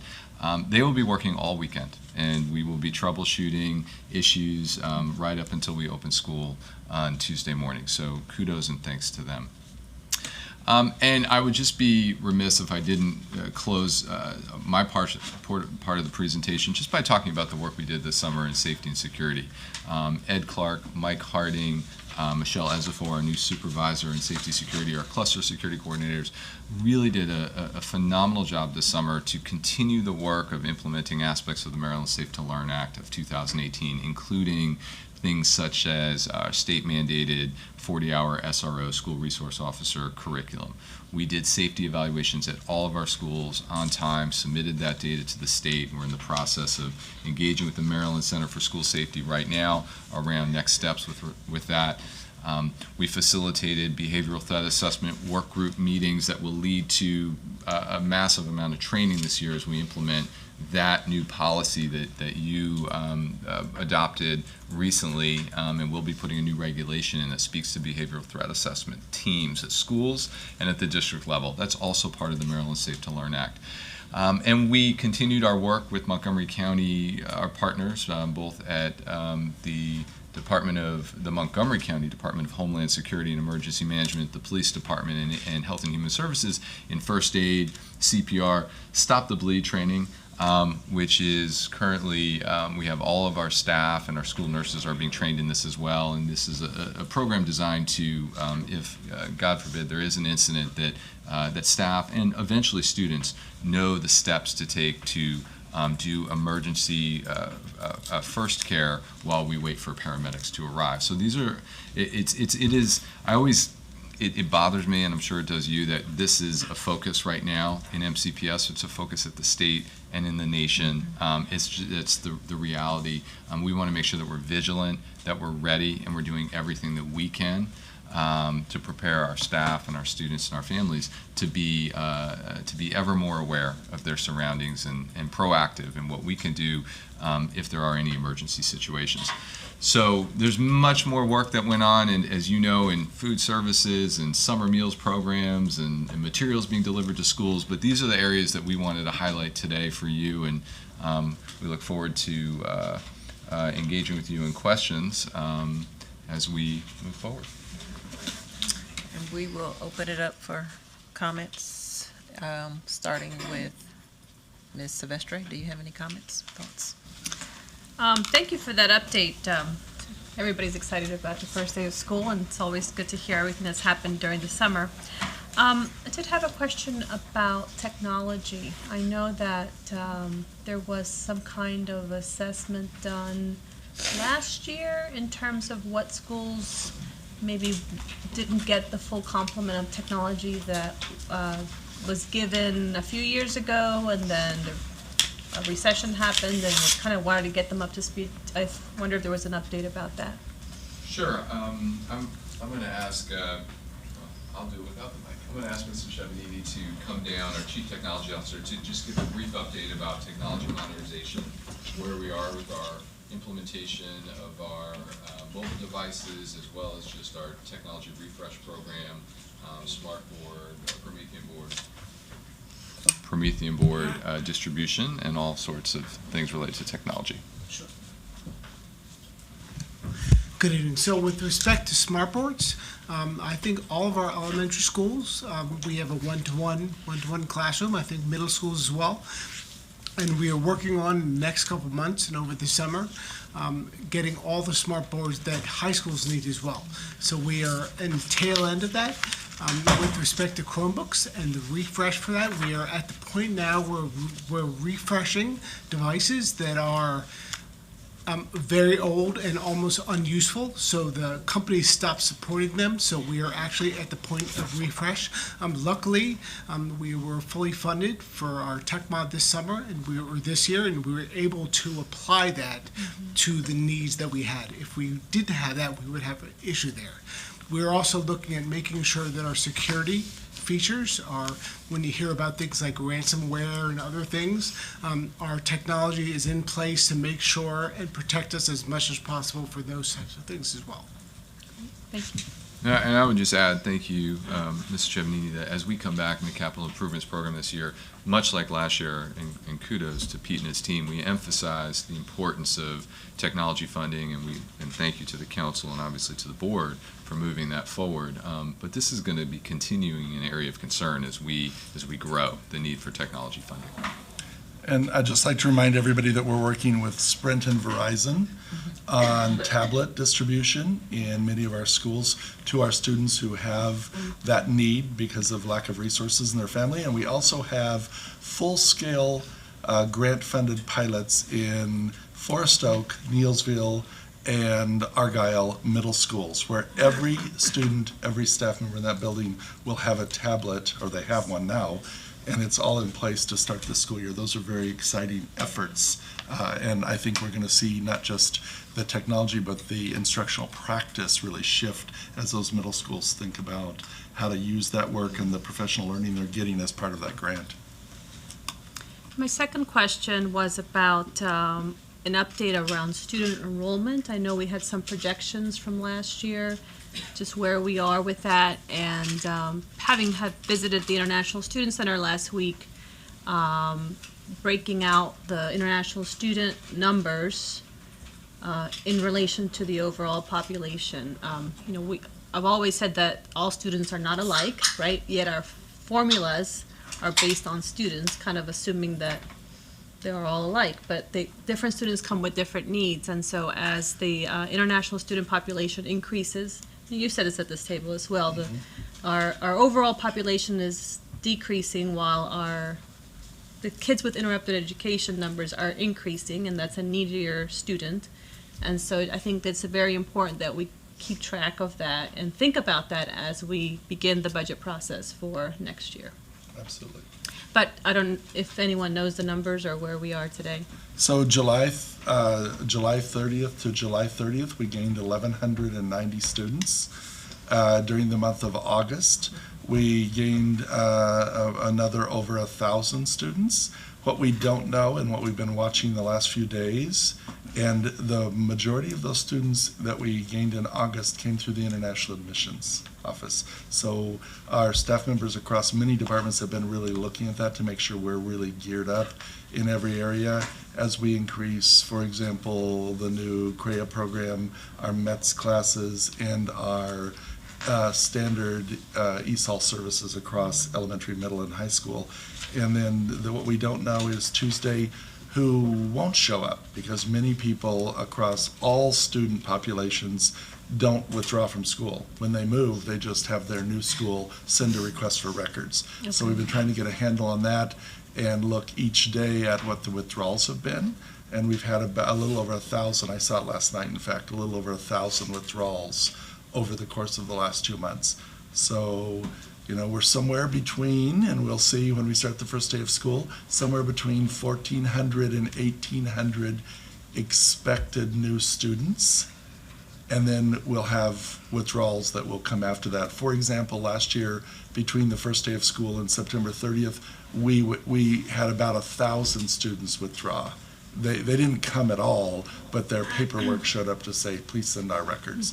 So I would expect we're going to be somewhere, once again, last year we had about 800 new students, full-time equivalency students. I would expect we'll be closer, and we budgeted for 1,100 or so this year, that we're going to be closer to somewhere between 1,100 or 1,200 all the way up to 1,500 or 1,600. But I won't bet any money on that right now, because I just don't know who's going to withdraw and who's going to enter after the school year begins, but before September 30th. But that gives you a sense of where we are across the system. What would that bring our total number to? Well, if we gained 1,000 students from where we ended on June 15th, that would take us up in the 164.5 range. We ended the year at about, and it's always difficult because you have the K-12 number. So we ended the year about 159.5, and then we have about 5,000 pre-K. And they come in a more staggered way during the fall, especially, and we fill all those programs because as students reach the appropriate age, whether it's a 3-year-old pre-K qualification or a 4-year-old pre-K qualification. So I would expect K-12 we could hit in the high 159s or even up into the 160s this year for the first time. And then pre-K would be on top of that. And we're prepared to serve between 4,500 and 5,000 pre-K students with the continued addition of programs. So that's a lot of numbers just out of my head, but I know I'm very close on all of those numbers, but that's why I don't give you exact to the number. Right. So, but we'll send that to you. You'll get an update next week of kind of where we are, because we'll know on that first day count a lot about who shows up over the coming days. Ms. Wolf, did you have any comments, thoughts? No, I just wanted to thank you for the report, but I have one request. I think I've seen before your recruitment report. I'd like to know where you went to recruit and whether you actually got any hires from wherever it is you went to recruit. Okay. Good question. I want to see that too. Me too. Thank you. All right, That's Mr. it. Tinby. Thank you. I'm not sure if I missed this, but I wanted to know, well, I saw from the data that from 2016 to 2017, there was a steady growth of teachers that were getting hired that were African American and Latino and Black. I wanted to know why there's been a steady decline from last year to this year, if you've all been able to troubleshoot that or figure out what the reason is, or simply if it's because there's not a lot of hires from those groups. Okay. Ms. Dixon? So I just want to thank you all for the presentation as well. It's amazing, if to think about, what if we just did nothing, and, for the opening of school on September 3rd. And so everybody's been working very hard, this summer. And my daughter was explaining to my mother, who lives with us, who had a stroke, and she was going back to work on the 28th, I think it was. And my mother said, well, why do you have to go now? School doesn't start until next week. And she was explaining patiently to her all of the work that goes in to get ready for the students on that first day. And so I want to just thank Lance Dempsey and her team for all the hiring that you did across the board, with all three groups. All of our principals and administrators in the schools, the teachers who, and if I remember correctly, we used to keep school open on the Sunday before because they wanted to come in and, get their rooms ready and, and the support staff as well. And just the thorough cleaning that's gone on in the schools. I mean, they really sparkle, and the curb appeal outside. So we do that really, really well in Montgomery County. I don't remember a time that we haven't had a great opening of schools. And, I know Dr. Smith will be visiting. I try not to go around, because I don't want anybody to have to entertain me on the first day. But I'm looking forward to those visits with you guys to the, administrative team and instructional council at the school. But thank you. Our kids are really, really lucky. I saw some of the schools in Ireland, and they're not very updated. So just thank you to everybody. And then also, I think we need to thank the taxpayers in Montgomery County who, because education is a value, and I think we will always have that support here. So anyway, great job. Thank you. Thank you, Ms. Dixon. Mrs. Mondrowski. So I too want to thank you all, and I think I do this every year, but I really also want to give a big shout out to all of our support staff and stuff that work so hard to make our schools, even the ones that are older, look good. And sometimes because they work after everyone's kind of, some people have left or whatever, I get where they are underappreciated for how much they do to make sure that our students have places to learn that are nice. So. I just had a couple of quick questions. Some of it's about things that you all commented on in your presentations. First of all, with the smart boards, following up on that, I actually had that question in the consent items. And I was curious about how many more we need, because it sounded like when I brought it up last school year, there were still some elementaries and middles, so it sounds like you got all of those filled. I don't know how many more we are still in need of. And so we are right now getting a count from the high schools, but I believe that we are good with the elementary and middle schools, and we're double checking those, of course, and we have those to fill in if there is a room that we missed, but we are right now looking at high schools. So now, does that only include classroom, I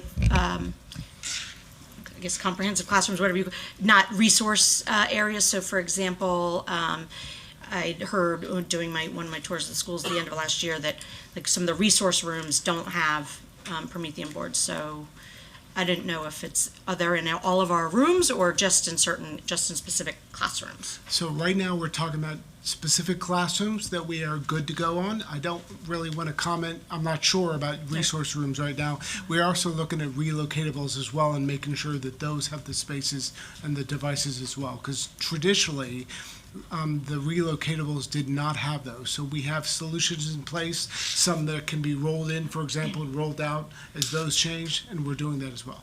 Okay, I appreciate that. And I can't think of the name of the school, unfortunately, it's making me crazy, but their media center didn't even have a smart board. I'm trying to think of, so do we know, do most of our schools have smart boards in their media centers?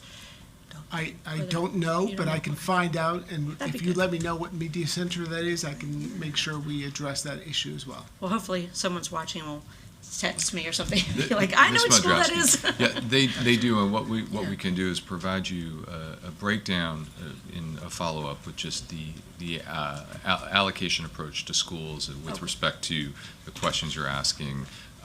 whether you're talking about art rooms or other spaces that may not be historically have had Promethean boards distributed and where we're moving. Okay? Yep, thank you.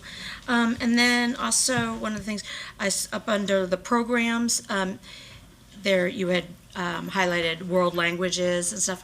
I know that's something that we're very excited about potentially expanding, but I've also heard concerns from the community in terms of stability or funding for the ones that we currently have and making sure that those stay intact. I know it came up the end of last year a little bit, but do you have any thoughts on just ensuring? I loved the volunteer email, by the way, that went out, the request for volunteers for world languages. I thought that was really a nice idea, but I'm just curious as to where we are in terms of making sure that we're securing the programs that we do have right now, like at Bayard Rustin, for example, that are being successful. And Yes, so I think last year we closed out the year with two schools, Bayard Rustin and Page Elementary, that have a immersion program and then have a whole school language access support. We're looking at different models. Part of the update and the work this summer was looking at how we can also have models where our community comes in and supports us. Dr. Smith has been very clear about wanting a list and an engagement of additional two-way immersion schools and in different areas of the county. And so all of those models we're looking into. As you know, Lee Middle School expanded as yet another middle school that has expanded its trajectory because we are creating now a need for more of the immersion programs to continue into middle schools.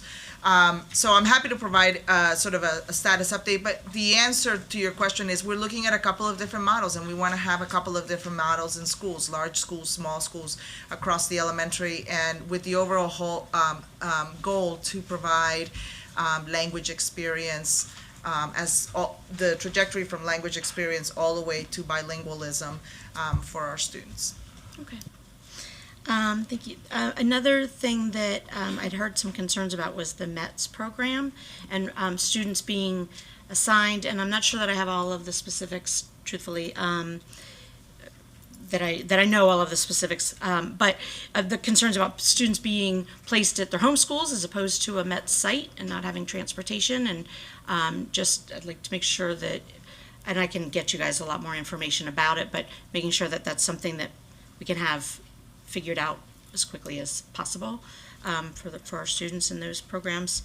And then I had a question about the hiring. It seems like it's great. Do we still have a lot of, how many openings do we still have? Do we know, or roughly? Yeah. It fluctuates each day because we actually, even up to this late day, still have people resigning, if you can believe it. And it's a bit unusual for us, but it actually is happening.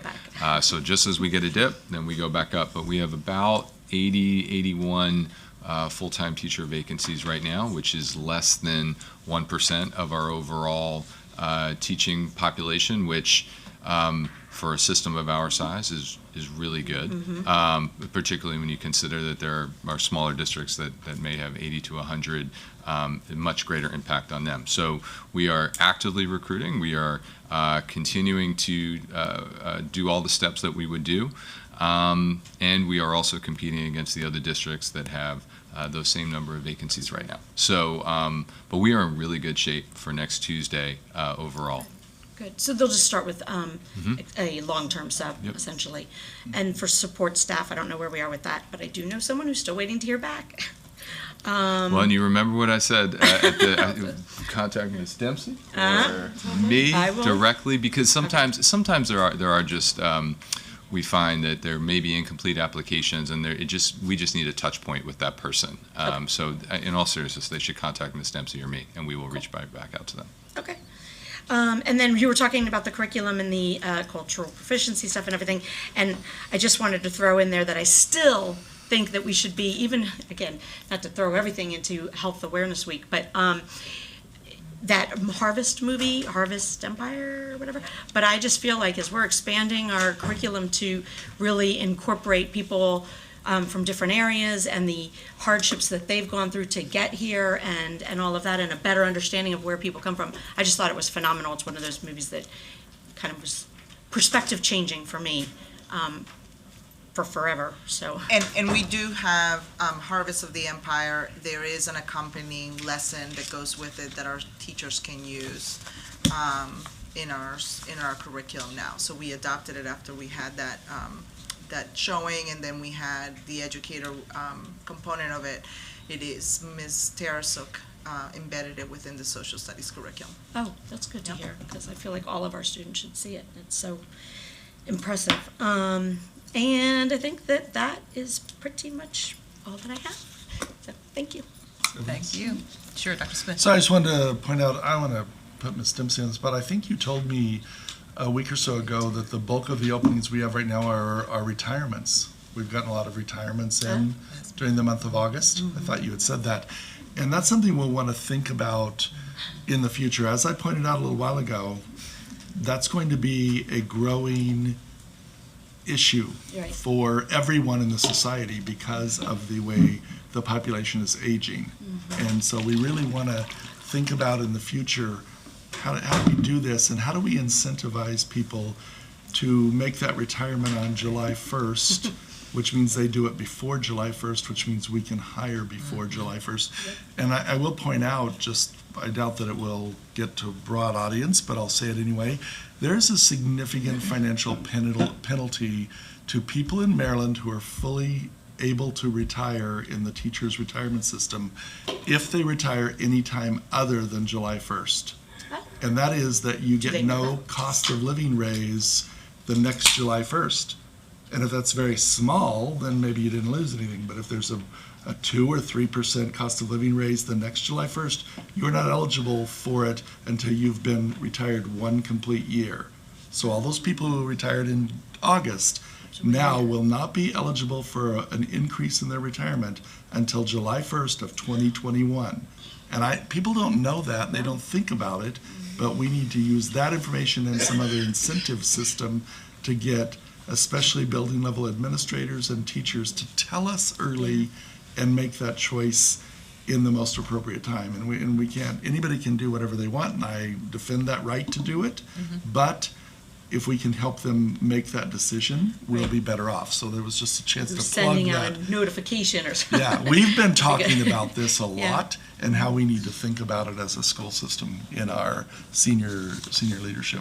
Yeah, well, also as we talk about recruitment, I had mentioned to Dr. McKnight, and you and I have talked about this over the years as well as all of us, but really working on how to grow our own teachers workforce and looking at ways that maybe we can come up with to help support students who may not think that they can afford to go to college, or some sort of program that we can help them get off. Thank you. Ms. Sonell? Well, yes, I'd like to thank everybody for all the work that went on this summer. I think so often the general public believes, school gets out June 15th, everybody's going to the pool, the beach, taking off. So many of our teachers received professional development for the new curriculum. I mean, and the facilities people, it's amazing, because I've had a number of my neighbors comment on all the portables that went up at Walt Whitman High School in the parking lot, and they were so surprised, and how much work goes on. Dr. Smith and I were at a meeting at Tacoma Park Middle School, I guess the end of July. Right. Yeah, it was the end of July, and the assistant principal, when he walked me up to the media center, was apologizing because there were a lot of furniture and such in the halls, and he said, well, we're doing a deep clean, things that can't be done, when the building is filled with children, and so there's an awful lot of work that's going on. And Lance, kudos to your staff, that we're where we are with the hiring. I know it would be better if we were 100% hired, but, somewhat it is a moving target. But it's amazing. And I just wondered about immunizations. I know we had immunizations at the back-to-school fair. And I know that there were some tie-ups with the health department at the International Student Office, that they were, they were not quite as ramped up as we were. And where are we in general with immunizations? Do we know? So we begin to get daily reports as the nurse suite staff goes back to work and looks at all the documentation that they've gotten during the summer. This number changes every day. The last number that I got was 2 days ago, and we were about 1,200 needing to submit some level of documentation. That is actually lower than where we were this time last year. Ms. Rubin's role next week is to provide all the details on a daily metric. I don't know if she's here, but let her know. No, she knows. She's watching. Yes, she's thanking me right now. But one of the other things that I just want to say that complicates us a little bit is, as Dr. Smith mentioned, we're also enrolling a lot of international students. The HHS expanded the nursing suite that they have at international enrollments to 2 additional nights, or extended hours, 2 additional nights a week. We're working with them to try to find other opportunities so that can actually be available multiple nights a week at the same time that we have open. Our facility is open now from 8 to 8, and we will also be opened on Saturdays, and so we expect to be opened in this schedule all the way until the end of September. That's what we're seeing. So we're going to continue to work with them. We have some ideas in play about how maybe our nurses, when they start going, maybe they can look at some shifts after and start helping us out. So that number will maybe increase a little bit until we are able to support. But overall, we are in a better place than we were last year. And I will say MCPS gets going very quickly on this. We have already talked to OSSI and worked and have our arms around certain schools where last year we just had communities and families where they needed to where we needed to go out there and support the families to make sure they had appointments made so that the students could return to school on time. But we will be providing the senior leadership every day next week, and then every week after that, numbers, and working with OSSI and the directors to put wraparound supports with the PPWs and the parent community coordinators to help those families make sure that they're immunized. Well, and I know that, the required immunizations are in one pot, but I recently had heard that the CDC is also suggesting that flu shots, flu vaccine, I've seen signs, is available now, and it's not even too early to begin getting flu shots. Have we ever considered partnering or having the health department, at some of the, asking them to participate to help get, flu vaccines more available to our community? I know it's not our bailiwick, but, keeping our kids healthy and in school, there are, epidemics, or different flu strains that come out, but they are projecting that this particular flu shot is more effective. And anyway, just throw that out. If we could work with them, especially in, anywhere in the community. Would you like us to explore that? I think it I would actually be did help- full-scale flu vaccinations in a former school system, Calvert, where I worked 2 or 3 years in our schools because of and this is the word they use, not me, the herd effect. Young children spread germs the most of anybody in the society, and their younger siblings and their grandparents are most at risk. And so we worked with the county health officer. So we'll explore that and see what the possibilities are.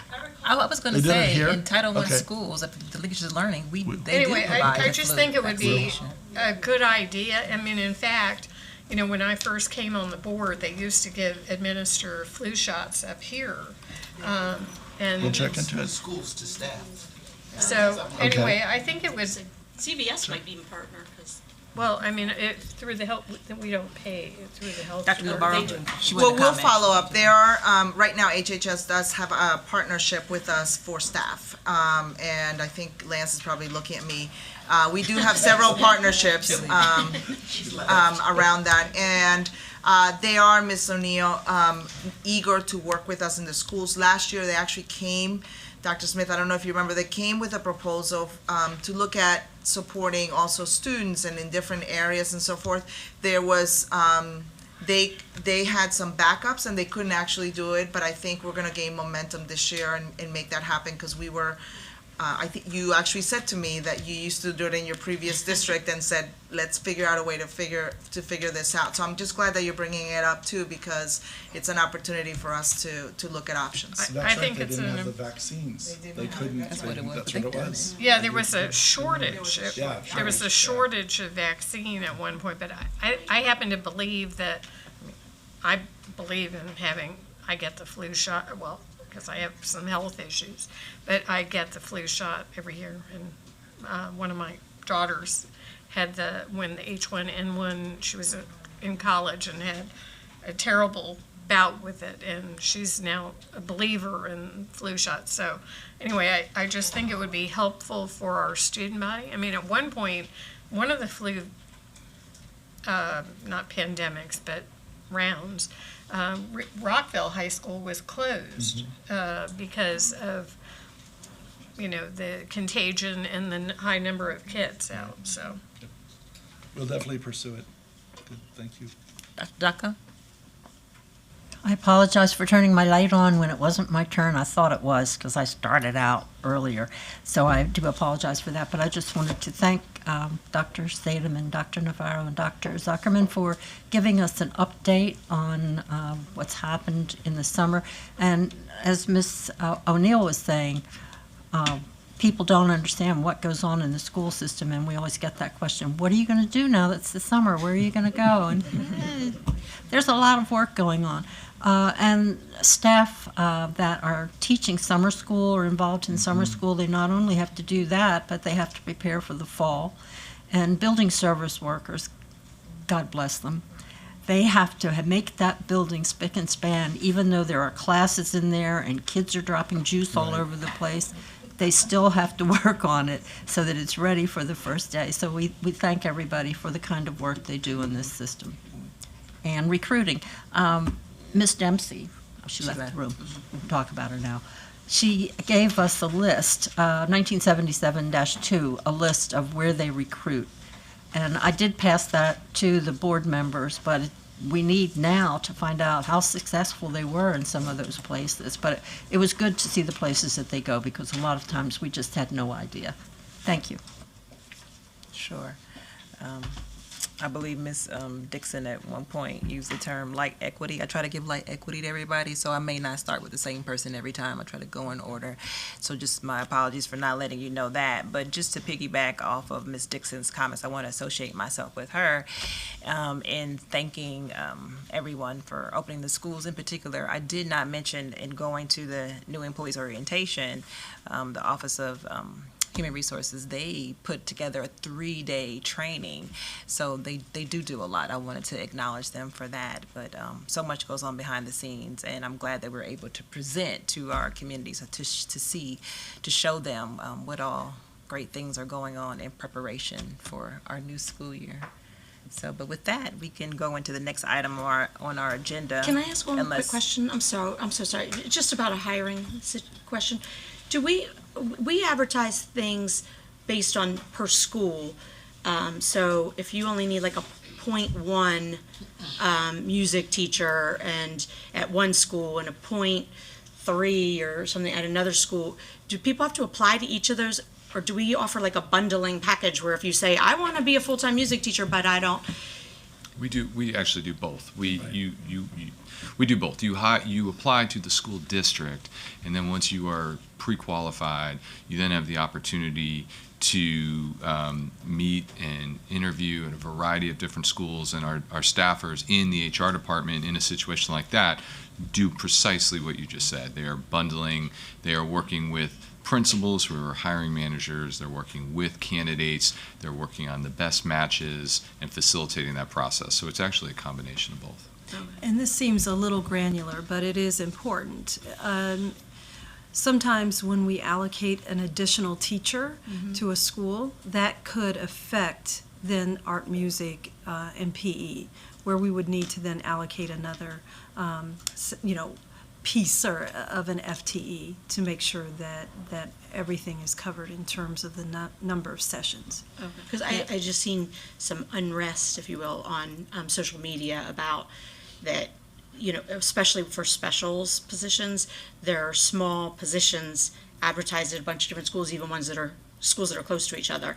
So, people just kind of wondering, like, couldn't they? And that's where OHRD is really helpful in helping us match those people. Okay, Yeah. great, thank you.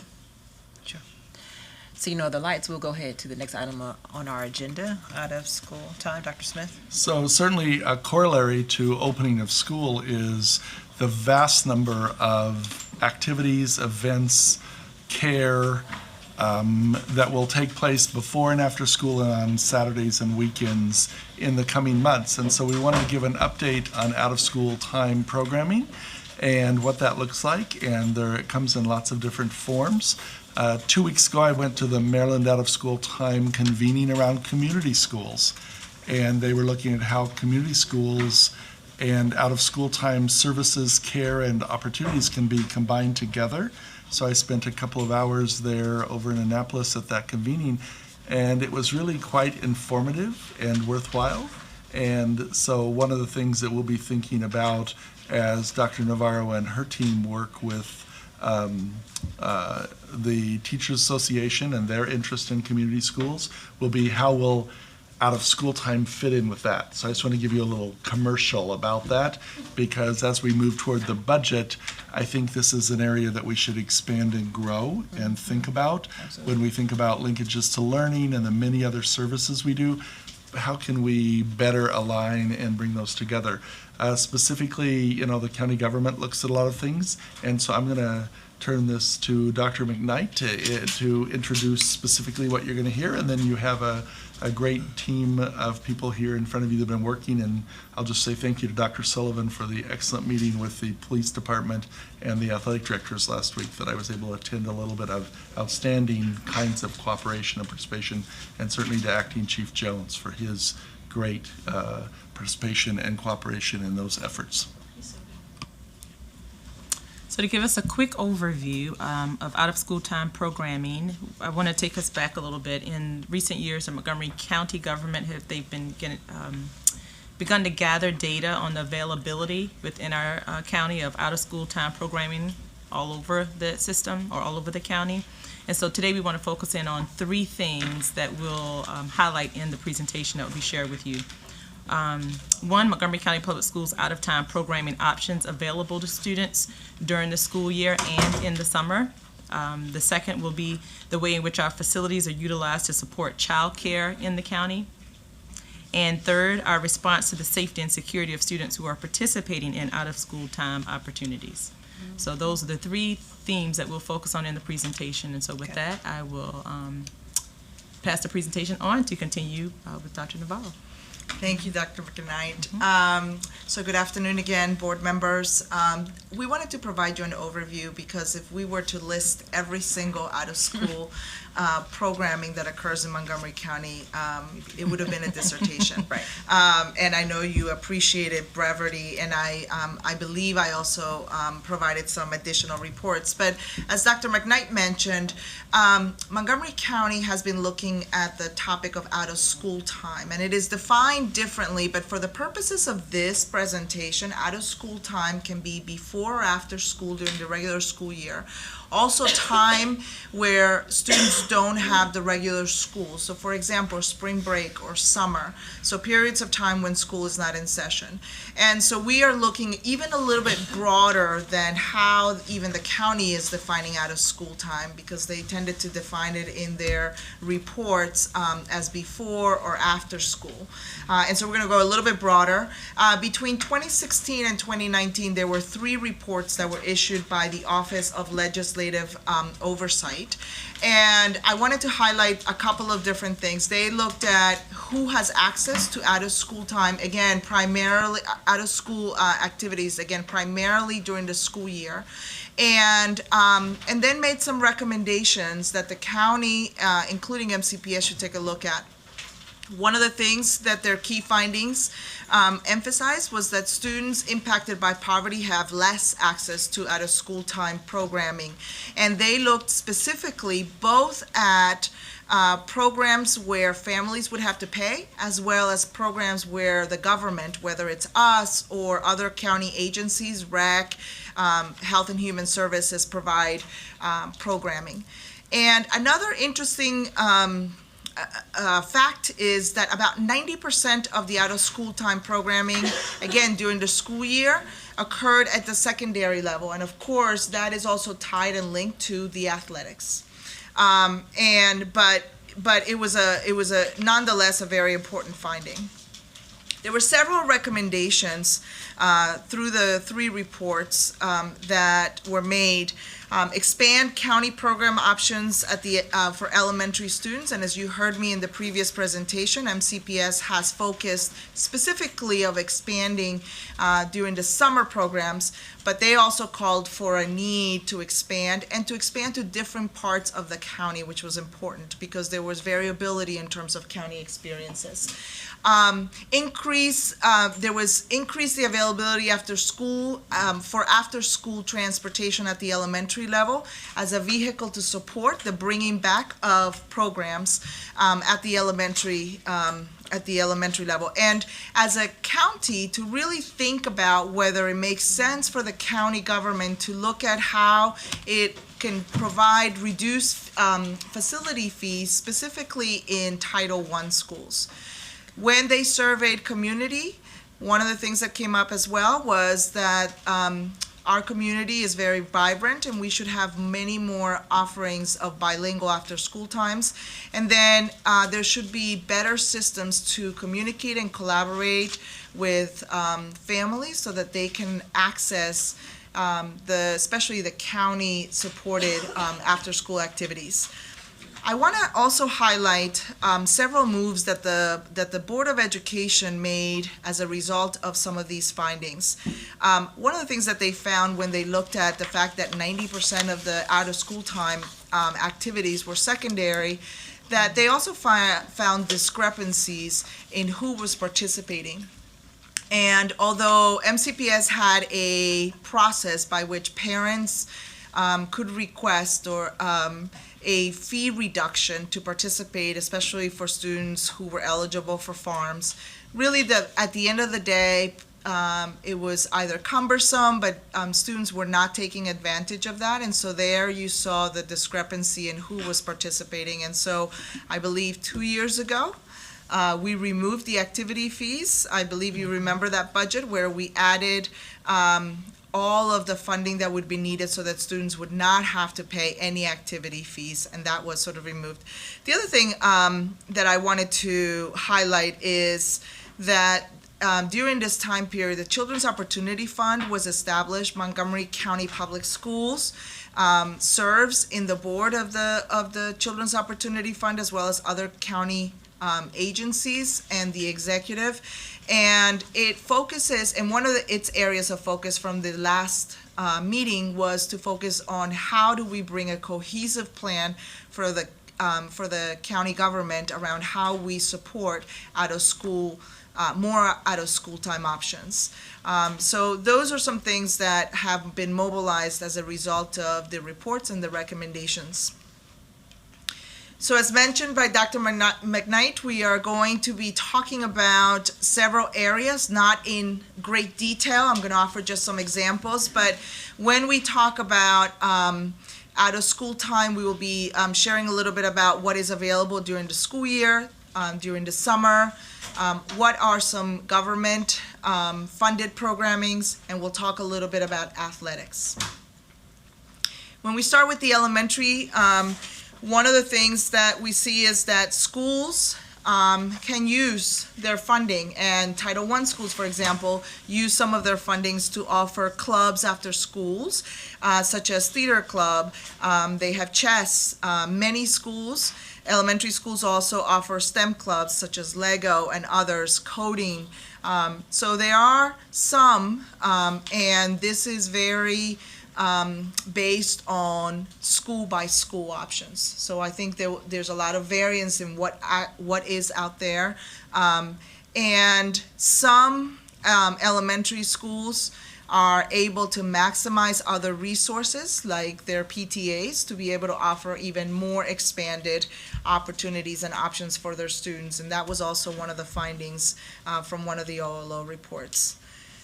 When you look at secondary schools, you have out of school time, after school clubs as well. Those are actually delineated. There's several ones that are delineated in some of our contracts because teachers are able to sponsor those, such as debate teams, forensics, the business challenge after school program, which is part of our junior achievement program, and we also have drama and marching band.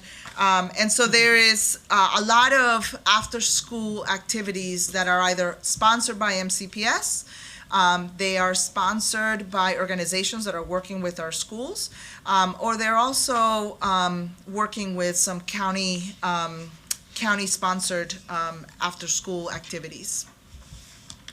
One thing I wanted to emphasize is that we've also created some strategic partnerships, and one of them occurs in the middle schools with the Kid Museum in the Invent the Future Challenge. We saw that report that said 90% of the out-of-school time was at the secondary level, where there was discrepancies also there because a lot of it was heavy at the high school level and not so much at the middle school level.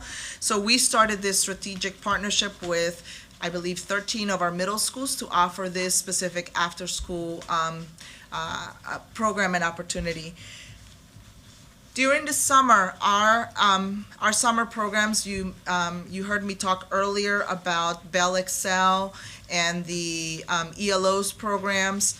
And then it is important to note that this summer, our Arcola and Roscoe Nix extended year schools began, and that was another way in which we're looking at expanding the school year, but also tackling this question of out-of-school programming and specifically targeting it during the summer. At the high school level, we have continued to offer traditional programming such as the high school regional programs and the online course options for either credit recovery or original credit. And one of the things that we also have, and I mentioned earlier, and I actually did not show the video, for the career readiness camps, I apologize. We've expanded these kind of opportunities where what we want to do is bring students in and have ways in which they engage in different experiences very, very early on to see what sticks and what they find interesting. So we're expanding this question of what does the summer look like for students.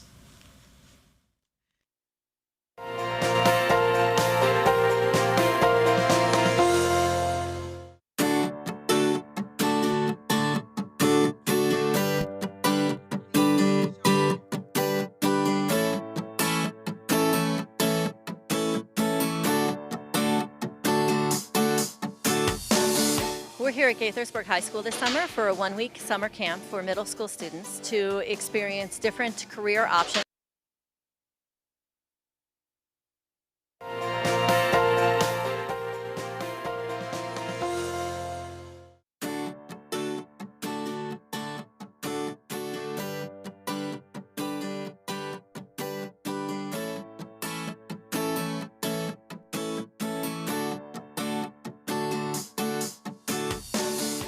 here at Gaithersburg High School this summer for a one-week summer camp for middle school students.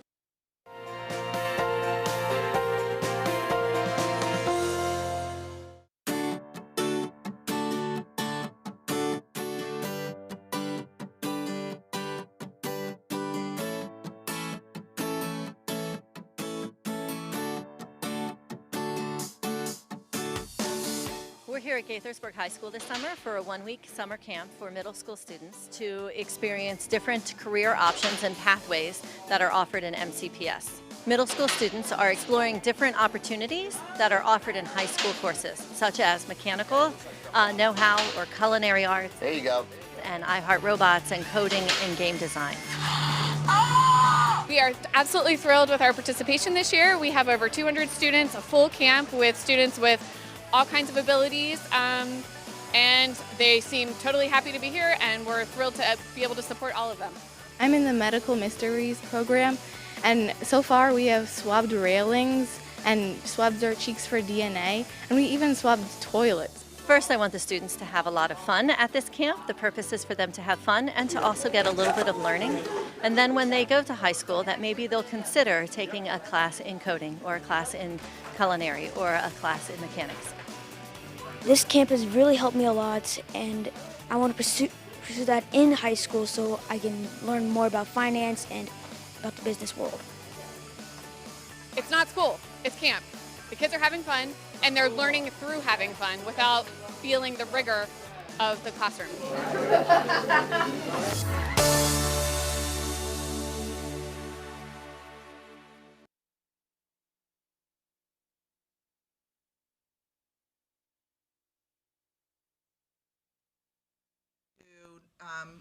To also highlight long-standing programs that the county and MCPS have engaged in a partnership with.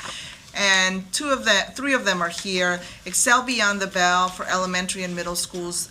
We've expanded to include more elementary schools. It is a way to be able to, again, expose younger and younger students to different clubs and activities.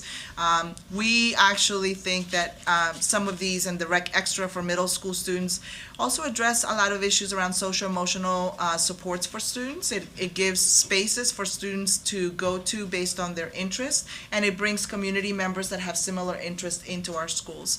And then we have the Regional Youth Services Program, and as you know, the George B.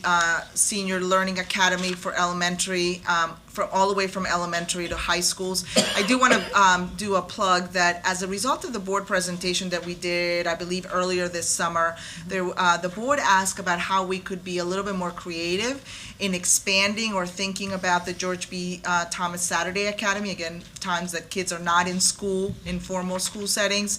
And I just wanted to let you know that we are opening 2 elementary additional sites. As you recall, there are 12 high school sites where students get to go to, but we think we're going to try something different, and we're going to see if by opening the elementary sites, and these are very most of the students that normally attend these schools are in a high walkable zone, and we can attract other areas that other kids go to other schools, but all is within walkable zones. And we're going to be integrating our new curriculum, specifically in math, with the interventions and the supports in the Saturday. So we want to make sure we do that alignment of opportunities. So this is how we think about programs. We evolve them and think about how to expand them and how to tweak them. So thank you for some ideas as we expand these opportunities for our students. Great. Thank you, Dr. Navarro.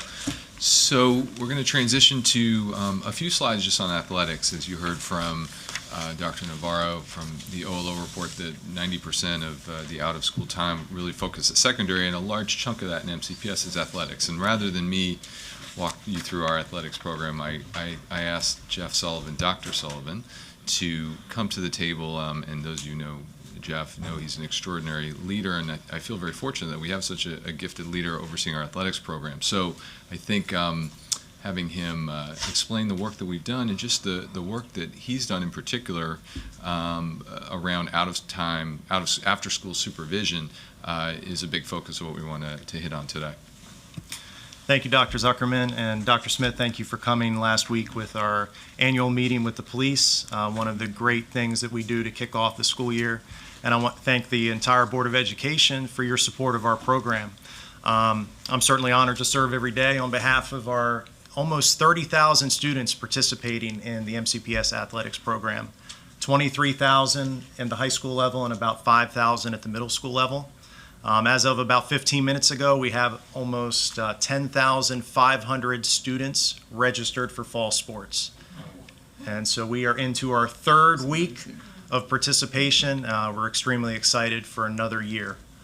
Last year was a great year for us as well, and I like to lead with a couple numbers, our Sportsmanship Award program. We're very proud of this program. We had approximately 300 teams win individual MCPS Sportsmanship Awards. This is a program where our varsity teams at the high school level are evaluated by home and guest administrators, as well as our game officials. Every contest is evaluated, the numbers are crunched, and we award individual teams with awards. And then the school that wins the most, we have a first, second, and third place award overall. Sherwood High School was our overall champion last year, with Northwest coming in second, and we had a tie for third with Wooten and Springbrook. So we awarded those last week. So we're extremely proud of that program, and really that program encompasses our RAISE core values. And this is something, as we enter our third year of that program, really focusing on the why.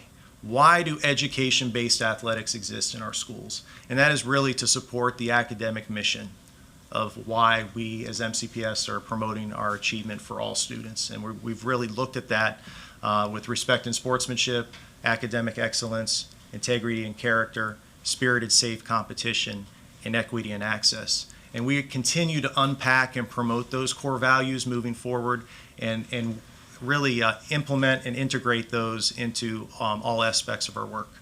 In addition to our sportsmanship, we win on the field. We're excited about that. We teach winning, we teach losing, we teach all of that. But we had over 200 championships that were won at the county, regional, and state level. And we had over 150 student athletes win individual state championship awards, which is an incredible number. That is obviously the state's highest honor at the individual level. So we're extremely proud. In terms of our supervision, we're extremely proud of the efforts that we've made and we will continue to make in terms of after-school supervision and as well as promoting a positive culture. And we feel like that those two things really work together. I'd like to start with the promoting a positive culture piece, and that is something that I believe starts with me in our office in terms of our programming and the messaging that we give, not just to our athletic directors, our coaches, our student athletes, but our game officials. I met with our commissioners last week as well as we kicked off the season to really talk about the importance of on the field, them supporting us in the mission that we're trying to accomplish in promoting our core values and making sure that all of our atmospheres are positive. Our atmosphere is positive for all of our student athletes. Our coaches have been delivering a presentation to all of our student athletes over the past couple weeks as we kick off the season. Embedded into that health and safety presentation is the promoting a positive culture component, as well as the dangers of hazing, bullying, abuse, and what the look-fors are, what to do in terms of reporting, and really how to structure a message, not just at the beginning of the season, but throughout the season around supporting that positive culture. As well, all of our teams have been conducting parent and guardian meetings over the last week. Many of them are doing those as a full-scale program-wide delivery, as well as breaking out with the teams so that the coaches have, again, that voice with the parents, guardians, and student athletes in communicating our expectations around culture and supervision.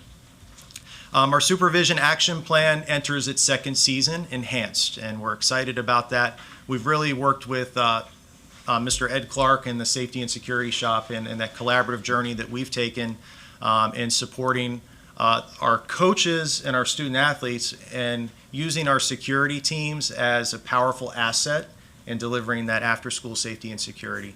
So we've really enhanced the plan by having the security team be part of that process, really define reasonable supervision and using a common sense approach in constructing that plan, knowing that there are many different logistics and factors that play into a plan. But at the root of it, we want our coaches to think on practice days, before and after practice, what is our plan? How are we handling that? Where are student athletes going to be? Likewise, on game days, where that can vary from sport to sport. Some sports are playing at 3:30, others are not playing until 7 o'clock. So we have to think about how are we supporting our student athletes and what kind of programs and gaps there may be, and identify some implementations, interventions that we can put in place to support that. So we're very excited about continuing that journey, and Ed Clark and I have been continuing our dialogue about that, and really supporting schools and making our office available in terms of the construction of those supervision plans. Finally, we are prepared to implement any recommendations resulting in the external review that's upcoming here in the next few weeks or month or so. We are prepared to listen and continue that ongoing improvement. And I firmly believe as we head into 2020 with athletics, it's important for us to critically analyze our program, to think how are we going to take MCPS athletics into the next 5 and 10 years. As a result, this year we are undergoing a year-long strategic planning process in MCPS athletics. So using the recommendations of the external review as part of that, as well as the eligibility policy, just really looking overall at athletics and our participation and how that will move forward into the next 3 years. So that we're very excited about that process. So I just want to touch on a few other points before we open up for questions. Dr. Smith? Before we leave athletics, I'd just like to share an anecdote. I had the opportunity to go to Clarksburg High School back in July, and they were hosting the athletic director workshop there. And I went around to all the workrooms and talked to the athletic directors and heard some really amazing stories, like one from Northwest High School about the inclusive nature of our programs. So I'll just leave all of you to go when you're out and about in the district. When you're at Northwest High School, ask about their football program this year and the effort they made. But the story I want to tell is at the end, Jeff had gathered all of them together for a regular morning meeting, and they had all been in different rooms, and we came back together in this one room at the end of this whatever hour or so I was there. And I said, before I go, I just want you to tell me what you're most excited about, most proud of, think is the most significant thing that happened this past year in all of your work. And I said, because sometimes, the great work of many people is overshadowed by a single event or by a view or a belief or anything. And to a person, I think every single school was represented in the room, to a person, they said, I am most proud of the collaborative effort we have, the way we work together as a school staff, as a coaching staff, as an athletic department to support the students and families that we serve every day. Every single person gave some version of that answer. And I know we're in the business of teaching winning and losing, and we should be, and that's important, and I love those championship numbers. But at the end of the day, what came to mind for each of those individuals was, I do really important work with human beings who need and benefit this work, and I'm proud of what we've accomplished. And I would be remiss if I did not share that experience with you, because it really, really is not what always happens in the world. Lots of times we talk about championships and high scores and those things. Those are all good and all important. But I was thoroughly impressed, Jeff, when I left that room, because it was so sincere and so heartfelt on the part of the people that you work with every day. Thank you, Dr. Smith. I want to touch on just a couple of more points before we open it up for discussion, and that has to do with community use of public facilities, specifically before and after care, before and after school child care services.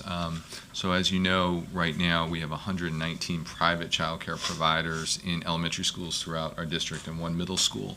And that programming is administered through CUP, Community Use of Public Facilities, which is the county agency responsible for providing public access to government buildings.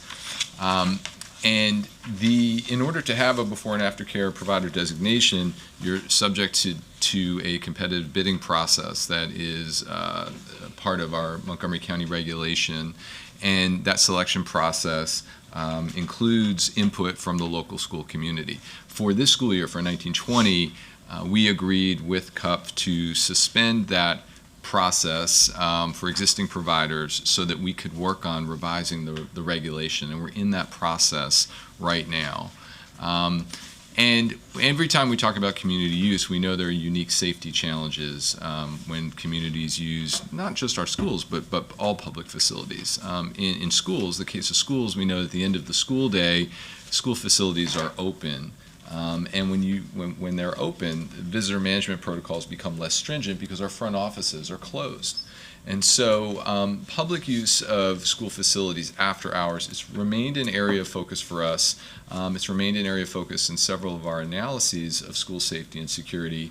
And it's something that we're attending to with CUP right now. And so with respect to how we're approaching after school use, there's short term and there's longer term.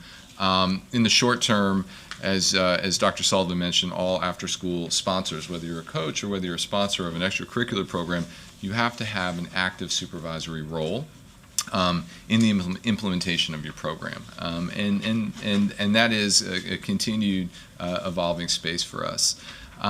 There's also, and I didn't put the bullet up on the slide, but we also flex our security personnel. And so we know that in schools where we have large after-school programming, we might stagger our security personnel as well as our school administration. Many of our high schools, for example, will be an assistant principal who takes responsibility for the after-school hours. But most significantly, I wanted to share with you today that we are in discussions with CUP to do a fee assessment to look at the cost of using public facilities and determining how we can potentially increase the fees to then embed more security. And that's something that's ongoing work, and it's our work with CUP this year, and I wanted to share that with you.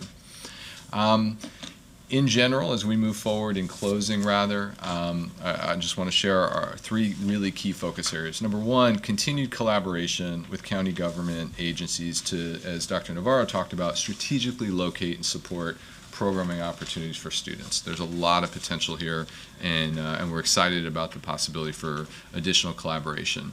On the community use specifically of public facilities, we're in the process of revising the regulation that governs before and after school provider childcare. And in our work with CUP, we are in the process of strengthening the supervision and security aspects of our memorandum of understanding, specifically through a fee assessment study. And so we'll be able to update the board more in the future on this work. And so at this point, that concludes our presentation on out-of-school time, and we're more than happy to answer questions. So we're going to start with Ms. Wolf and then go around the table. Ms. Wolf, comments, questions? Thank you for your presentation. I have just a couple of questions. One, I wanted to recall, and I believe Ms. Dixon asked about it, the $50,000 that's in the budget for elementary schools. That was focus schools only, right? Right, it was focus, right? Okay, I just wanted to remind myself what it was. 50,000. Yes, 50,000. right, I knew that, but I was just asking because of the Title I.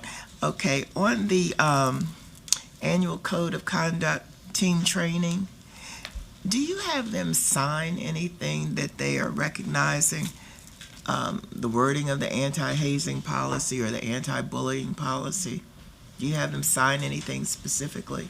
Yes, so we have student athletes and parents sign acknowledgement on hazing and the code of conduct in our student athlete participation contract, and that is completed electronically now online through the MyMCPS parent portal registration process.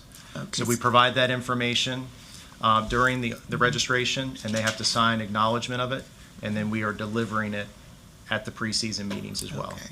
And the parents are signing also? Yes. Okay, thank you.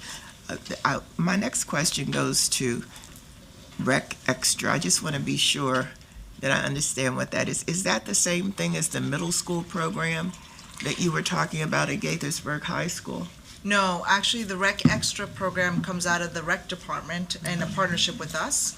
And they focus a lot, and they have been partnered with us to think about different ways to support well-being. And those are the kind of programs that they focus on in our schools. Well, the middle school program that's at Gaithersburg High School, how are the students selected? Do you mean the video that we showed? Yeah. That we saw? So that was during the summer. Right, I know it's a summer program. So the way is we go and ask students to sign up, and we promote it district-wide. We found that one of the things that we're expanding on is using counselors and also using classroom teachers to try to get kids to come and sign up for different activities. So part of when they go and do the self-assessment survey that they take in Naviance in middle schools, that data then helps elevate, hey, you may want to try the coding camp this summer at Gaithersburg High School, or you may want to try the automotive camp that we have. One of the things that we've been thinking about is how do we expand to other areas based on some of the survey results from the students' interest that they do in Naviance in middle schools.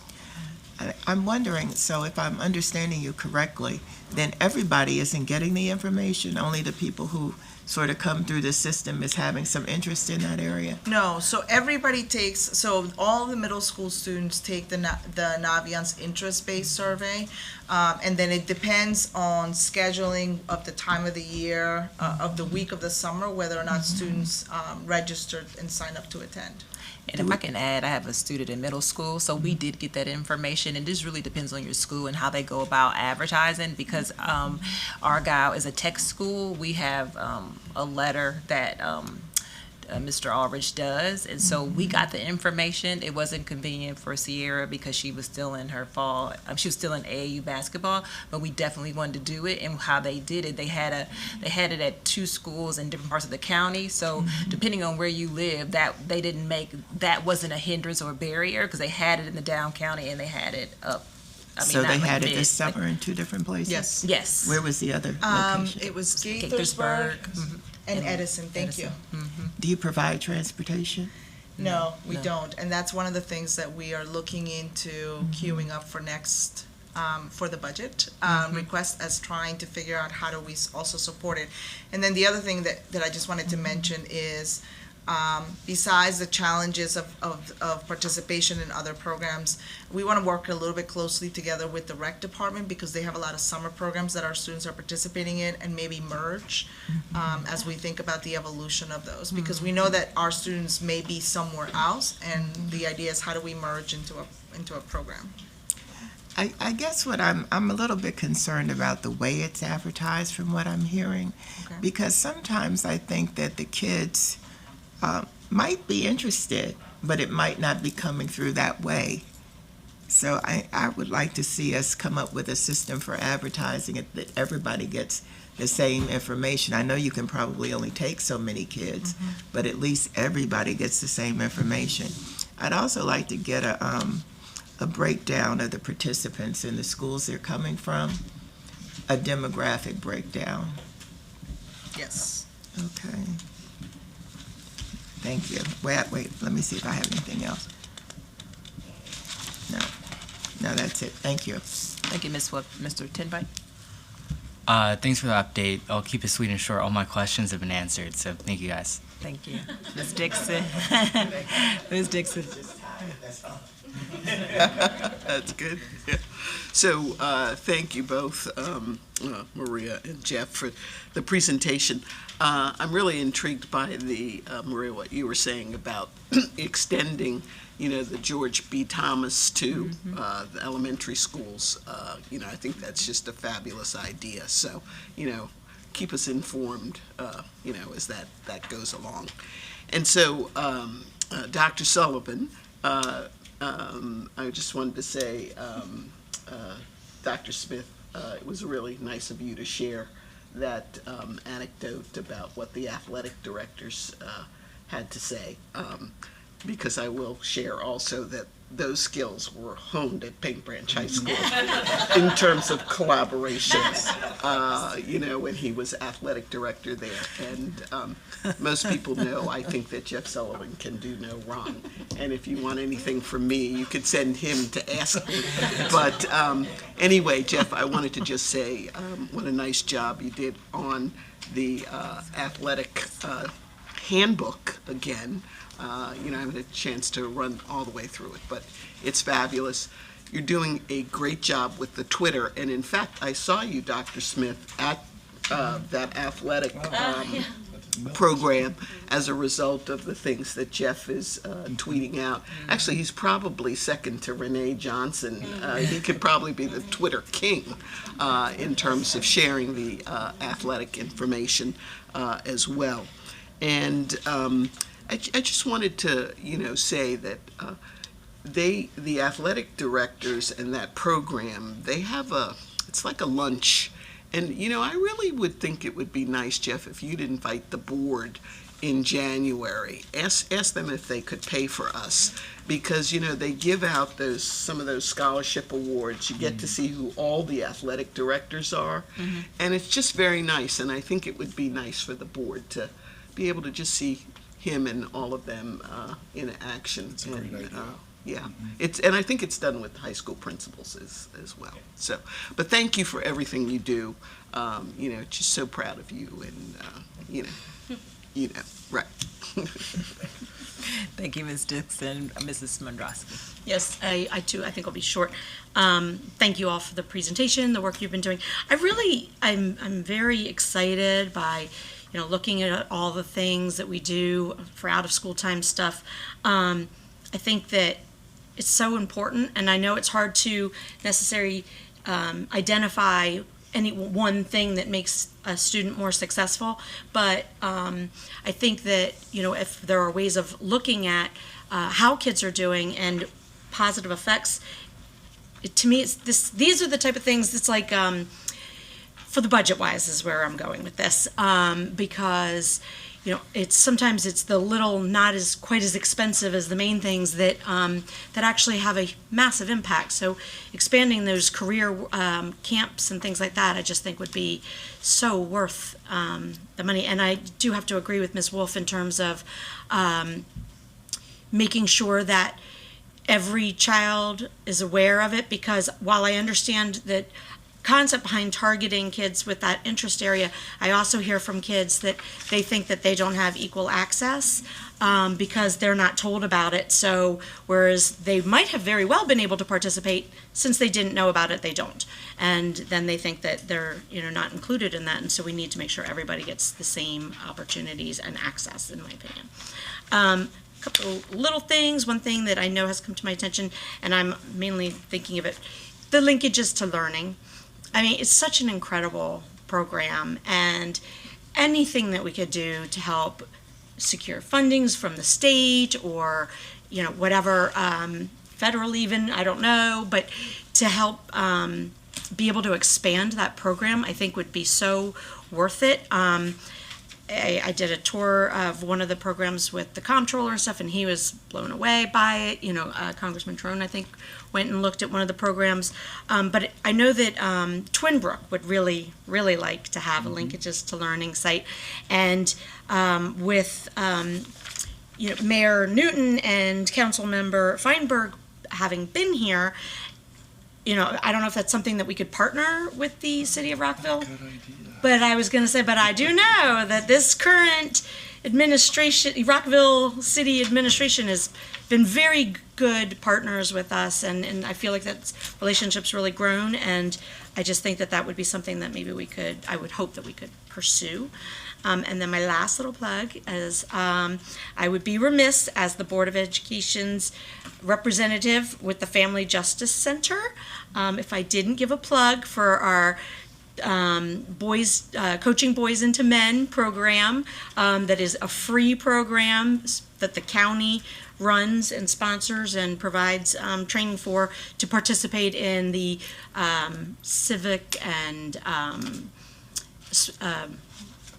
what's the word I'm looking for? The sportsmanship aspect, and just how to be, good. Take the lessons that you're learning as a team and make you better people. So just throwing that out there because they will help at any school, any sport for boys and girls. So just giving that. Thank you, Mrs. O'Neill. Yes, well, thank you. I mean, obviously, all the programs we have, we could use more. More opportunities for kids to be engaged. And Jeff, I have to say both my daughters participated in MCPS sports, and it's something that when I was a student, we didn't have that opportunity for girls here in the county. And it was, I think for many of our students, the highlight of their day is not what goes on in the classroom. It's what happens, on the fields. And Brenda, my youngest daughter graduated in 2008, but there was a contract. I mean, there was a code of contract for all athletes. Yeah. Alcohol and all of that was included as well. But, it's really important, and, anything we can do to expand after-school opportunities. And I do think at the middle school level, there is a void there. I think and that's an age group that we particularly need to have. And I know I've mentioned it before, but at one point through ICB, because they had a fund, there was an after-school activity coordinator at every one of the middle schools to ensure that there was a range of activities. It was not funded by us. It was funded through whatever fund there was at ICB. And it was important. But the other piece is I do agree with the recommendation about the need for some type of security after school. And when we had the conversation about the Purple Line and Silver Spring International, that was really a concern that had bubbled up from the community. And it, obviously the circumstances at SSI when the Purple Line is completed will be, one situation, but I think the need in our buildings in the after-school hours is truly something that we have to look at. And I know, Andy, you're doing an audit or comparison with other districts about security overall, but I happen to think the after-school hours is one that we really need to think about. Yep, absolutely. And I sit on the board for the Board of Education of ICB, so that is something that has come up that's being discussed. And I think what they're trying to make sure that they say safety is of the utmost important, but trying to figure out the costs, right? Because that will be expensive. I know with my sorority, when we had an event in a school building through ICB, if you go over a certain number, they require you to have security. So we had to pay for officers to come in there. So I think that with that cost was actually a good bit more than it cost to rent the building. So that's some of the things that ICB is that we're talking about on the board, but definitely something that we want to keep in mind. Dr. Daka? No, I don't really have anything to add. I think my colleagues have said it all that I was thinking of. Thank you. Okay. Ms. Silvestri? You mentioned an OLO report. I understand they're working on one now, or is this the one that they're working on now? There are 3 that were published between 2016. The last one was published in 2019. And they, as I understand it right now, they don't have one scheduled to be published after the last one they published. Okay. We actually got a transmittal from the superintendent laying those out. Right. Yeah. I thought they were going to start a new one, so maybe I misunderstood. I don't know if there's any opportunities, but when you mentioned Saturday school kind of adopting some of the curriculum that's being used in schools, all of these after-school programs, many of them have an academic component, from homework help to literacy time, And I wonder if you do this already or there's opportunities just to inform them about if you have 30 minutes of academics in your after-school program, what are some activities that you could be doing to support learning outside of the school time? And also software. They purchase a lot of academic software for the kids to use after school. And I think they would benefit from some advice in terms of what are some of the best programs per age level. When we visited that center, the kids were working on crossword puzzles or something like that, and lots of computers with lots of software packages. And I thought, how did you pick these? Just something to think about. And it is a very good point, and one of the things that we want to maximize, so the community organizations that go after, for example, the 21st Century Grants with the state, one of the things that we've been talking to them as they ask us for information or they want information from us is talking about what resources or what alignment also exists within either our core curriculum or the new interventions that we're bringing up. Nikki Hazel went with you. I just heard her say yes. So there is some work there around aligning. I think she probably perceived some of the same things around aligning the materials and just being a thought partner. They can submit their own and they can have different ones, but just being a thought partner and also opening up the options that students are engaged with during the school day to see what continuation can take place. So we'll do more of that now that we also have a much more structured curriculum in place, and then also that we have different modalities of that curriculum. There is a online as much as a paper pencil version of it. So that gives also some flexibility and options for partners that do after-school activities with our students. Thank you. My last question is about athletics. I think it's fabulous that so many students participate at the middle school and high school level, but I would like to see more. And what troubles me is how competitive our athletics are. For example, to get into varsity soccer in Montgomery County Public Schools, you have to have been playing since you were 3, in my opinion. In some schools, And so that leaves so many kids out that, love soccer, just to pick soccer as an example. But even JV, is competitive. So,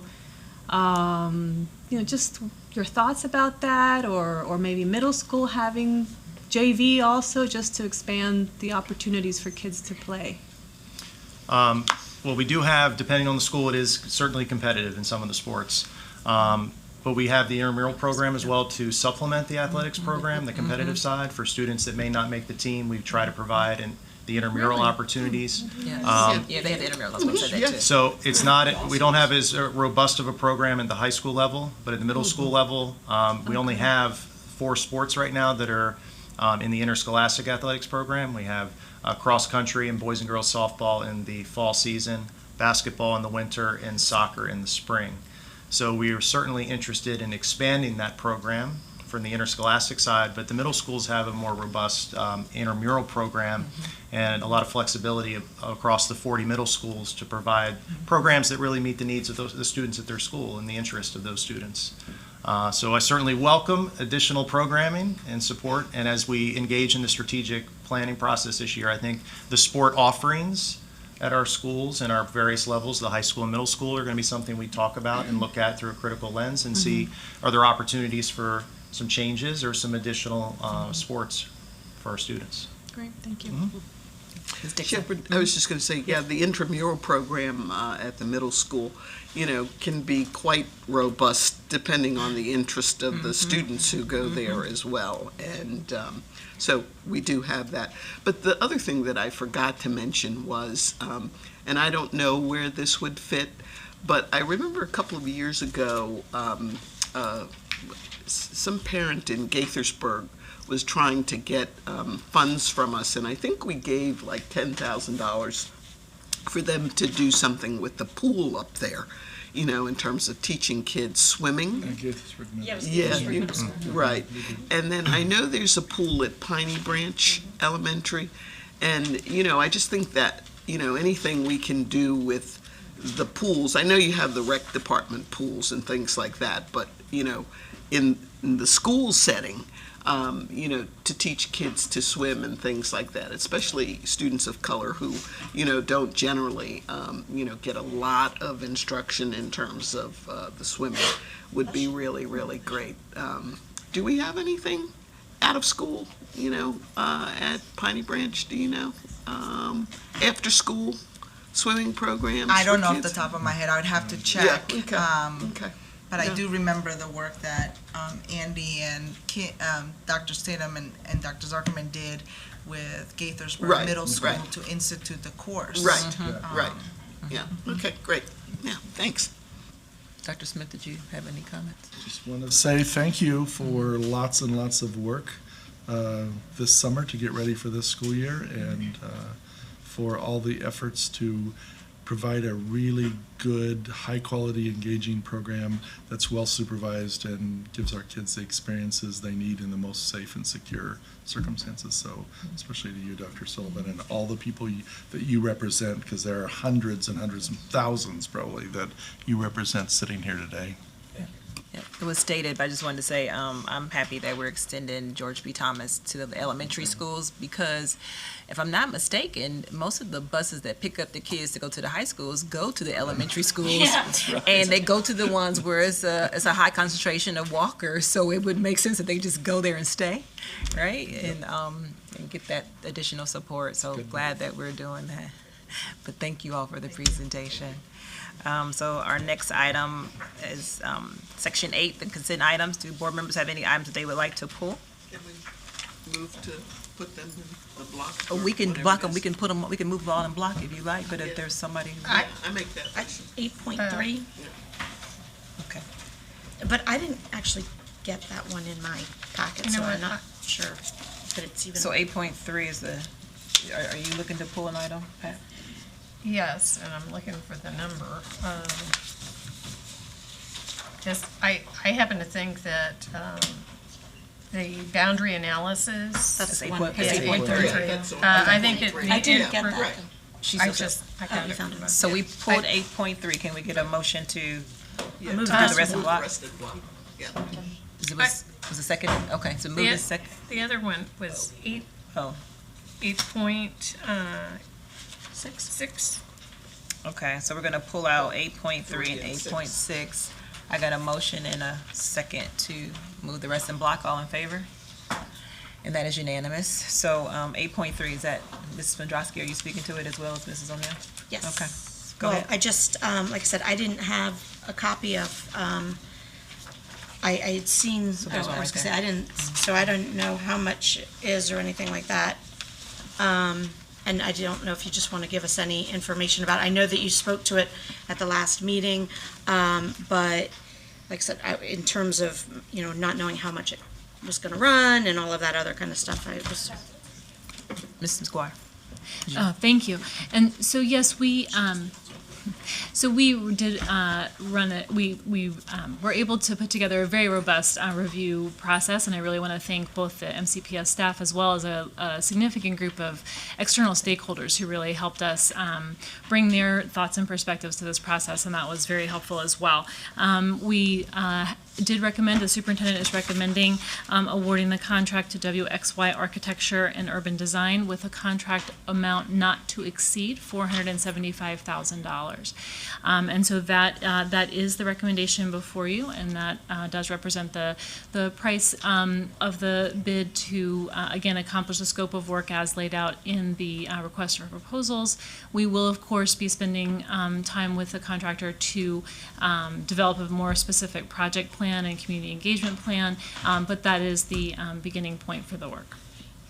Okay, as I understand it, we had two companies. I just wanted to say that I had concerns about the fact that only two companies applied, and my concern being that maybe we've been trying to rush it because we put deadlines on some of these things, and I'm hopeful that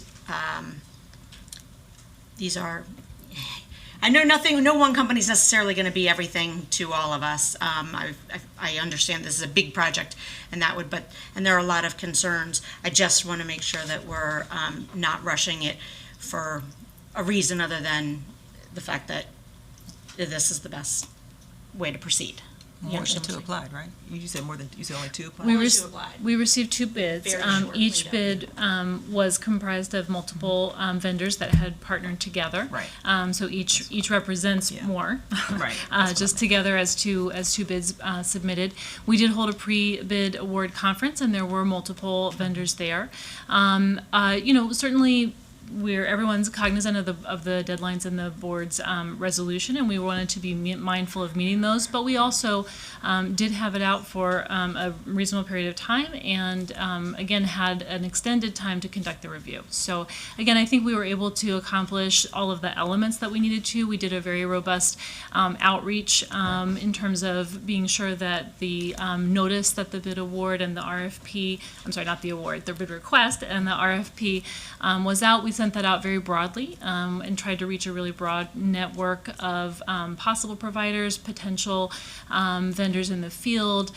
So we really tried to get the word out there, and again, did have multiple firms represented at our pre-bid award conference. So we do, and we also, I just would want to say that while there was a small number, both were robust and again brought together multiple firms and more comprehensive responses. And this is the one that the community group, the work group felt best accomplishes. So yes, I certainly don't want to represent that there was a, certainly community again represents a wide range of views, but there, Yes. so I don't want to overstate anyone's particular feelings, but there definitely was a very positive reaction on the part of the community stakeholders to many of the aspects that were represented by WXY, and again and those sentiments were also shared by MCPS leadership in terms of the positive aspects that we saw in this proposal and the sort of elements and nuances of this proposal that we felt really spoke to the intent and the nature of this project. I appreciate that. The last thing I'm just going to say, that's a lot of money and a lot of after-school programs and things like that. So just hope that, they take their time to make sure that we really get the best analysis that we can possibly get, incorporating programs and the equity and accessibility stuff and all of those things. So. Mrs. O'Neill? Yes, I felt that it needed to just not go forward just as part of a, move-in block, because it is a very significant step for the Board of Education, and it's a significant amount of money. There's a lot of heightened community interest in this effort. And I want to add that, at the end of the day, this contract will not change specific boundaries. It will only be by action of the Board of Education at a later date, considering what recommendations are in this. So I think it's important for the community to understand that. Howard County just has, I guess, last week just released. They had gone through a similar process, and we're considering moving several thousand kids. So, but having a robust communication plan is really important, and I understood that the panel, or both the internal MCPS staff and the external participants had felt this was the best organization to come forward and do this review. But it is a lot of money, and it could have produced profound changes in the community, but only by board action. So I felt it required to be pulled out and not just go forward as a consent. I agree. Thank you. I was just going to add, Mrs. O'Neill, that's a very important point and we have tried to reiterate both in our community discussions, but I also want to be clear, we've been very clear with the contractors through this entire process that this is not a study to change boundaries. There will not be specifics, boundary changes that come out of this. So we've been clear with them as well, and I wanted to just clarify that again, that's a very clear part of the scope and the charge that we've put forward to them as well. Absolutely. Ms. Dixon? No, I was just going to say, I think that a good deal of time was taken with this, to find, the right company to do it. We had delayed it, a month from the last board meeting, I think, as well. And, I don't know. But Dr. Zuckerman did call me, to talk to me about the, particulars of this. So, I'm comfortable with us moving ahead with this company. Absolutely. I am as well. I don't know if any of our, Mr. Tinbite, you have any comments? I just wanted to briefly thank my my predecessor for pushing for this initiative and starting it off. In terms of the fiscal portion of it, I mean, even as a concern of every member of the board, I started to recognize in terms of larger initiatives that affect all of our schools in this county. I found this personally to just be a reasonable price for what we're asking for, being how big the volume of the task is. That's pretty much for it. That's pretty much for me. I appreciate you all working on this. Okay. Seeing no other lights, we had 8.6. Yes, the bus camera, I just felt that it needed to have a little bit of discussion because constantly I'm hearing concerns raised about the bus camera program, the organization, Bus Patrol, and, the revenue sharing, the ticket, so I do know that when we took the tour of the bus depots the other day, Mr. Watkins pointed out, the various cameras. We were on a special education bus, and I'm very grateful to have those cameras, both internal, and I'm shocked that last year was 54,000 tickets that were issued, but I just thought we needed to have a little bit of conversation. With a very low, about 5 to 6% recidivism rate as well. So I mean, we're talking about new tickets each time, which is also surprising to us and to our partners in the police. So we are effectively here. We hold the contract with Bus Patrol, but we are in partnership with the county government and with the police department. And so in effect, we're a pass-through entity. Just by the nature of the way the contract is structured. So this resolution before you is a technical amendment to receive additional money to the tune of $230,827 to receive and then expend money based on the revenue that has been generated from the cameras. We're in the process of negotiating with Bus Patrol right now around revenue sharing. Actually, the police department has taken the lead, and we are sitting second seat in that process because we have some interest, obviously, in the revenue sharing, but ultimately that money doesn't come to us. It goes to the county government. And so that's where we are with this right now. It's been a really, really strong program from a safety standpoint, both from pedestrian safety and, as you talked about, Ms. O'Neill, from interior cameras on the buses. So there's a lot of benefit to the school district in terms of getting cameras on buses as a result of this program. So this is a technical amendment that enables us to receive more money to then pass back to Bus Patrol from the county government. Okay. I'm going to move 8.3 and 8.6. Second. It's been moved and seconded. All those in favor? And that is unanimous. Ms. Dixon, did you have a question or comment? No, it was just, just ruminating on the cost, the $475. I divided the 207 schools. We haven't done that for 30 years or more, and I think it came to about $2,200 a school. So, okay, thank you. That was helpful. Put it in context. Okay, so at this time, thank you, Ms. McGuire, Dr. Zuckerman. Item 9 on the agenda is for informational purposes only, and at item 10, Board of Education items, if I can get a motion to move 10.1 and 10.2 in block. Second. It's been moved and seconded. All in favor? Ms. Wolf and Ms. Silvestri, we're voting to, okay, that's unanimous.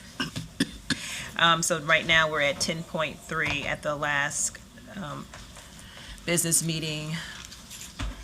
We brought into record a business item that was to refer to the policy committee on supporting student to access to nutritional meals. At this meeting, we have a vote, but really just wanting to say that it's not only a Montgomery County issue with our lunch debt, it's like a nationwide issue. And we just wanted to make certain that our board could refer to policy, the policy committee, to possibly bring a policy forward that establishes how we manage the issue.